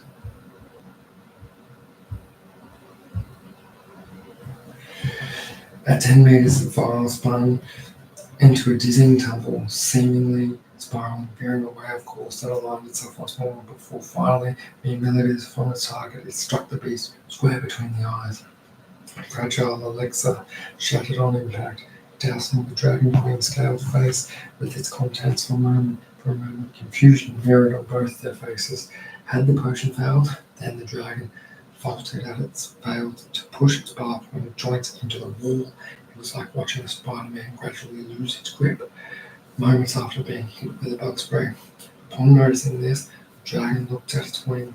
As it began to change shape, the distinct scales began to soften and shrink. "What is this?" muttered the queen. She inhaled, whiffing the air around her, and immediately noticed the distinct smell of poison. "Maria!" was the last word she hissed before she shrank back into her human form, plunging into a lava pit below. The echo of a wicked queen's desperate cry seemed to reverberate in the room. For a moment longer, Marston's heart pounded relentlessly in her chest. She leaned against the cold stone wall for support. Exhaustion and relief washing over her in waves. Home seemed so many miles away. Felix was still missing, and she was no closer to finding him or figuring out what to do next. So she wept. Merceline, a strange male voice echoed from the shadowy confines of the room, emanating from behind the bars to her left. "Is that you?" The voice, somewhat familiar, though it was barely more than a hushed whisper in the darkness. She couldn't quite place it, but her heart dropped like a stone into a bottomless well. Squinting, she stared into the inky blackness between the bars, and after a moment, two women's hands slowly emerged from the shadows, reaching out to her. As her eyes adjusted, they took in the sight of the gaunt face, weathered by the time and hardship. "Dad," she whispered, her voice trembling. "Marceline, my baby." The voice answered, raw with emotion. Her breath hitched, and she found herself sprinting towards the bars. She reached through her hands, intertwining with his, holding her to this surreal moment. "Dad, is it really you?" she stammered, tears streaming down her face. "It's me, Marceline," he responded, his voice choked with emotion. "I've missed you so much." "I thought you were." I paused the words, caught in her throat. "I thought you were gone." "I know," he interrupted gently. "I know, sweetheart. I'm so sorry." "Dad," she sobbed, clinging tightly to the iron bars that separated them. "How do I get you out of here?" "You need an amulet to open these bars," he said, his voice barely above a whisper. There was a pregnant pause before he added, "How do you get into the castle's keep?" She held up the amulet and hung around her neck. Wordlessly, she passed it to her father. His hands, roughened by years of captivity, trembled slightly as he accepted it. Walking over to the end of the bars, he blindly felt the stone wall outside the cell and slotted the amulet into a small hole. The bars shimmered briefly. They finished in the thin air. Now free, they stepped towards each other, the pair of lost souls finally reunited. They clung to each other, a mixture of disbelief and joy, rendering them speechless. Weak,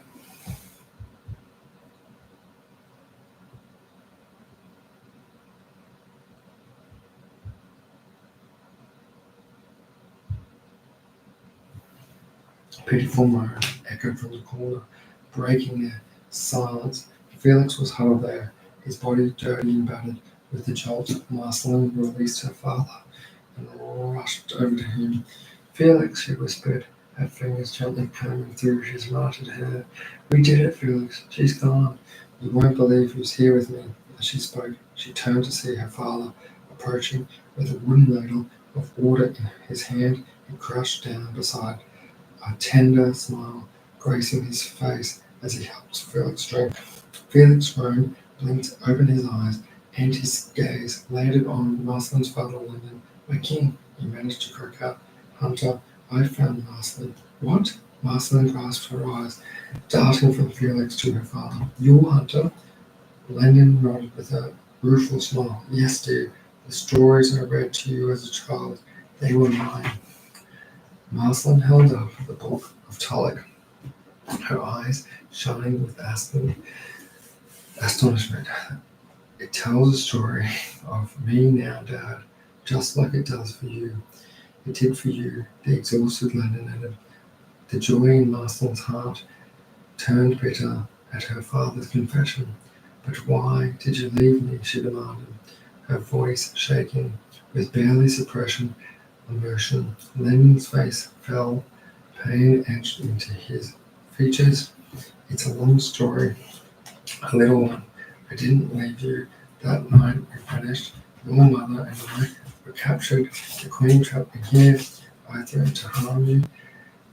Aunt Eris was the Queen." Marcelin echoed, her eyes with shock. "I thought she died." Hang on. I just killed Aunt Erisa."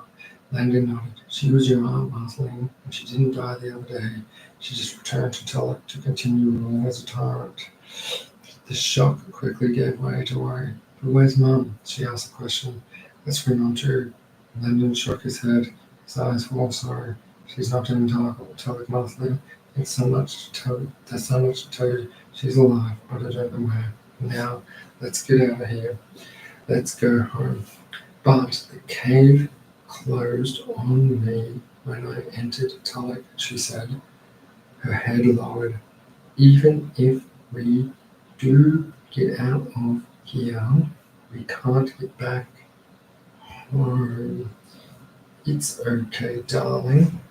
I can teach you a spell to lift the wall."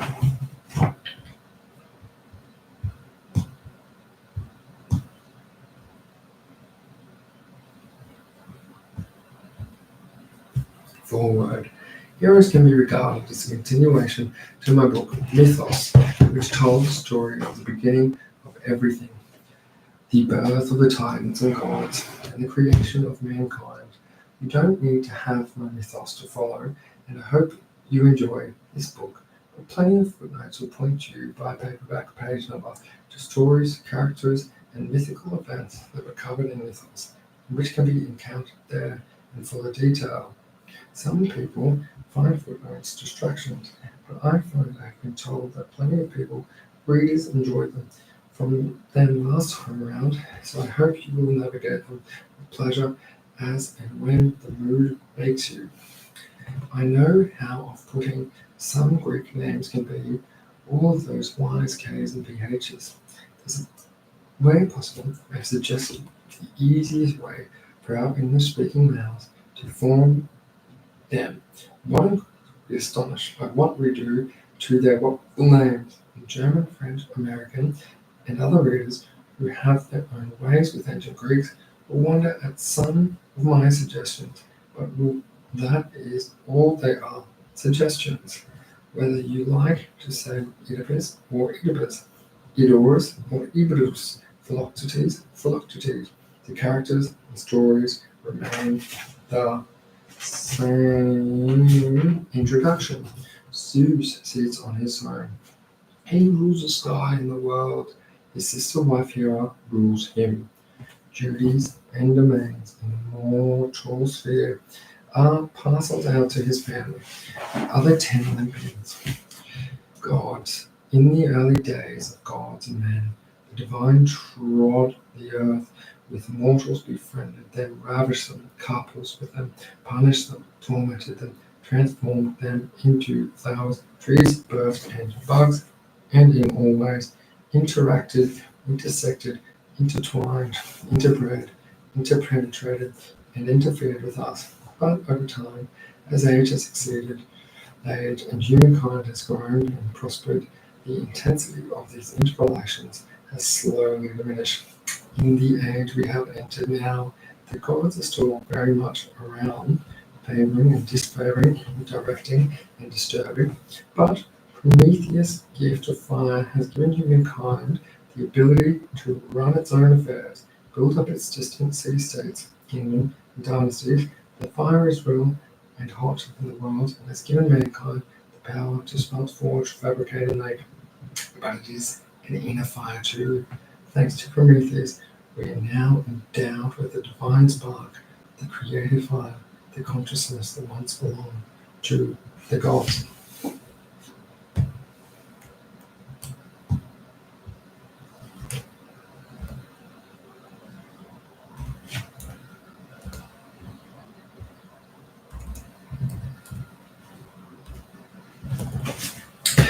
The Golden Age has become an age of heroes, men and women who grasp their destinies, use their human qualities of courage, cunning, ambition, speed, and strength to perform astonishing deeds, vanquish terrible monsters, and establish great cultures and languages that change their world. The divine fire stolen from heaven and their champion, Prometheus, burns within them. They fear, respect, and worship their parental gods, but somewhere inside they know they are a match for them. Humanity has entered its teenage years. Prometheus is himself the Titan who made us, befriended us, and championed us, continues to endure his terrible punishment, shackled to the side of a mountain. He is visited each day by the bird of prey that soars down out of the sun to tear upon his side, pull out his liver, and eat it before his very eyes. Since he is more immortal, the liver regenerates overnight, only for the torment of repeat of the next day and the next. Prometheus, whose name means forethought, has prophesied that now fire is in the world of man, the days of the gods are numbered. Zeus's rage at his friend's disobedience derives as much from a deep buried but personal fear that men will outgrow the gods as from his deep sense of hurt and betrayal. Prometheus has also seen that time will come when he will be released.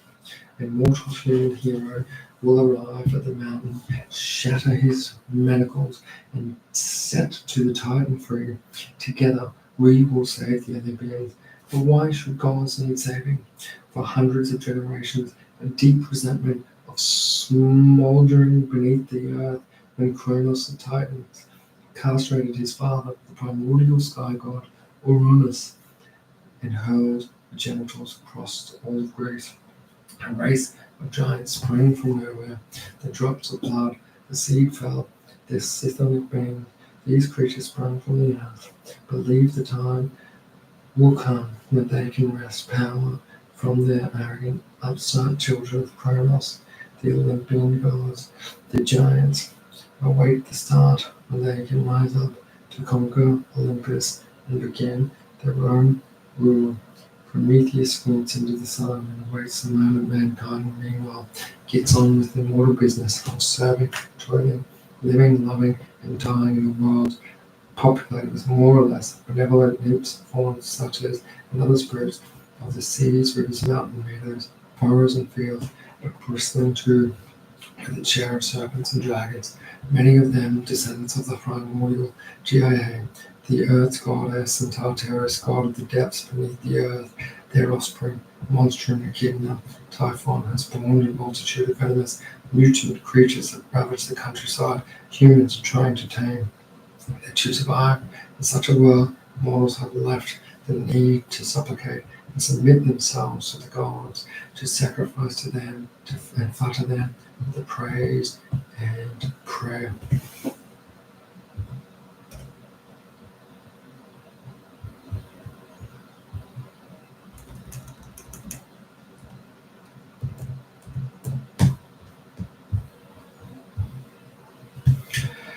But some men and women are beginning to rely on their own resources of fortitude and wit, to help of the gods, or dare to make the world safe for humans to flourish. These are the heroes. Hera's dream. Breakfast on Mount Olympus. Zeus sits on one end of a long stone table, sipping his nectar and considering the day ahead. One by one, the other Olympian gods and goddesses drift in, take their seats. At last, Hera enters and takes her place at the table, the opposite end of her husband. Her face is flushed, her hair discomposed. Zeus glances up in some surprise. In all these years I have known you, you have never once seen her late for breakfast, not once. No, indeed, Hera accepts my apologies, but I slept badly, and I feel unsettled. I had an undisturbed dream last night, most disturbing. Most would like to hear it. Absolutely, lies Zeus, who has in common with us all a horror of hearing the details of anyone else's dreams. I dreamt that we were under attack, Hera says. Here on Olympus, the giants rose up, climbed the mountain, and they assaulted us.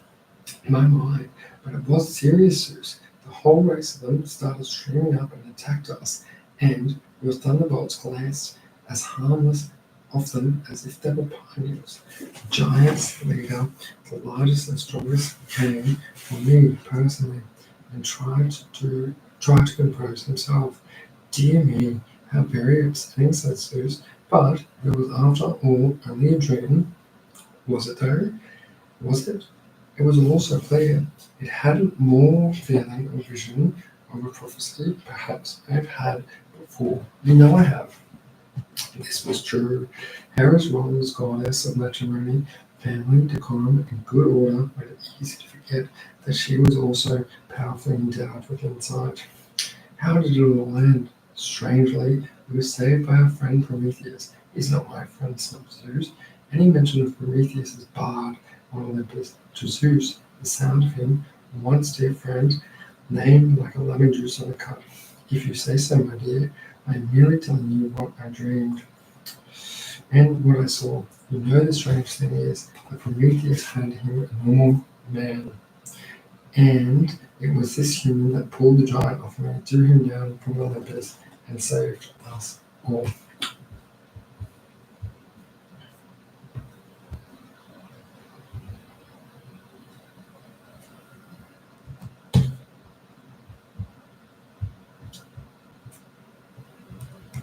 Shit. Yes, a human, a mortal hero, and in my dream it was clear to me, I'm not sure how or why, but it was clear, so clear, that this man was descended from the line of Perseus. Perseus, you say? Perseus. There could be no doubt about it. The nectar is in your elbow, my dear. Zeus passes the jar down the table. Perseus. There's a name you hadn't heard for a while. Perseus. The shower of gold. Chryseis, ruler of Argos, having produced no male heir, his kingdom sought advice from the oracle at Delphi. As to know when he met Night Expectron, the priestess's reply was discerning. King Eurystheus, I will have no sons, but his grandson will kill him. Eurystheus loved his daughters, and only child Danae, but he loved his life more. It was clear from the oracle that he should be everything in his power to prevent any male breeding age from getting close to her. To this and the palace, locked up in this gleaming, impregnable prison, Danae was given as many creature comforts and as much feminine company as she asked for. After all, Chryseis told himself he was not flint-hearted. He had sealed the bronze chamber against all invaders, but he had reckoned without the loss of all the thing, all cunning Zeus, whose eye had been fallen on today, and he was even now considering how he might penetrate this sealed chamber and take his pleasures. He liked a challenge. In his long, enormous career, the king of the gods had transformed himself into all kinds of exotic entities in his pursuit of desirable females, and from time to time, males. It was clear to him that to conquer Danae, he had to come up with something better than the usual bulls, bears, boars, stallions, eagles, stags, and lions. Something a little more outre was required. A shower The golden rain streamed down through the narrow slit. At the skyline, one night poured into the Danae and penetrated heat. It may have been an unorthodox form of caution, but Danae became pregnant, and in due time, with the help of her loyal female attendants, she gave birth to a healthy boy whom she named Perseus. Along with the mortal healthiness of Perseus came a pair of very serviceable lungs, and try as they might, neither Danae nor her aides could stifle the wails and cries of the baby, which made their way through the bronze walls of her prison all the way to the ears of her father, 2 floors above. His rage when confronted with the sight of his grandson was terrible to behold. Who dared break into your chamber? Tell me his name, and I shall have him gelded, tortured, and strangled with his own intestines. Father, I believe it was the king of the heaven himself who came to me. You're telling me, source, please shut that baby up, that it was Zeus? Father, I cannot lie. It was. I like the story. It was the brother of one of these damned maidservants you're with. No, Father, I said, it was Zeus. If that brat doesn't stop screaming, I'll smother him myself with this cushion. He's just angry, said Danae, putting Perseus to her breast. Arceus, though, thought furiously, his threat with the cushion notwithstanding, he knew that there could be no greater crime than a blood-killing. The murder of one's skin provoked the Furies to rise up from the underworld and pursue him to the end of the earth, scourging him with their own whips until the very skin was flayed from the body. They wouldn't leave off until he was raving mad, yet the oracle's prophecy meant that he could not suffer this grandson to live, perhaps, the next night, out of sight of gossiping down people. Acrisius sent Danae and the infant Perseus shut up in a chest.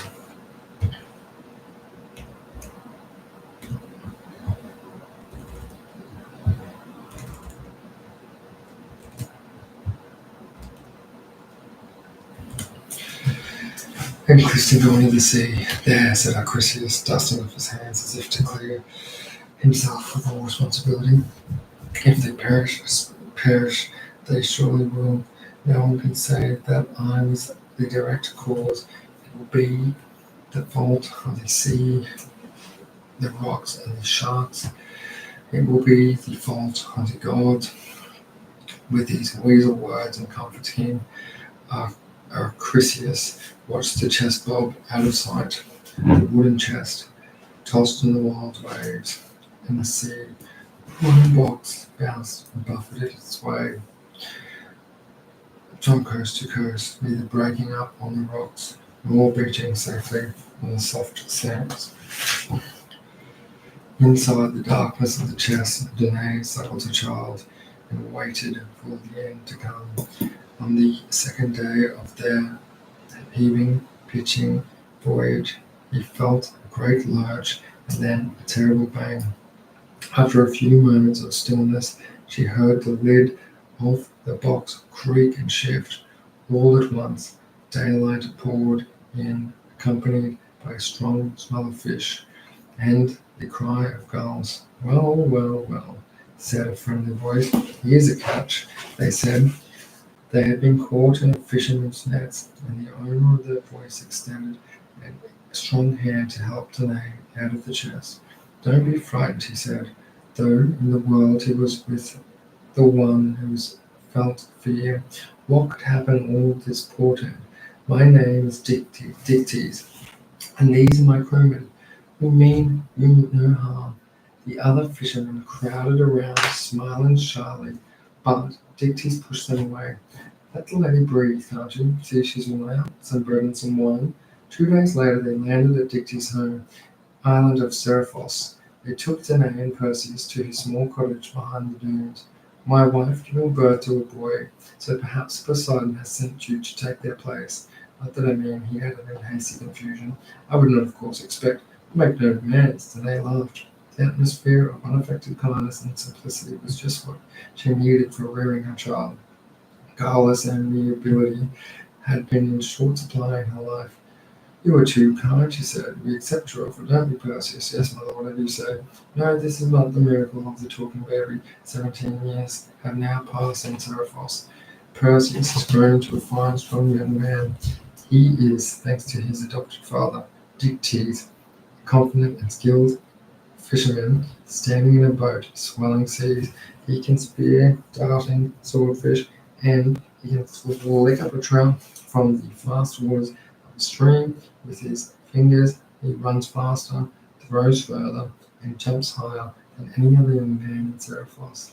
He wrestles, he rides wild asses, he can milk a cow, tame a bull. He is impulsive, perhaps a little boastful at times, but his mother, Danae, is right to be proud of him and to believe him in the best and bravest boy on the island. The plainness of Dicty's home seemed all the more remarkable to Danae when she discovered this humble fisherman was the brother of Seriphos' king, Polydectes, the island ruler. Was everything that Dictys was not: proud, cruel, dishonest, greedy, lascivious, extravagant, demanding.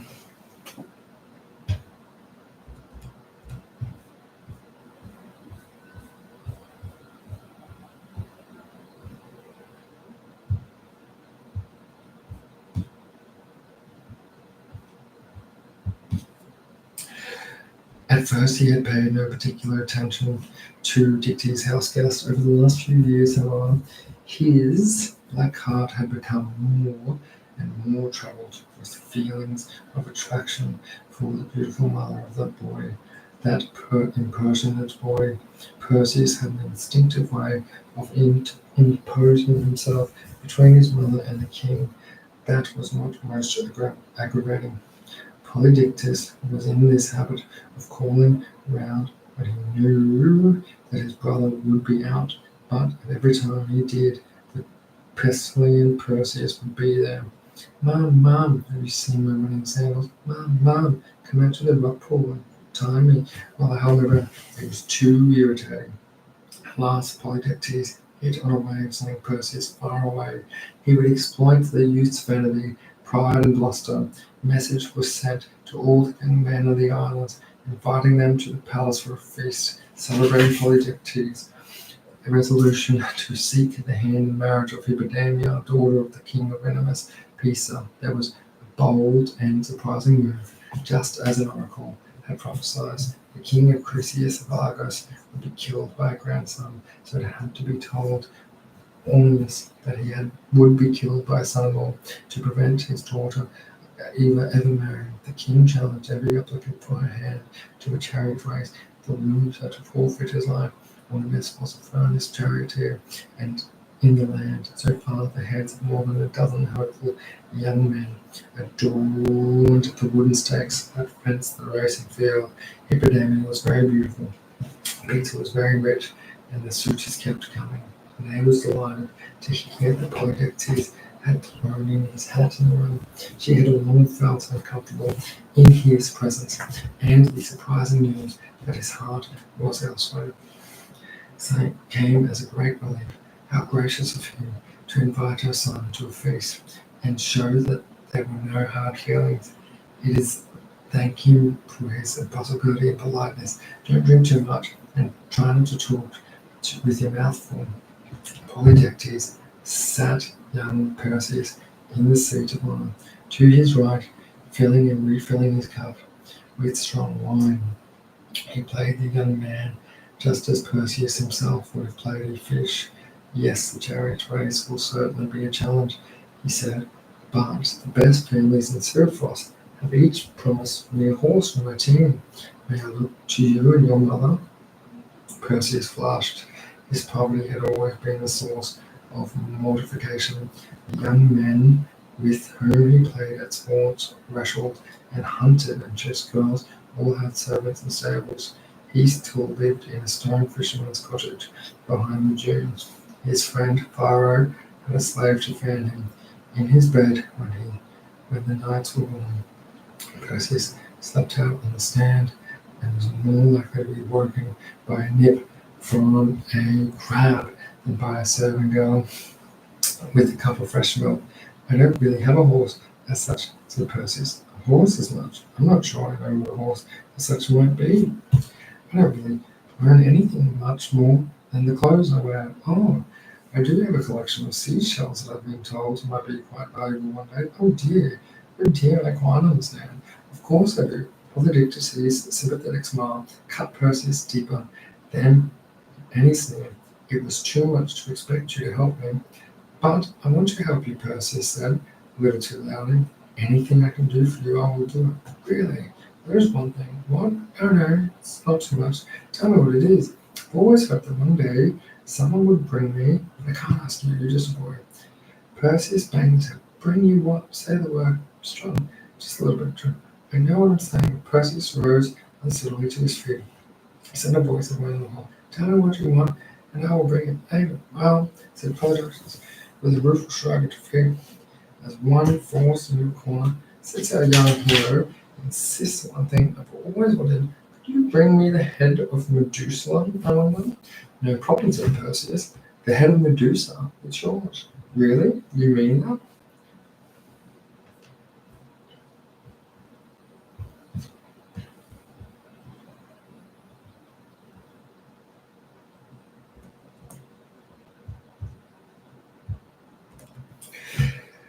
Mum, what's Medusa? Perseus, have you been drinking? Maybe just a cup or two. A hiccup or two. I swear it to you by the beard of Zeus. A little while later, Perseus stumbled home across the sands and found his mother waiting up for him. You're late, darling. Mum, what's Medusa? Perseus, have you been drinking? Maybe just a cup or two. A hiccup or two, by the sound of it. No, but seriously, what's Medusa? Why do you want to know? I heard the name and remembered, that's all. If you all stop pacing around like a caged lion, I'd sit down. I'll tell you, said Danae. Medusa, so they say, was a beautiful young woman who, taken and ravished by the sea god Poseidon, ravished, unfortunately, for this took place on the floor of a temple sacred to the goddess of Athena. She was angry at the sacrilege and she punished Medusa. She didn't punish Poseidon. The gods don't punish each other, or at least not very often. They punish us. And how did Athena punish Medusa? She transformed her into a gorgon. Blimey, said Perseus. And what's a gorgon? A gorgon is a dreadful creature with paws, tusks, instead of knife, teeth and razor-sharp claws of brass. They've got venomous snakes for their hair. Get away, that's the story. And what does ravish mean exactly? Behave yourself, said Janae, slapping his arm. There are only two animals like her in the world, Sthenelo and Eurofowl, but two born like gorgons. They are immortal, daughters of the ancient divinatives of the sea, Forces and sea toad. Is this Medusa immortal as well? I don't think so. She was once human, you see, right? And if you say, for example, someone was to go hunting for her, Danae laughed. I'd be a fool. The three of them live together on the island somewhere. Medusa has one special weapon worse than her serpent hair, her tusks and her talons. What would that be? One glance at her and she will turn you into stone. Oh, what do you mean? I mean, if you were to meet her, eyes for just 1 second, you'd be petrified. Scared? No. Petrified means turned into stone. You'd be frozen for all eternity. Ah, Perseus scratched his chin. Oh, so that's Medusa. I would rather hope she might turn out to be some sort of giant chicken, or a pig maybe. What do you want to know? Well, I sort of promised Polydictys that I'd bring her head. You what? He wanted a horse, and I said, and somehow that Medusa came up and I found myself saying I'd bring him her head. You will go around to the palace first thing in the morning and tell him you will do no such thing. But, no buts, I absolutely forbid it. Right, what was he thinking of? I've never heard of such thing. Now you go sleep off that wine. In the future, you'll have no more than 2 cups an evening. Is that understood? Yes, Mom. Perseus slopped off to bed as commanded, but he woke in a mutinous mood. I will leave the island and I will search for Medusa. He declared over breakfast, and nothing Danae said to him would make him challenge his mind. I made a promise in front of others. It's about honor. I am of an age to travel, to have adventure. You know how swift and strong I am. I have 5 minutes.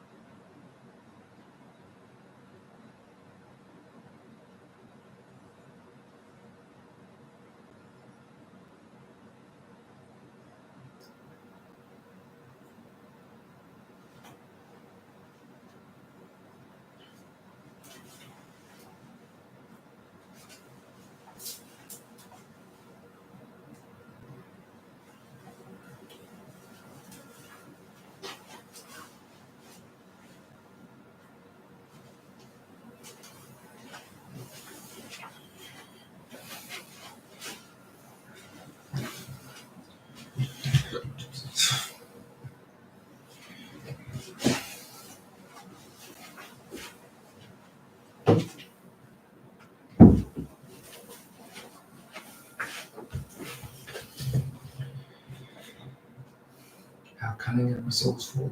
There's nothing to be afraid of. You speak to him, Dictys, said Dene, despairing.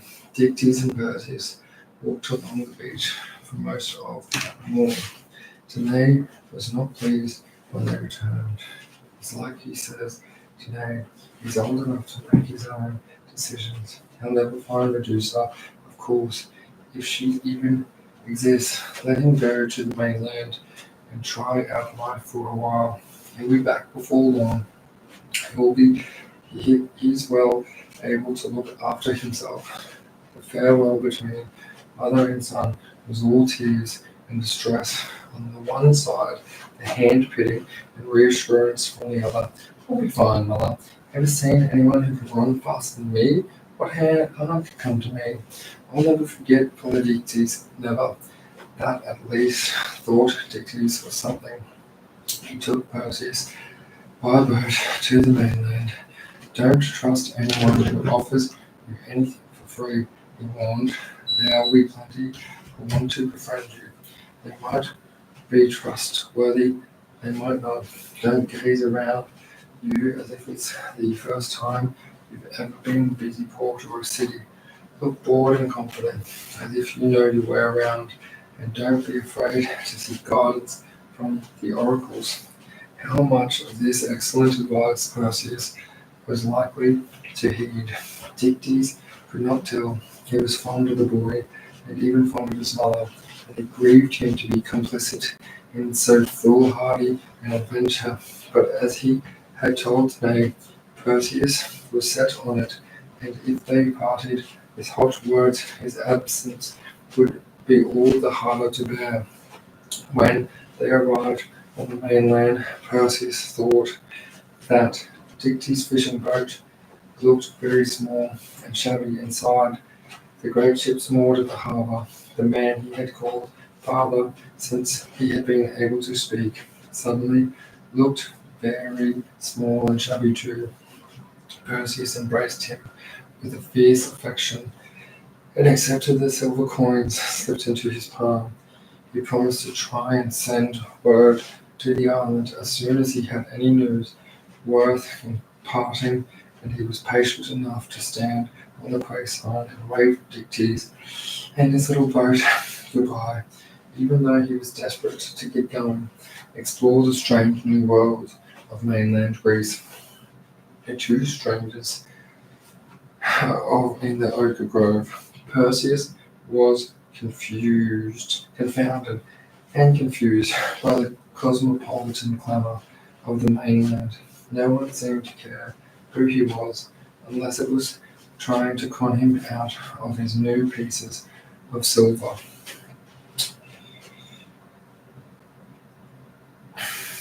It did not take him very long to see that Dictys was right. If he was going to return to Polydictes with the head of Medusa, he would need guidance. The oracle of Apollo at Delphi was a long way to walk, but at least it was free to walk. He joined the long queue of petitioners, and after 2 long days, he found himself at last, standing before the priestesses. What does Perseus wish to know? Perseus gave a little gasp. She knew who he was. I want to know, how can I find and kill Medusa, the Gorgon? Perseus must travel to the land where people subsist not on Diomedes' golden corn, but on the fruit of the oak tree. He stayed there, hoping for further information, but not a word was forthcoming. The priest pulled him away. Come along, Pythia has spoken. You're holding up the others. I don't suppose you know what she means. I've got better things to do than listen to every pronouncement that comes from her mouth. You can be sure that it was wise and truthful. But where do people subsist? On the fruit of the oak? Fruit of the oak? There is no such thing. Now please, move along. I know what you meant, said an old lady, who was one of the many regulars who came to sit on the grass and watch the line of supplicants shuffling along to hear their fortune. It was her way of telling you to visit the oracle at Dodona. Another oracle. Perseus's heart sank. The people there make flour and acorns. Drop the note, sacred to Zeus. I've heard tell the trees can speak to her. It's a long way north, my love. She wheezed a very long way. A long way it was. His small supply of clothes had gone, and Perseus slept on the hedgerows and subsisted on little more. Presented had a forlorn figure by the time he arrived, for the women of Dodon were kind. They ruffled his hair and served him delicious acorn, sour bread spread thick with sharp goat's curd and sweetened with honey. Go early in the morning, they advised. The oaks are more talkative in the cool hours before the noontide sun. A mist hung over the countryside like a veil when Perseus set out for the grove at dawn the next day. Hello, he called out to the trees, feeling remarkably stupid. The oaks were tall, stately, and impressive enough, but they did not have mouths or faces with recognizable expressions. Who calls? Perseus started, unquestionably, a voice calm, soft female, but strong and deeply authoritative, here to help. Another voice. This one seemed to contain a hint of scorn. My name is Perseus. I have come. Oh, we know who you are, said a young man, stepping forward from the shadows. He was young, startlingly handsome, and most unusually dressed. Aside from the loincloth around the waist, a narrow-brimmed hat that circled his brow, winged sandals at his ankles, he was quite naked. Perseus noticed that two live snakes writhed about the staff, and he was about to carry him. A woman holding a shield emerged behind him. She was tall, grave, and beautiful. When she raised her shining grey eyes to Perseus, he felt an extraordinary surge of something he could not quite define. He decided the quality was majesty. He bowed his head accordingly. Don't be afraid, Perseus, she said. Your father has sent us to help you. My father? He's our father too, said the young man. The cloud gatherer, the bringer of storms, the sky father, the king of heavens, and the shining woman. Zeus, the name. You mean it's really true? Zeus is my father? Perseus had never believed his mother's wild stories about Zeus coming to her as a shower of golden rain. He had taken it for granted that his real father was some itinerant musician or tinker whose name she had just never discovered. Quite true, Brother Perseus, said the tall woman.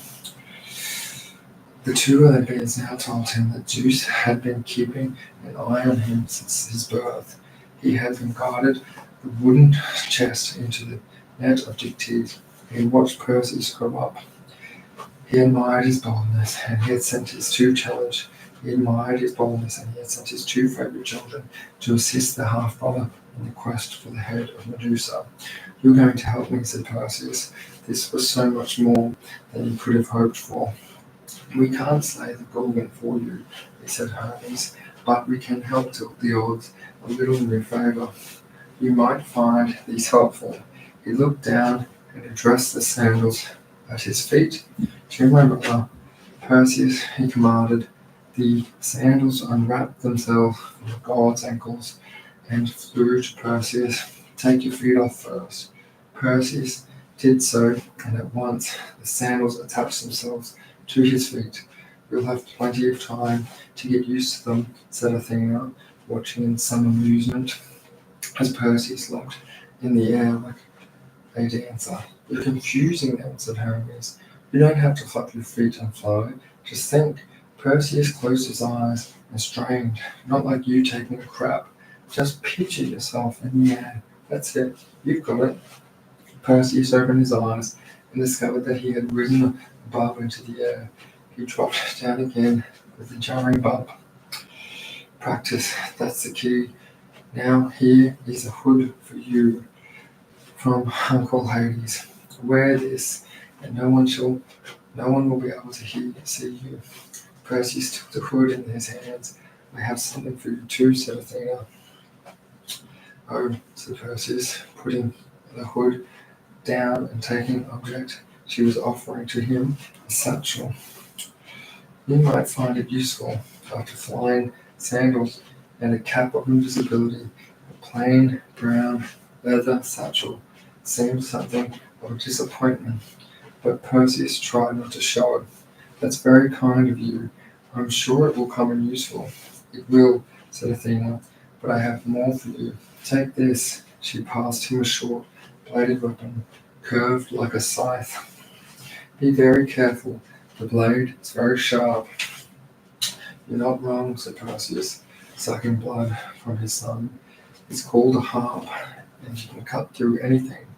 It is forged from adamantine. Hermes added a perfect replica of the great sickle Gaia made for Kronos, and this shield is like no other, said Athena. Its name is Aegis. You must make sure its surface is always kept to a mirror shine like this. Perseus shaded his eyes from the flashing light of the rising sun, and that was reflecting from the polished bronze. Is this the idea to dazzle Medusa with its glaze? You must work out how for yourself, how best to use it. But believe me, without this shield, you will surely fail and die, said Hermes, which would be a pity. Perseus could hardly contain his excitement. The wings at his heel fluttered, and he found himself rising. He made some wishes with the harp. This is all just amazing. So what do I do next? There are limits to how much we can help. If you too be a hero, you must make your own moves and take your own. I am a hero. You can be. Hermes and Athena were so fine. They shone everything they did was performed without any seemingly effort. They made Perseus feel hot and clumsy. As if reading his mind, Athena said, you will get used to Aegis, to the scythe, the sandals, the hood, and the satchel. They are outward things. If your mind and your spirit are directed to your task, everything else will follow. Relax, but focus, said Hermes. Relaxation without focus leads to failure. Focus without relaxation leads to failure, just as surely, said Athena. So concentration, said Perseus. Exactly, but calmly, concentrate, calmly. You have it. Perseus stood for a while, inhaled and exhaled in a manner that he stopped, was relaxed yet focused, concentrated yet calm. Hermes nodded. I don't think this young man has an excellent chance of success, but the one thing these wonderful gifts can help me with is finding the Gorgons. I have asked all over the world, but no one seems to agree where they live, on an island somewhere for out to sea. That's all I have been told. Which island? Which sea? I cannot tell you that, said Hermes. But have you heard of the Pharisees? Never. They are sometimes called the grey ones, said Athena. Like their sisters, the Gorgons, Athena and Euryale. They are daughters and Pharisees and Cedo. They're old, said Hermes. So old they have only one eye and one tooth between them. Seek them out, said Athena. They know everything, but tell nothing. If they don't say anything, said Perseus, what use are they? Do I threaten them with the sickle? Oh no, you'll have to think of something subtler than that. Something much craftier, said Hermes. But what? I'm sure it'll come to you. They can be found in a cave on the wild shores of Cressine. How much is common knowledge? I wish you good fortune, brother Perseus, said Athena. Relaxed but focused. That's the key, said Hermes. Good luck. Wait, said Perseus. But the figure and the forms of the gods had already begun to fade into the bright morning light, and soon they had vanished entirely. Perseus stood alone in the grave of sacred oaks. The sickle is real at last, said Perseus, looking at the cut on his thumb. This satchel is real. These sandals are real. Aegis is real. Are you trying to blind me? Perseus swung around. Just watch how you flash that shield about, came an irritated voice. It seemed to be coming from the very heart of the oak tree closest to him. So you trees can talk after all, said Perseus. Of course we can talk. We usually choose not to. There's so little worth saying. Voices come now for all parts of the wood. I understand, said Perseus, but perhaps you wouldn't mind pointing me in the direction of Chrysanthe. That's Aeolia. My more Ferrari, really. Another voice put in. I call it Lydia. Well, it's certainly east, north, but of Ionia, but south of the Propontis. Ignore them. Young man boomed and an older oak rustling his leaves. They don't know what they don't know. Fly over the Isle of Lesbos and then get up along the coast of Mysia. You can't miss the cave, the Grey Sisters. It's under a rock, shaped like a vessel. Like a stout, you mean? Squeaked a young sapling, an otter, surely. I'd have said 9 partmen. The rock resembles polecat, nothing else. I said weasel, and I meant weasel. I said the old one, quivering all over, so that his leaves shook. Thanks, said Perseus. I really must be going. Throwing his satchel over his shoulder, attaching the scythe to his belt, and settling the shield firmly in his grip, Perseus frowned in on himself to awaken the sandals with a great shout of triumph shot up into the blue of the sky. Good luck, cried the oaks. Look out for the rock in the shape of a marmoset. The grave.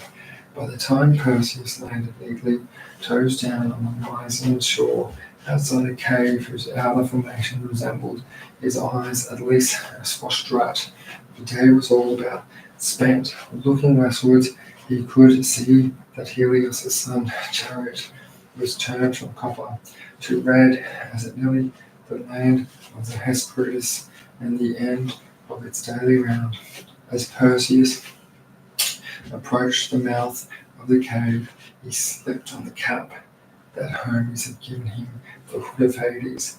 The moment it was on his head, the long shadow that had been striding along the sand beside him disappeared.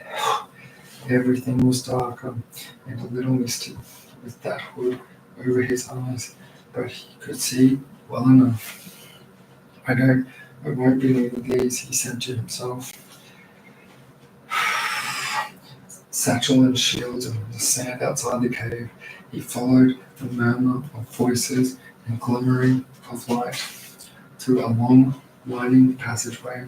The light grew brighter and the voices grew louder. It's my turn to have the tooth. I've only just put it in. The Performado should let me have the eye at least.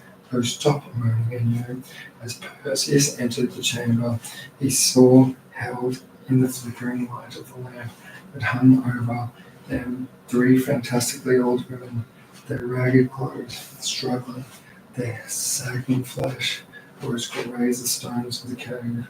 In the bare lower gum of one of the sisters jutted up a single yellow tooth, and the eye socket of another sister, solitary eyeball, turned back and forth, and up and down, in the most alarming manner. It was just as Hermes had said, one eye and one tooth between them. A pile of bones lay heaped on the floor. The sisters with the tooth was gnawing the side of one, stripping it of its rotten flesh. The sister with the eye picked up another bone and was inspecting it closely and lovingly.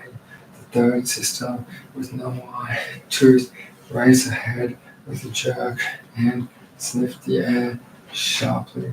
I smell immortal, she shrieked, stabbing a finger in the eye direction. The Perseus, look, Pamphredo, use the eye. Pamphredo, the sister, was the eye, cast wild glances in all directions. There's nothing here, Enu. I tell you there is.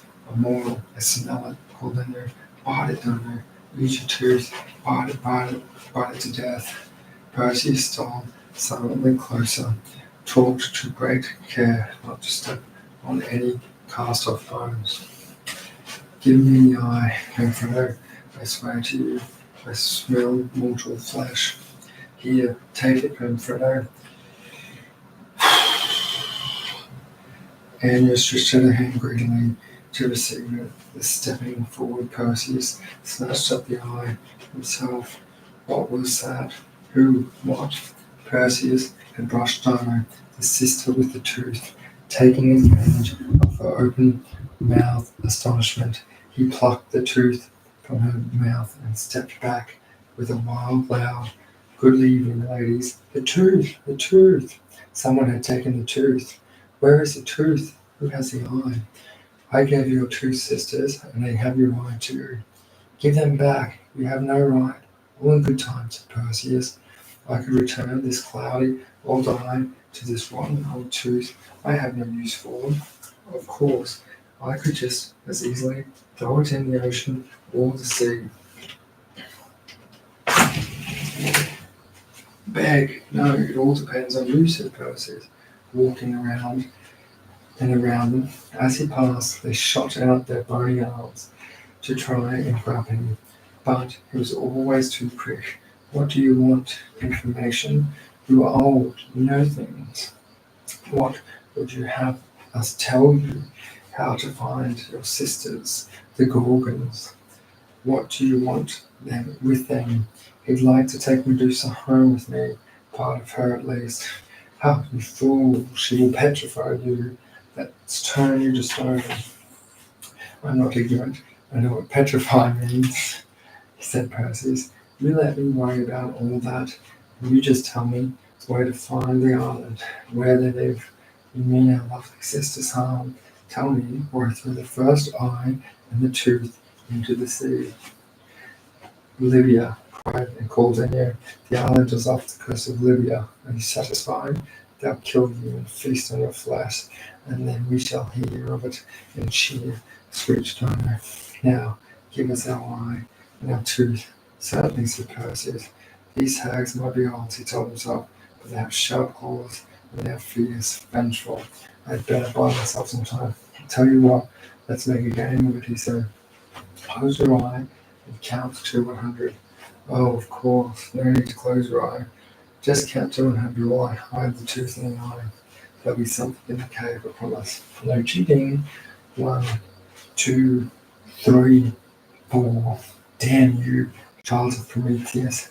May your flesh rot from your bones." Perseus moved swiftly around the chamber, counting with them. "You should be thanking me.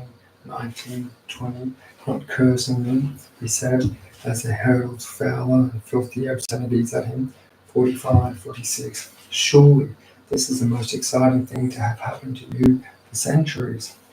You will be talking about this day for ages to come. Don't start looking till you reach 100. No cheating now." As Perseus returned along the passageway towards the mouth of the cave and the open beach, he heard the voices, the grey behind him, squabbling, screaming, spitting. "Out of the way, out of the way. I have it, I have it. That's just a tip of bone, you old fool. The eye, I have the eye. Let's go on my tongue." Perseus smiled to himself as he buckled on the scythe and shield. He had hidden the tooth and eyeball well. The grey ones would be squabbling for them for days. He felt that they would not think to be breaking the world record and not think to break their search to summon some bird or some sea creature to warn their sisters of his approach. The shield ages though, why had Athena laid such stress on his keeping it safe, polished, and the sea and pointed itself to the direction of the Libyan coast? The moon chariot of Selene was high in the sky as Perseus skimmed the sea searching for the Gorgon's home. He came upon it as soon more of a series of rocky outcrops than an island, and entirely shrouded in fog. He descended low enough to pierce the mist, scan, and penetrated here. He realized that he hovered over the island. That's what he had taken for rock formations, where in fact lifelike statues, seals, seabirds, and men, even some women and children, how extraordinary to find a sculpture garden in so remote a somber place. Now he could see the Gorgons. The three lay in a circle, fast asleep, arms clasped around each other in a tender sisterly embrace. It was not quite as his mother had described. All three had tusks for teeth and claws of bronze, just as she had said, but only one had a living, breathing secrepants for hair and particularly bizarre beauty. This must be Medusa. She was smaller than the others in the moonlight. Her face was smooth. The other two had scaly skin that drooped in the pouches. Medusa's eyes were shut while she kept, and Perseus could not resist looking at the closed kids, knowing that they only had to open for a second. His eyes' life to be embedded in one single glance. Oh, fool that he was! The statues standing all around were not art. They were not work of art or some gifted sculptor. They were the petrified forms of those who had met Medusa's gaze. The sandals silently beat the air as he hovered. He unsheathed a curved blade from the harp and held out the shield before him. What should he do next? Suddenly, he understood why Athena had charged him to keep it polished. He could not look directly into the eyes of Medusa, but her reflection, that was another thing. He held the shield out and tilted it down so that he could see the sleek bronze reflecting quite clearly in the surface, the shining bronze. Anyone who has ever tried to snip a recalcitrant eyebrow in the bathroom mirror will know how difficult it is to perform so delicate a task so accurately in the backwards world of reflection without stabbing oneself. Left is right, right is left, left is near, near is far. Perseus adjusted the mirror so that he could see himself swinging the scythe backwards and backwards, but there was nothing to see. How could the mirror not work? Of course, cursing himself for his slowness of wits, he removed the hood of Hades and tucked it in the satchel. This was not an easy task. With the slowness of wits, he removed the hood of Hades and tucked it in the satchel. This was no easy task. With a heavy sickle in one hand and an even heavier shield in the other, with his mind half on the danger of waking the Gorgons and half on keeping the sandals hovering at just the right altitude, he was sweating and panting hard by the time he had tucked the hood away. He was ready to concentrate and practice his moves. His reflections now clearly had visible in the shield. He taught himself how to swing his sword arm in the mirror image.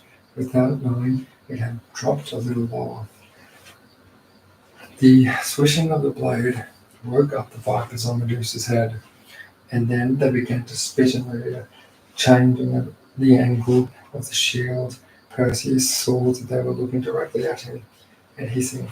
At any moment, Medusa would wake, and perhaps her indestructible sisters too.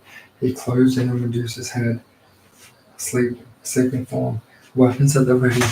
In the shields he saw her stir, her eyelids flutter, her eyes opened. He didn't know what he had expected. Ugliness and horror perhaps, certainly not beauty.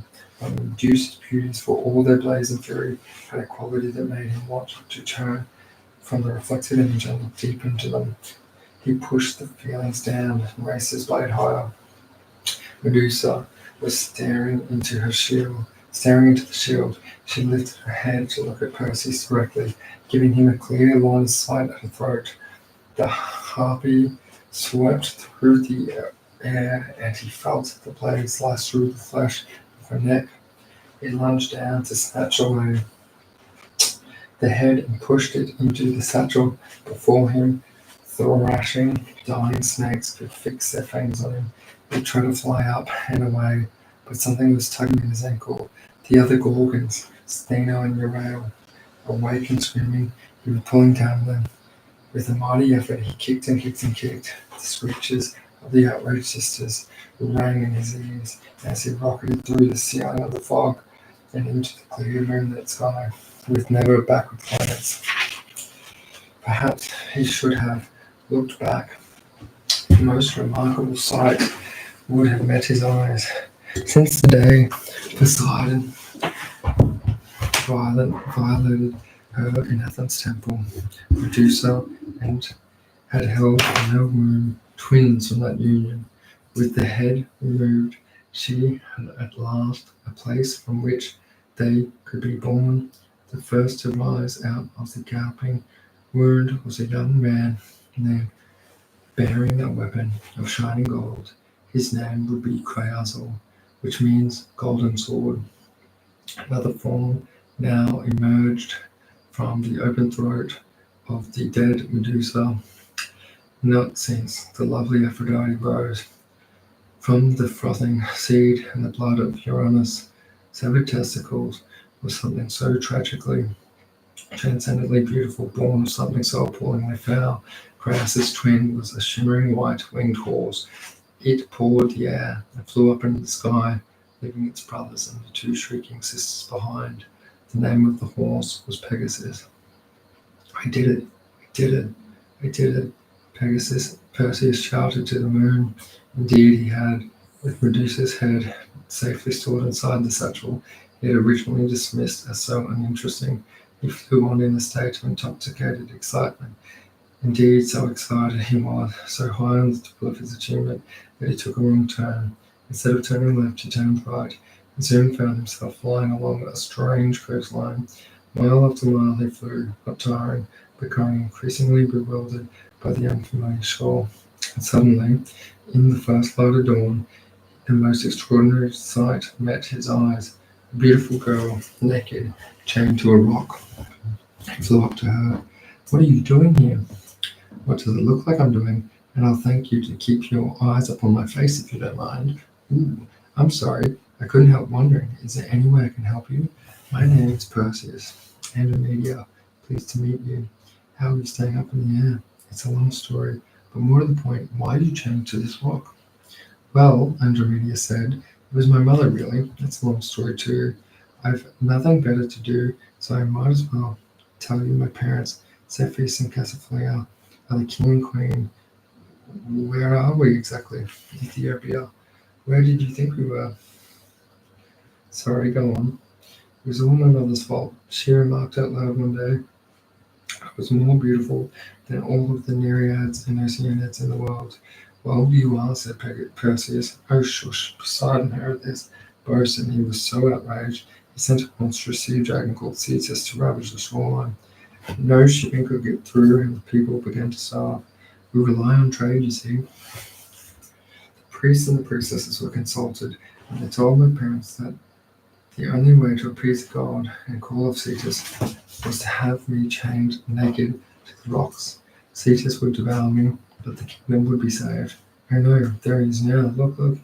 Perseus looked around and saw a great sea beast arching through the waves toward them. Is that a host? He thought. He dived in the water and confronted it. Andromeda looked on with feelings of admiration and relief, and slowly turned to despair. In minutes, Perseus fell to surface. She could not know that he held the Seraphos underwater breath-holding record, nor could she know that he was in possession of a blade so keen it could cut through even Cetus's hard, horny scales.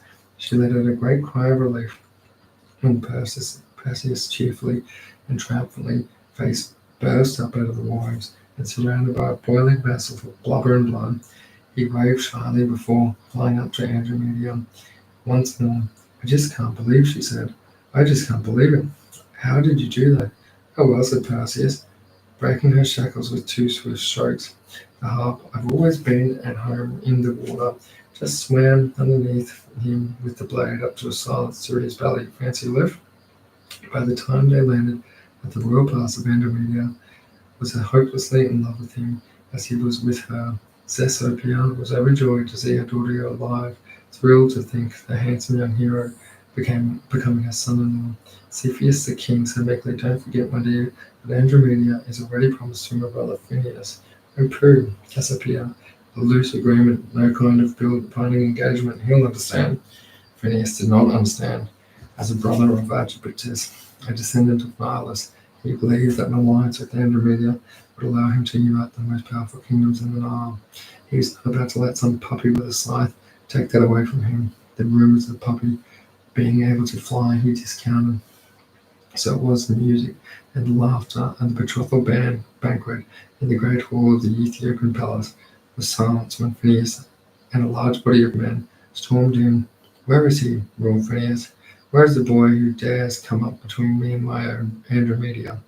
Up on the top table where the royal party was feasting, Cassiopus and Cepheus looked on in some embarrassment as Perseus rose uncertainly to his feet. I think there may have been some mistake," he said. "You're damn right," said Phineas. "And you made it. That girl was promised to me months ago." Perseus turned on me. "Is that true?" "It is true," she said, "but I was never consulted. He's my uncle, for heaven's sake." "What's that got to do with him? You're mine, and that's an end to it." "And you," snarled Phineas, pointing to his sword, "you have 2 minutes to leave this place and the kingdom unless you want your head decorated on the gatepost." Perseus looked down across the hall towards Phineas. That must have been 60 odd men towards him. "But after the haste to create gatepost, gave Perseus an idea. Head spin.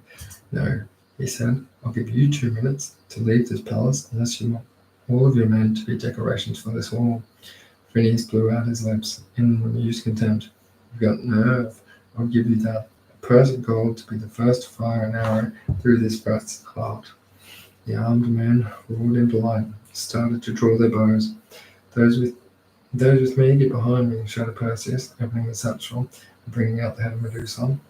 Cepheus and the wedding guests on the top table shrieked, and his 60 men instantly frowned. "Why are they moving? Oh, my lord, they're starving." Perseus put the head back into the satchel, turned to his parents-in-law. "Hope you didn't like it too much." "I hear. How do you do that?" shrieked Cassiopeia. "They're statues, stone statues." "How is this possible?" "Oh, you know," said Perseus with them on a shrug. "I just happened to meet Medusa or the Gorgon, come away with the hand, thought it might be useful."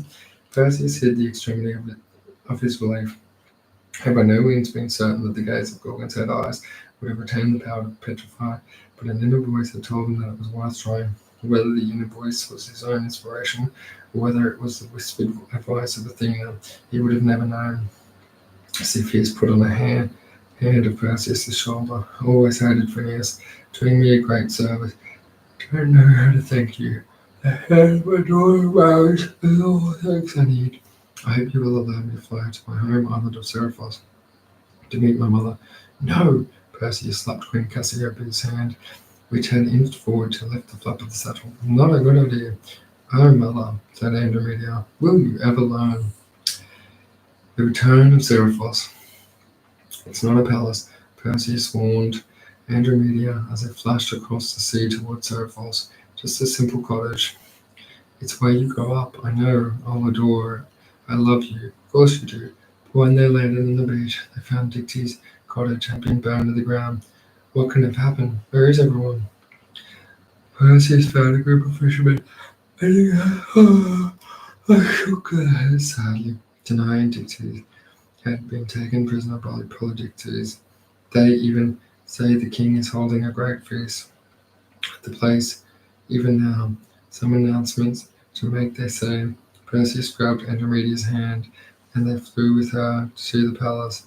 They arrived at the bound with ropes, and being dragged before the seated Polydictes. "How dare you? How dare you marry each other's women without permission?" "It was all my doing," said Dictys. "It was a dog," said Dione. "But I offered you my hand. How could you have been my queen?" screamed Polydictes. "For this insult you will die." Perseus had stepped forward on the shoulders of Dione, and Dione and Dictys saw him coming. He smiled broadly. Well, if it isn't brave young Perseus, told me you wouldn't return without the head of Medusa. You told me you were going to challenge Onimus to a chariot race for the hand of Hippodamia. I changed my mind. Why do you have my mother arrested? She and Dictys are due to die. You can be hanged along the side of them. Then I and Dictys turned. I'm Perseus. Other I beg you. All who love me look at the king now. Smile and pull Dictys' face was as little as said. What nonsense is this? You asked me for the head of Medusa? Here she is. Sure you didn't expect. Dictys got no further. You can turn and look now. It's Perseus putting Medusa's head back in the satchel. Safe now. The statue of Polydectes on this throne, flanking by stone men at arms, becomes a popular attraction at Seriphos. Visitors paid to see and touch them, and the money was spent on the construction of the temple of Athena and the installation of 100 homes around the island. Andromeda and Perseus left King Dictys, Queen Dante, and Seriphos and moved on. Perseus and Andromeda could have stayed and inherited the throne. They could have returned to Andromeda's homeland and ruled the combined kingdoms of Ethiopia and Egypt, but they were young, spirited, and minded to travel, and Perseus was keen to visit the land of his birth. Less than a week. His grandfather, King Acrisius, had done everything to prevent his existence and shorten his life, but he was curious to see what Argos, the famous kingdom of his birth, was like. When Perseus and Andromeda arrived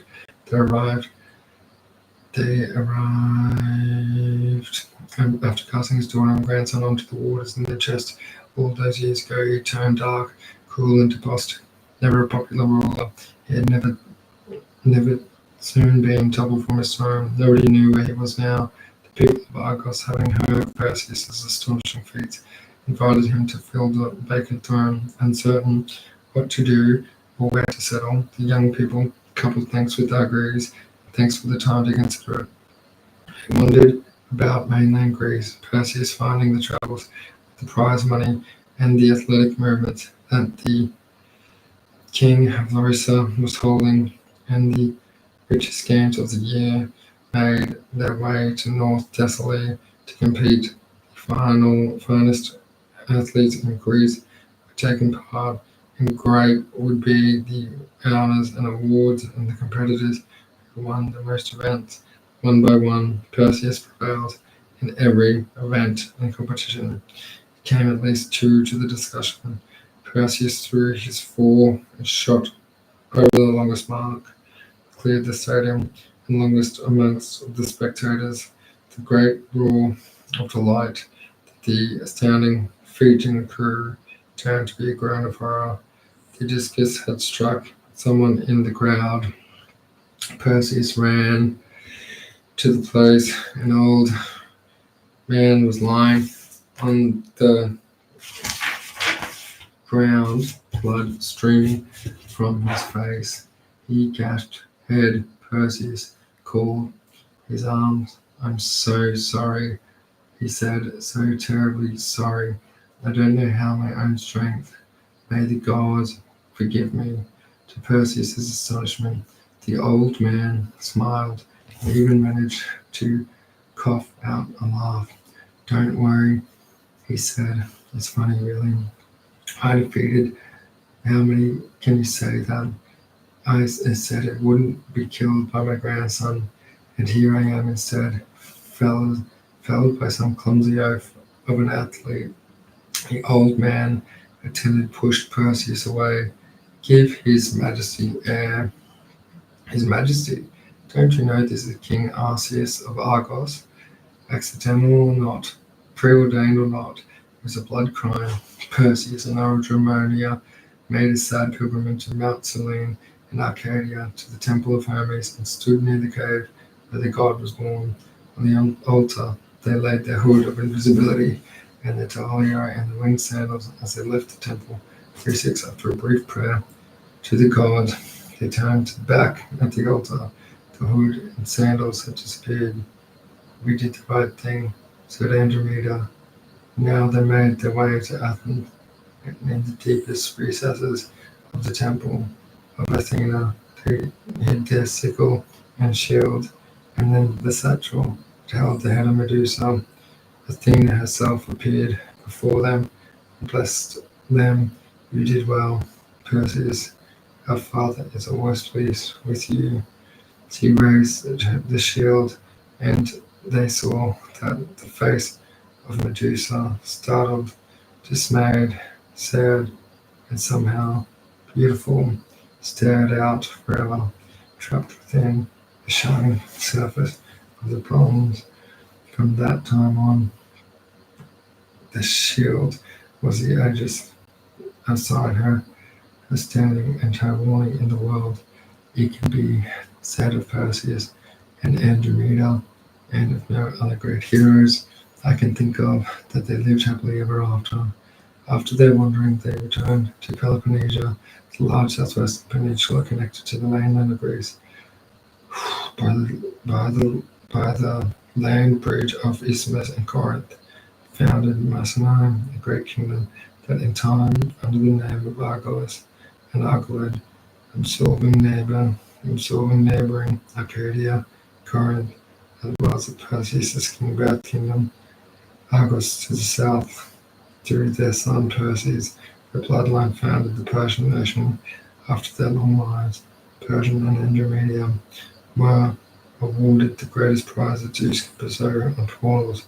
Along with Cassiopea and Cyphus, they were taken up to the heavens and consolated, together with Perseus and Andromeda, to look over the house unruly shower of meteor shower. The Perseids, who still showing off in the night sky, along with Cassiopea and Cyphus, they were taken up into the heavens in constellations, together with Perseus and Andromeda, look over the unruly shower of meteor children Perseus, whom we can still watch shower in the night. Heracles, the lion of Perseus. Zeus sat alone at the breakfast table, musing on Hera's dream. Long into the morning, someone would rise up to have the immortals, someone from the line of Perseus. It was probably, he told himself, that it was nothing but an impertinent fantasy sent by Morpheus to delude and confound, but there were a chance to slim one, perhaps, but a chance none. The less, that the dream was indeed of warning, a prophecy. There would be no harm in making preparations. Besides, little fun he could have had along the way. So the line of Perseus, where were we? Zeus looked down on Tyrannus and the capital of Mycenae. The royal pair Perseus and Andromeda themselves had been castorized, raised in the firmament of consolation, but there was Zeus, wondering any direct descendants who might have birth to a hero whose bloodline would have with the conditions of Hera's dream. There seemed to be three always candidates. One son of Perseus, Andromeda, current king Mycenae, was married to a young woman called Nisibe, couple yet had to have children. The second was Amphitryon, who was fallen in love with and married grandchildren of Persia, and they too were without issue. It was possible then one of these couples might produce a hero. Now Alchemy and Zeus could not help but noticing to be the very, very beautiful. Sometimes she would bear my son. Not Amphitryon, he asked himself, since Alchemy was herself a grandchild of Perseus, such a child would be of his line, all right and tight, and thus satisfy the demands of Hera's prophetic vision, but it would also be a son of Zeus, and therefore naturally constructed. The more Zeus thought about it, the more he liked the idea to provide a hero that fitted the requirements of Hera's dream and give him pleasure along the way. But how to impregnate Alchemy? She and Amphitryon did not live in Tyros, but all the way over in Thebes. The reason for this was complicated but interesting. While hunting, Amphitryon, who had accidentally killed Alcmene's father, Aleksandr, the killing of blood relations need not remind you whether accidental or not, was held by the Greek mind to be the darkest and most unforgivable of all crimes. Amphitryon, the Alcmenean, fled of Thebes, where the rule of Creon expiated him for the blood crime, cleansed and purified. Amphitryon left his wife behind in Thebes to return to Mycenae and settle a complex series of dynastic difficulties which Alcmene herself had demanded he do. At the moment, therefore, Alcmene was alone in the grand villa in Thebes that Creon had lent to the people. She was a loyal, loving wife, so rather than manifesting herself to her as an eagle, or a goat, or a shower, or a golden man, or a bear, or a bull, or any of the other animals or phenomena, he had impersonated the course of his lustful adventuring Zeus, elected to appear to her in the form of her beloved husband, Amphitryon himself, suitably armed and dangerous, dusty, with the road. Zeus Amphitryon arrived one evening at the villa and told the delighted Alcmene that he had prevailed in Mycenae, and entranced by the details of how cleverly he had settled the difficulties that she had sent him to solve, and thrilled to have him safely home, she welcomed him to her bed. Zeus stretched out the one night into one of the length of three, the better to enjoy himself. When morning finally came, Amphitryon, the real Amphitryon, returned that morning from Mycenae and was astonished to discover that Alcmene already knew every detail of his triumphant campaign. But you told me last night, dear, you silly goose. And then when we made love, oh, how wonderfully we did so. We made love time and time again, and with such fire and force. Let's do it again. Amphitryon had been on the dusty road between Tiryns and Thebes for some days, and had been so looking forward to just such amatory excitements that he put the oddity of her commitments aside and looked gratefully onto the bed. Then they had finished. Alcmene could not help remark, lying on the difference between Amphitrion's lovemaking the morning and previous night.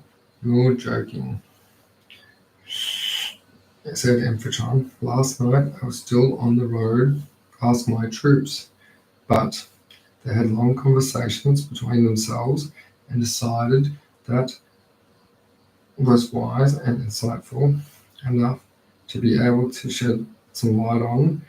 Mystery Sirius knew nothing.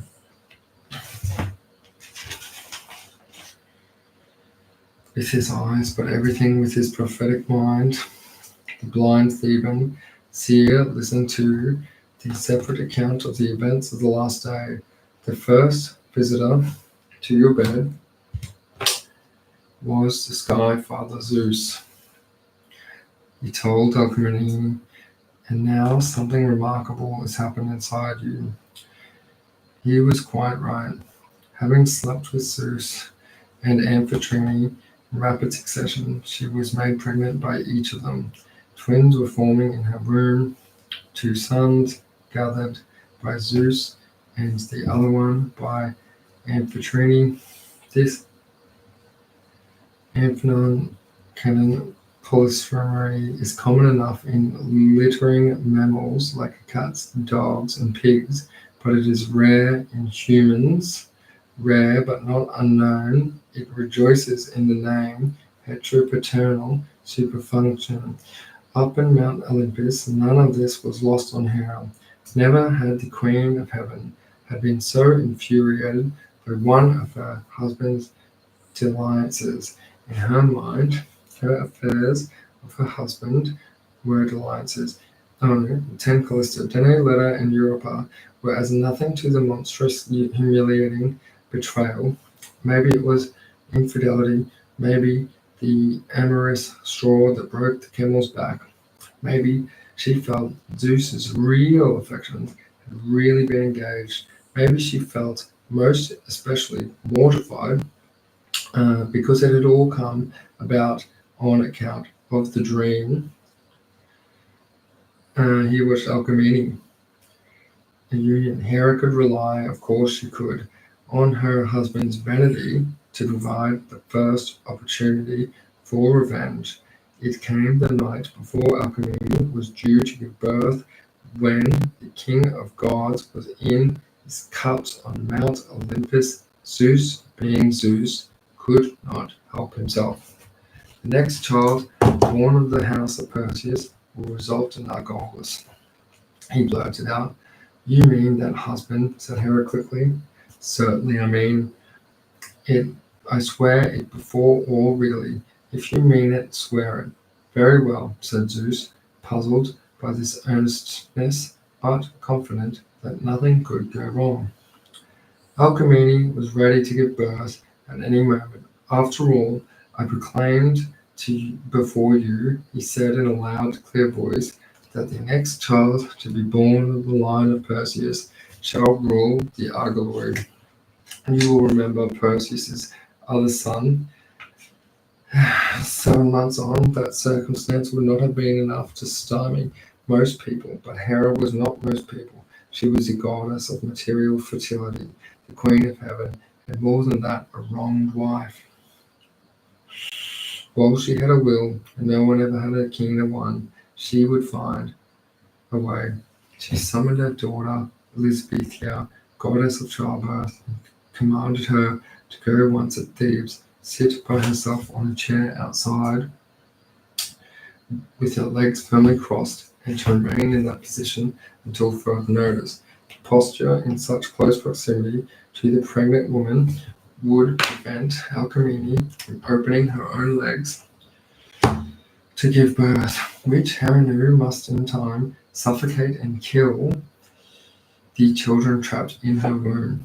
Meanwhile, she went to Syrians with a position to induce Nisibe to go to birth to her son, Steinthales, prematurely, to complicate cruel and distasteful scheme, but clever and effective. Such were the powers of Ilithyia that Alcmene, writhing in pain, was indeed unable to open her legs.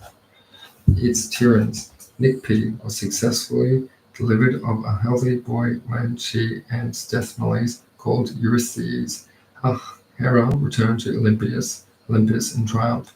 "My dear husband," she thrilled, prepared to be overjoyed. My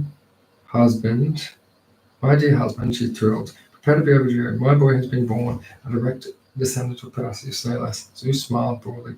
"Ah, yes, I rather thought that might be the case. Such delightful news," chortled Hera.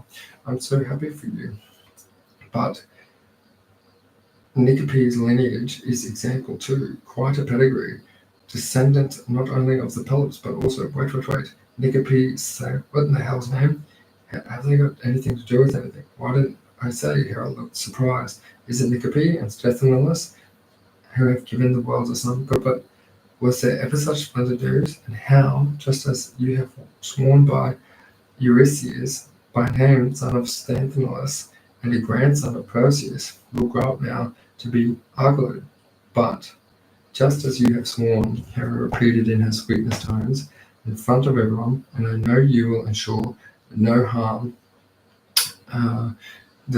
will ever come to the boy, for your word is law, and mighty Cosmos would cry out and would crack if you and the gods would fall, should you be so foolish as to go against your own word.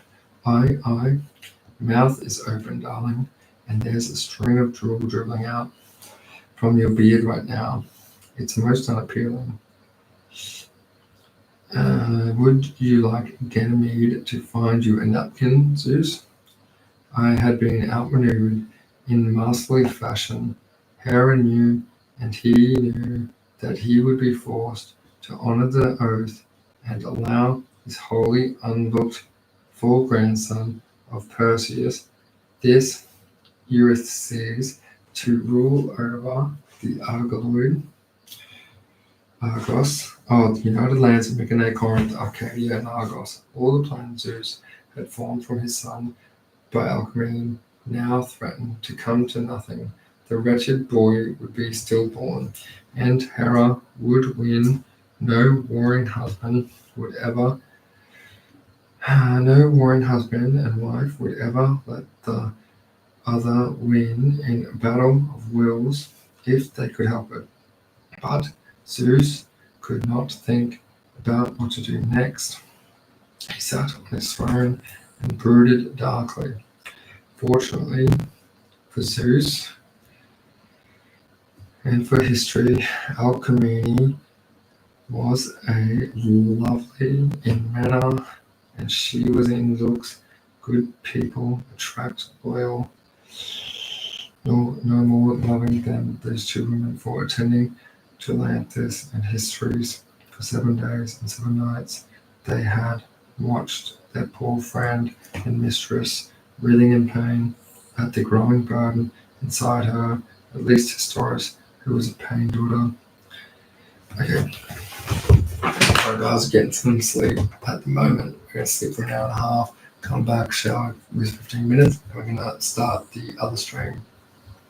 So we're dropping off this stream, jumping on the other one, but we're sleeping as well. Thanks so much for all the support, guys.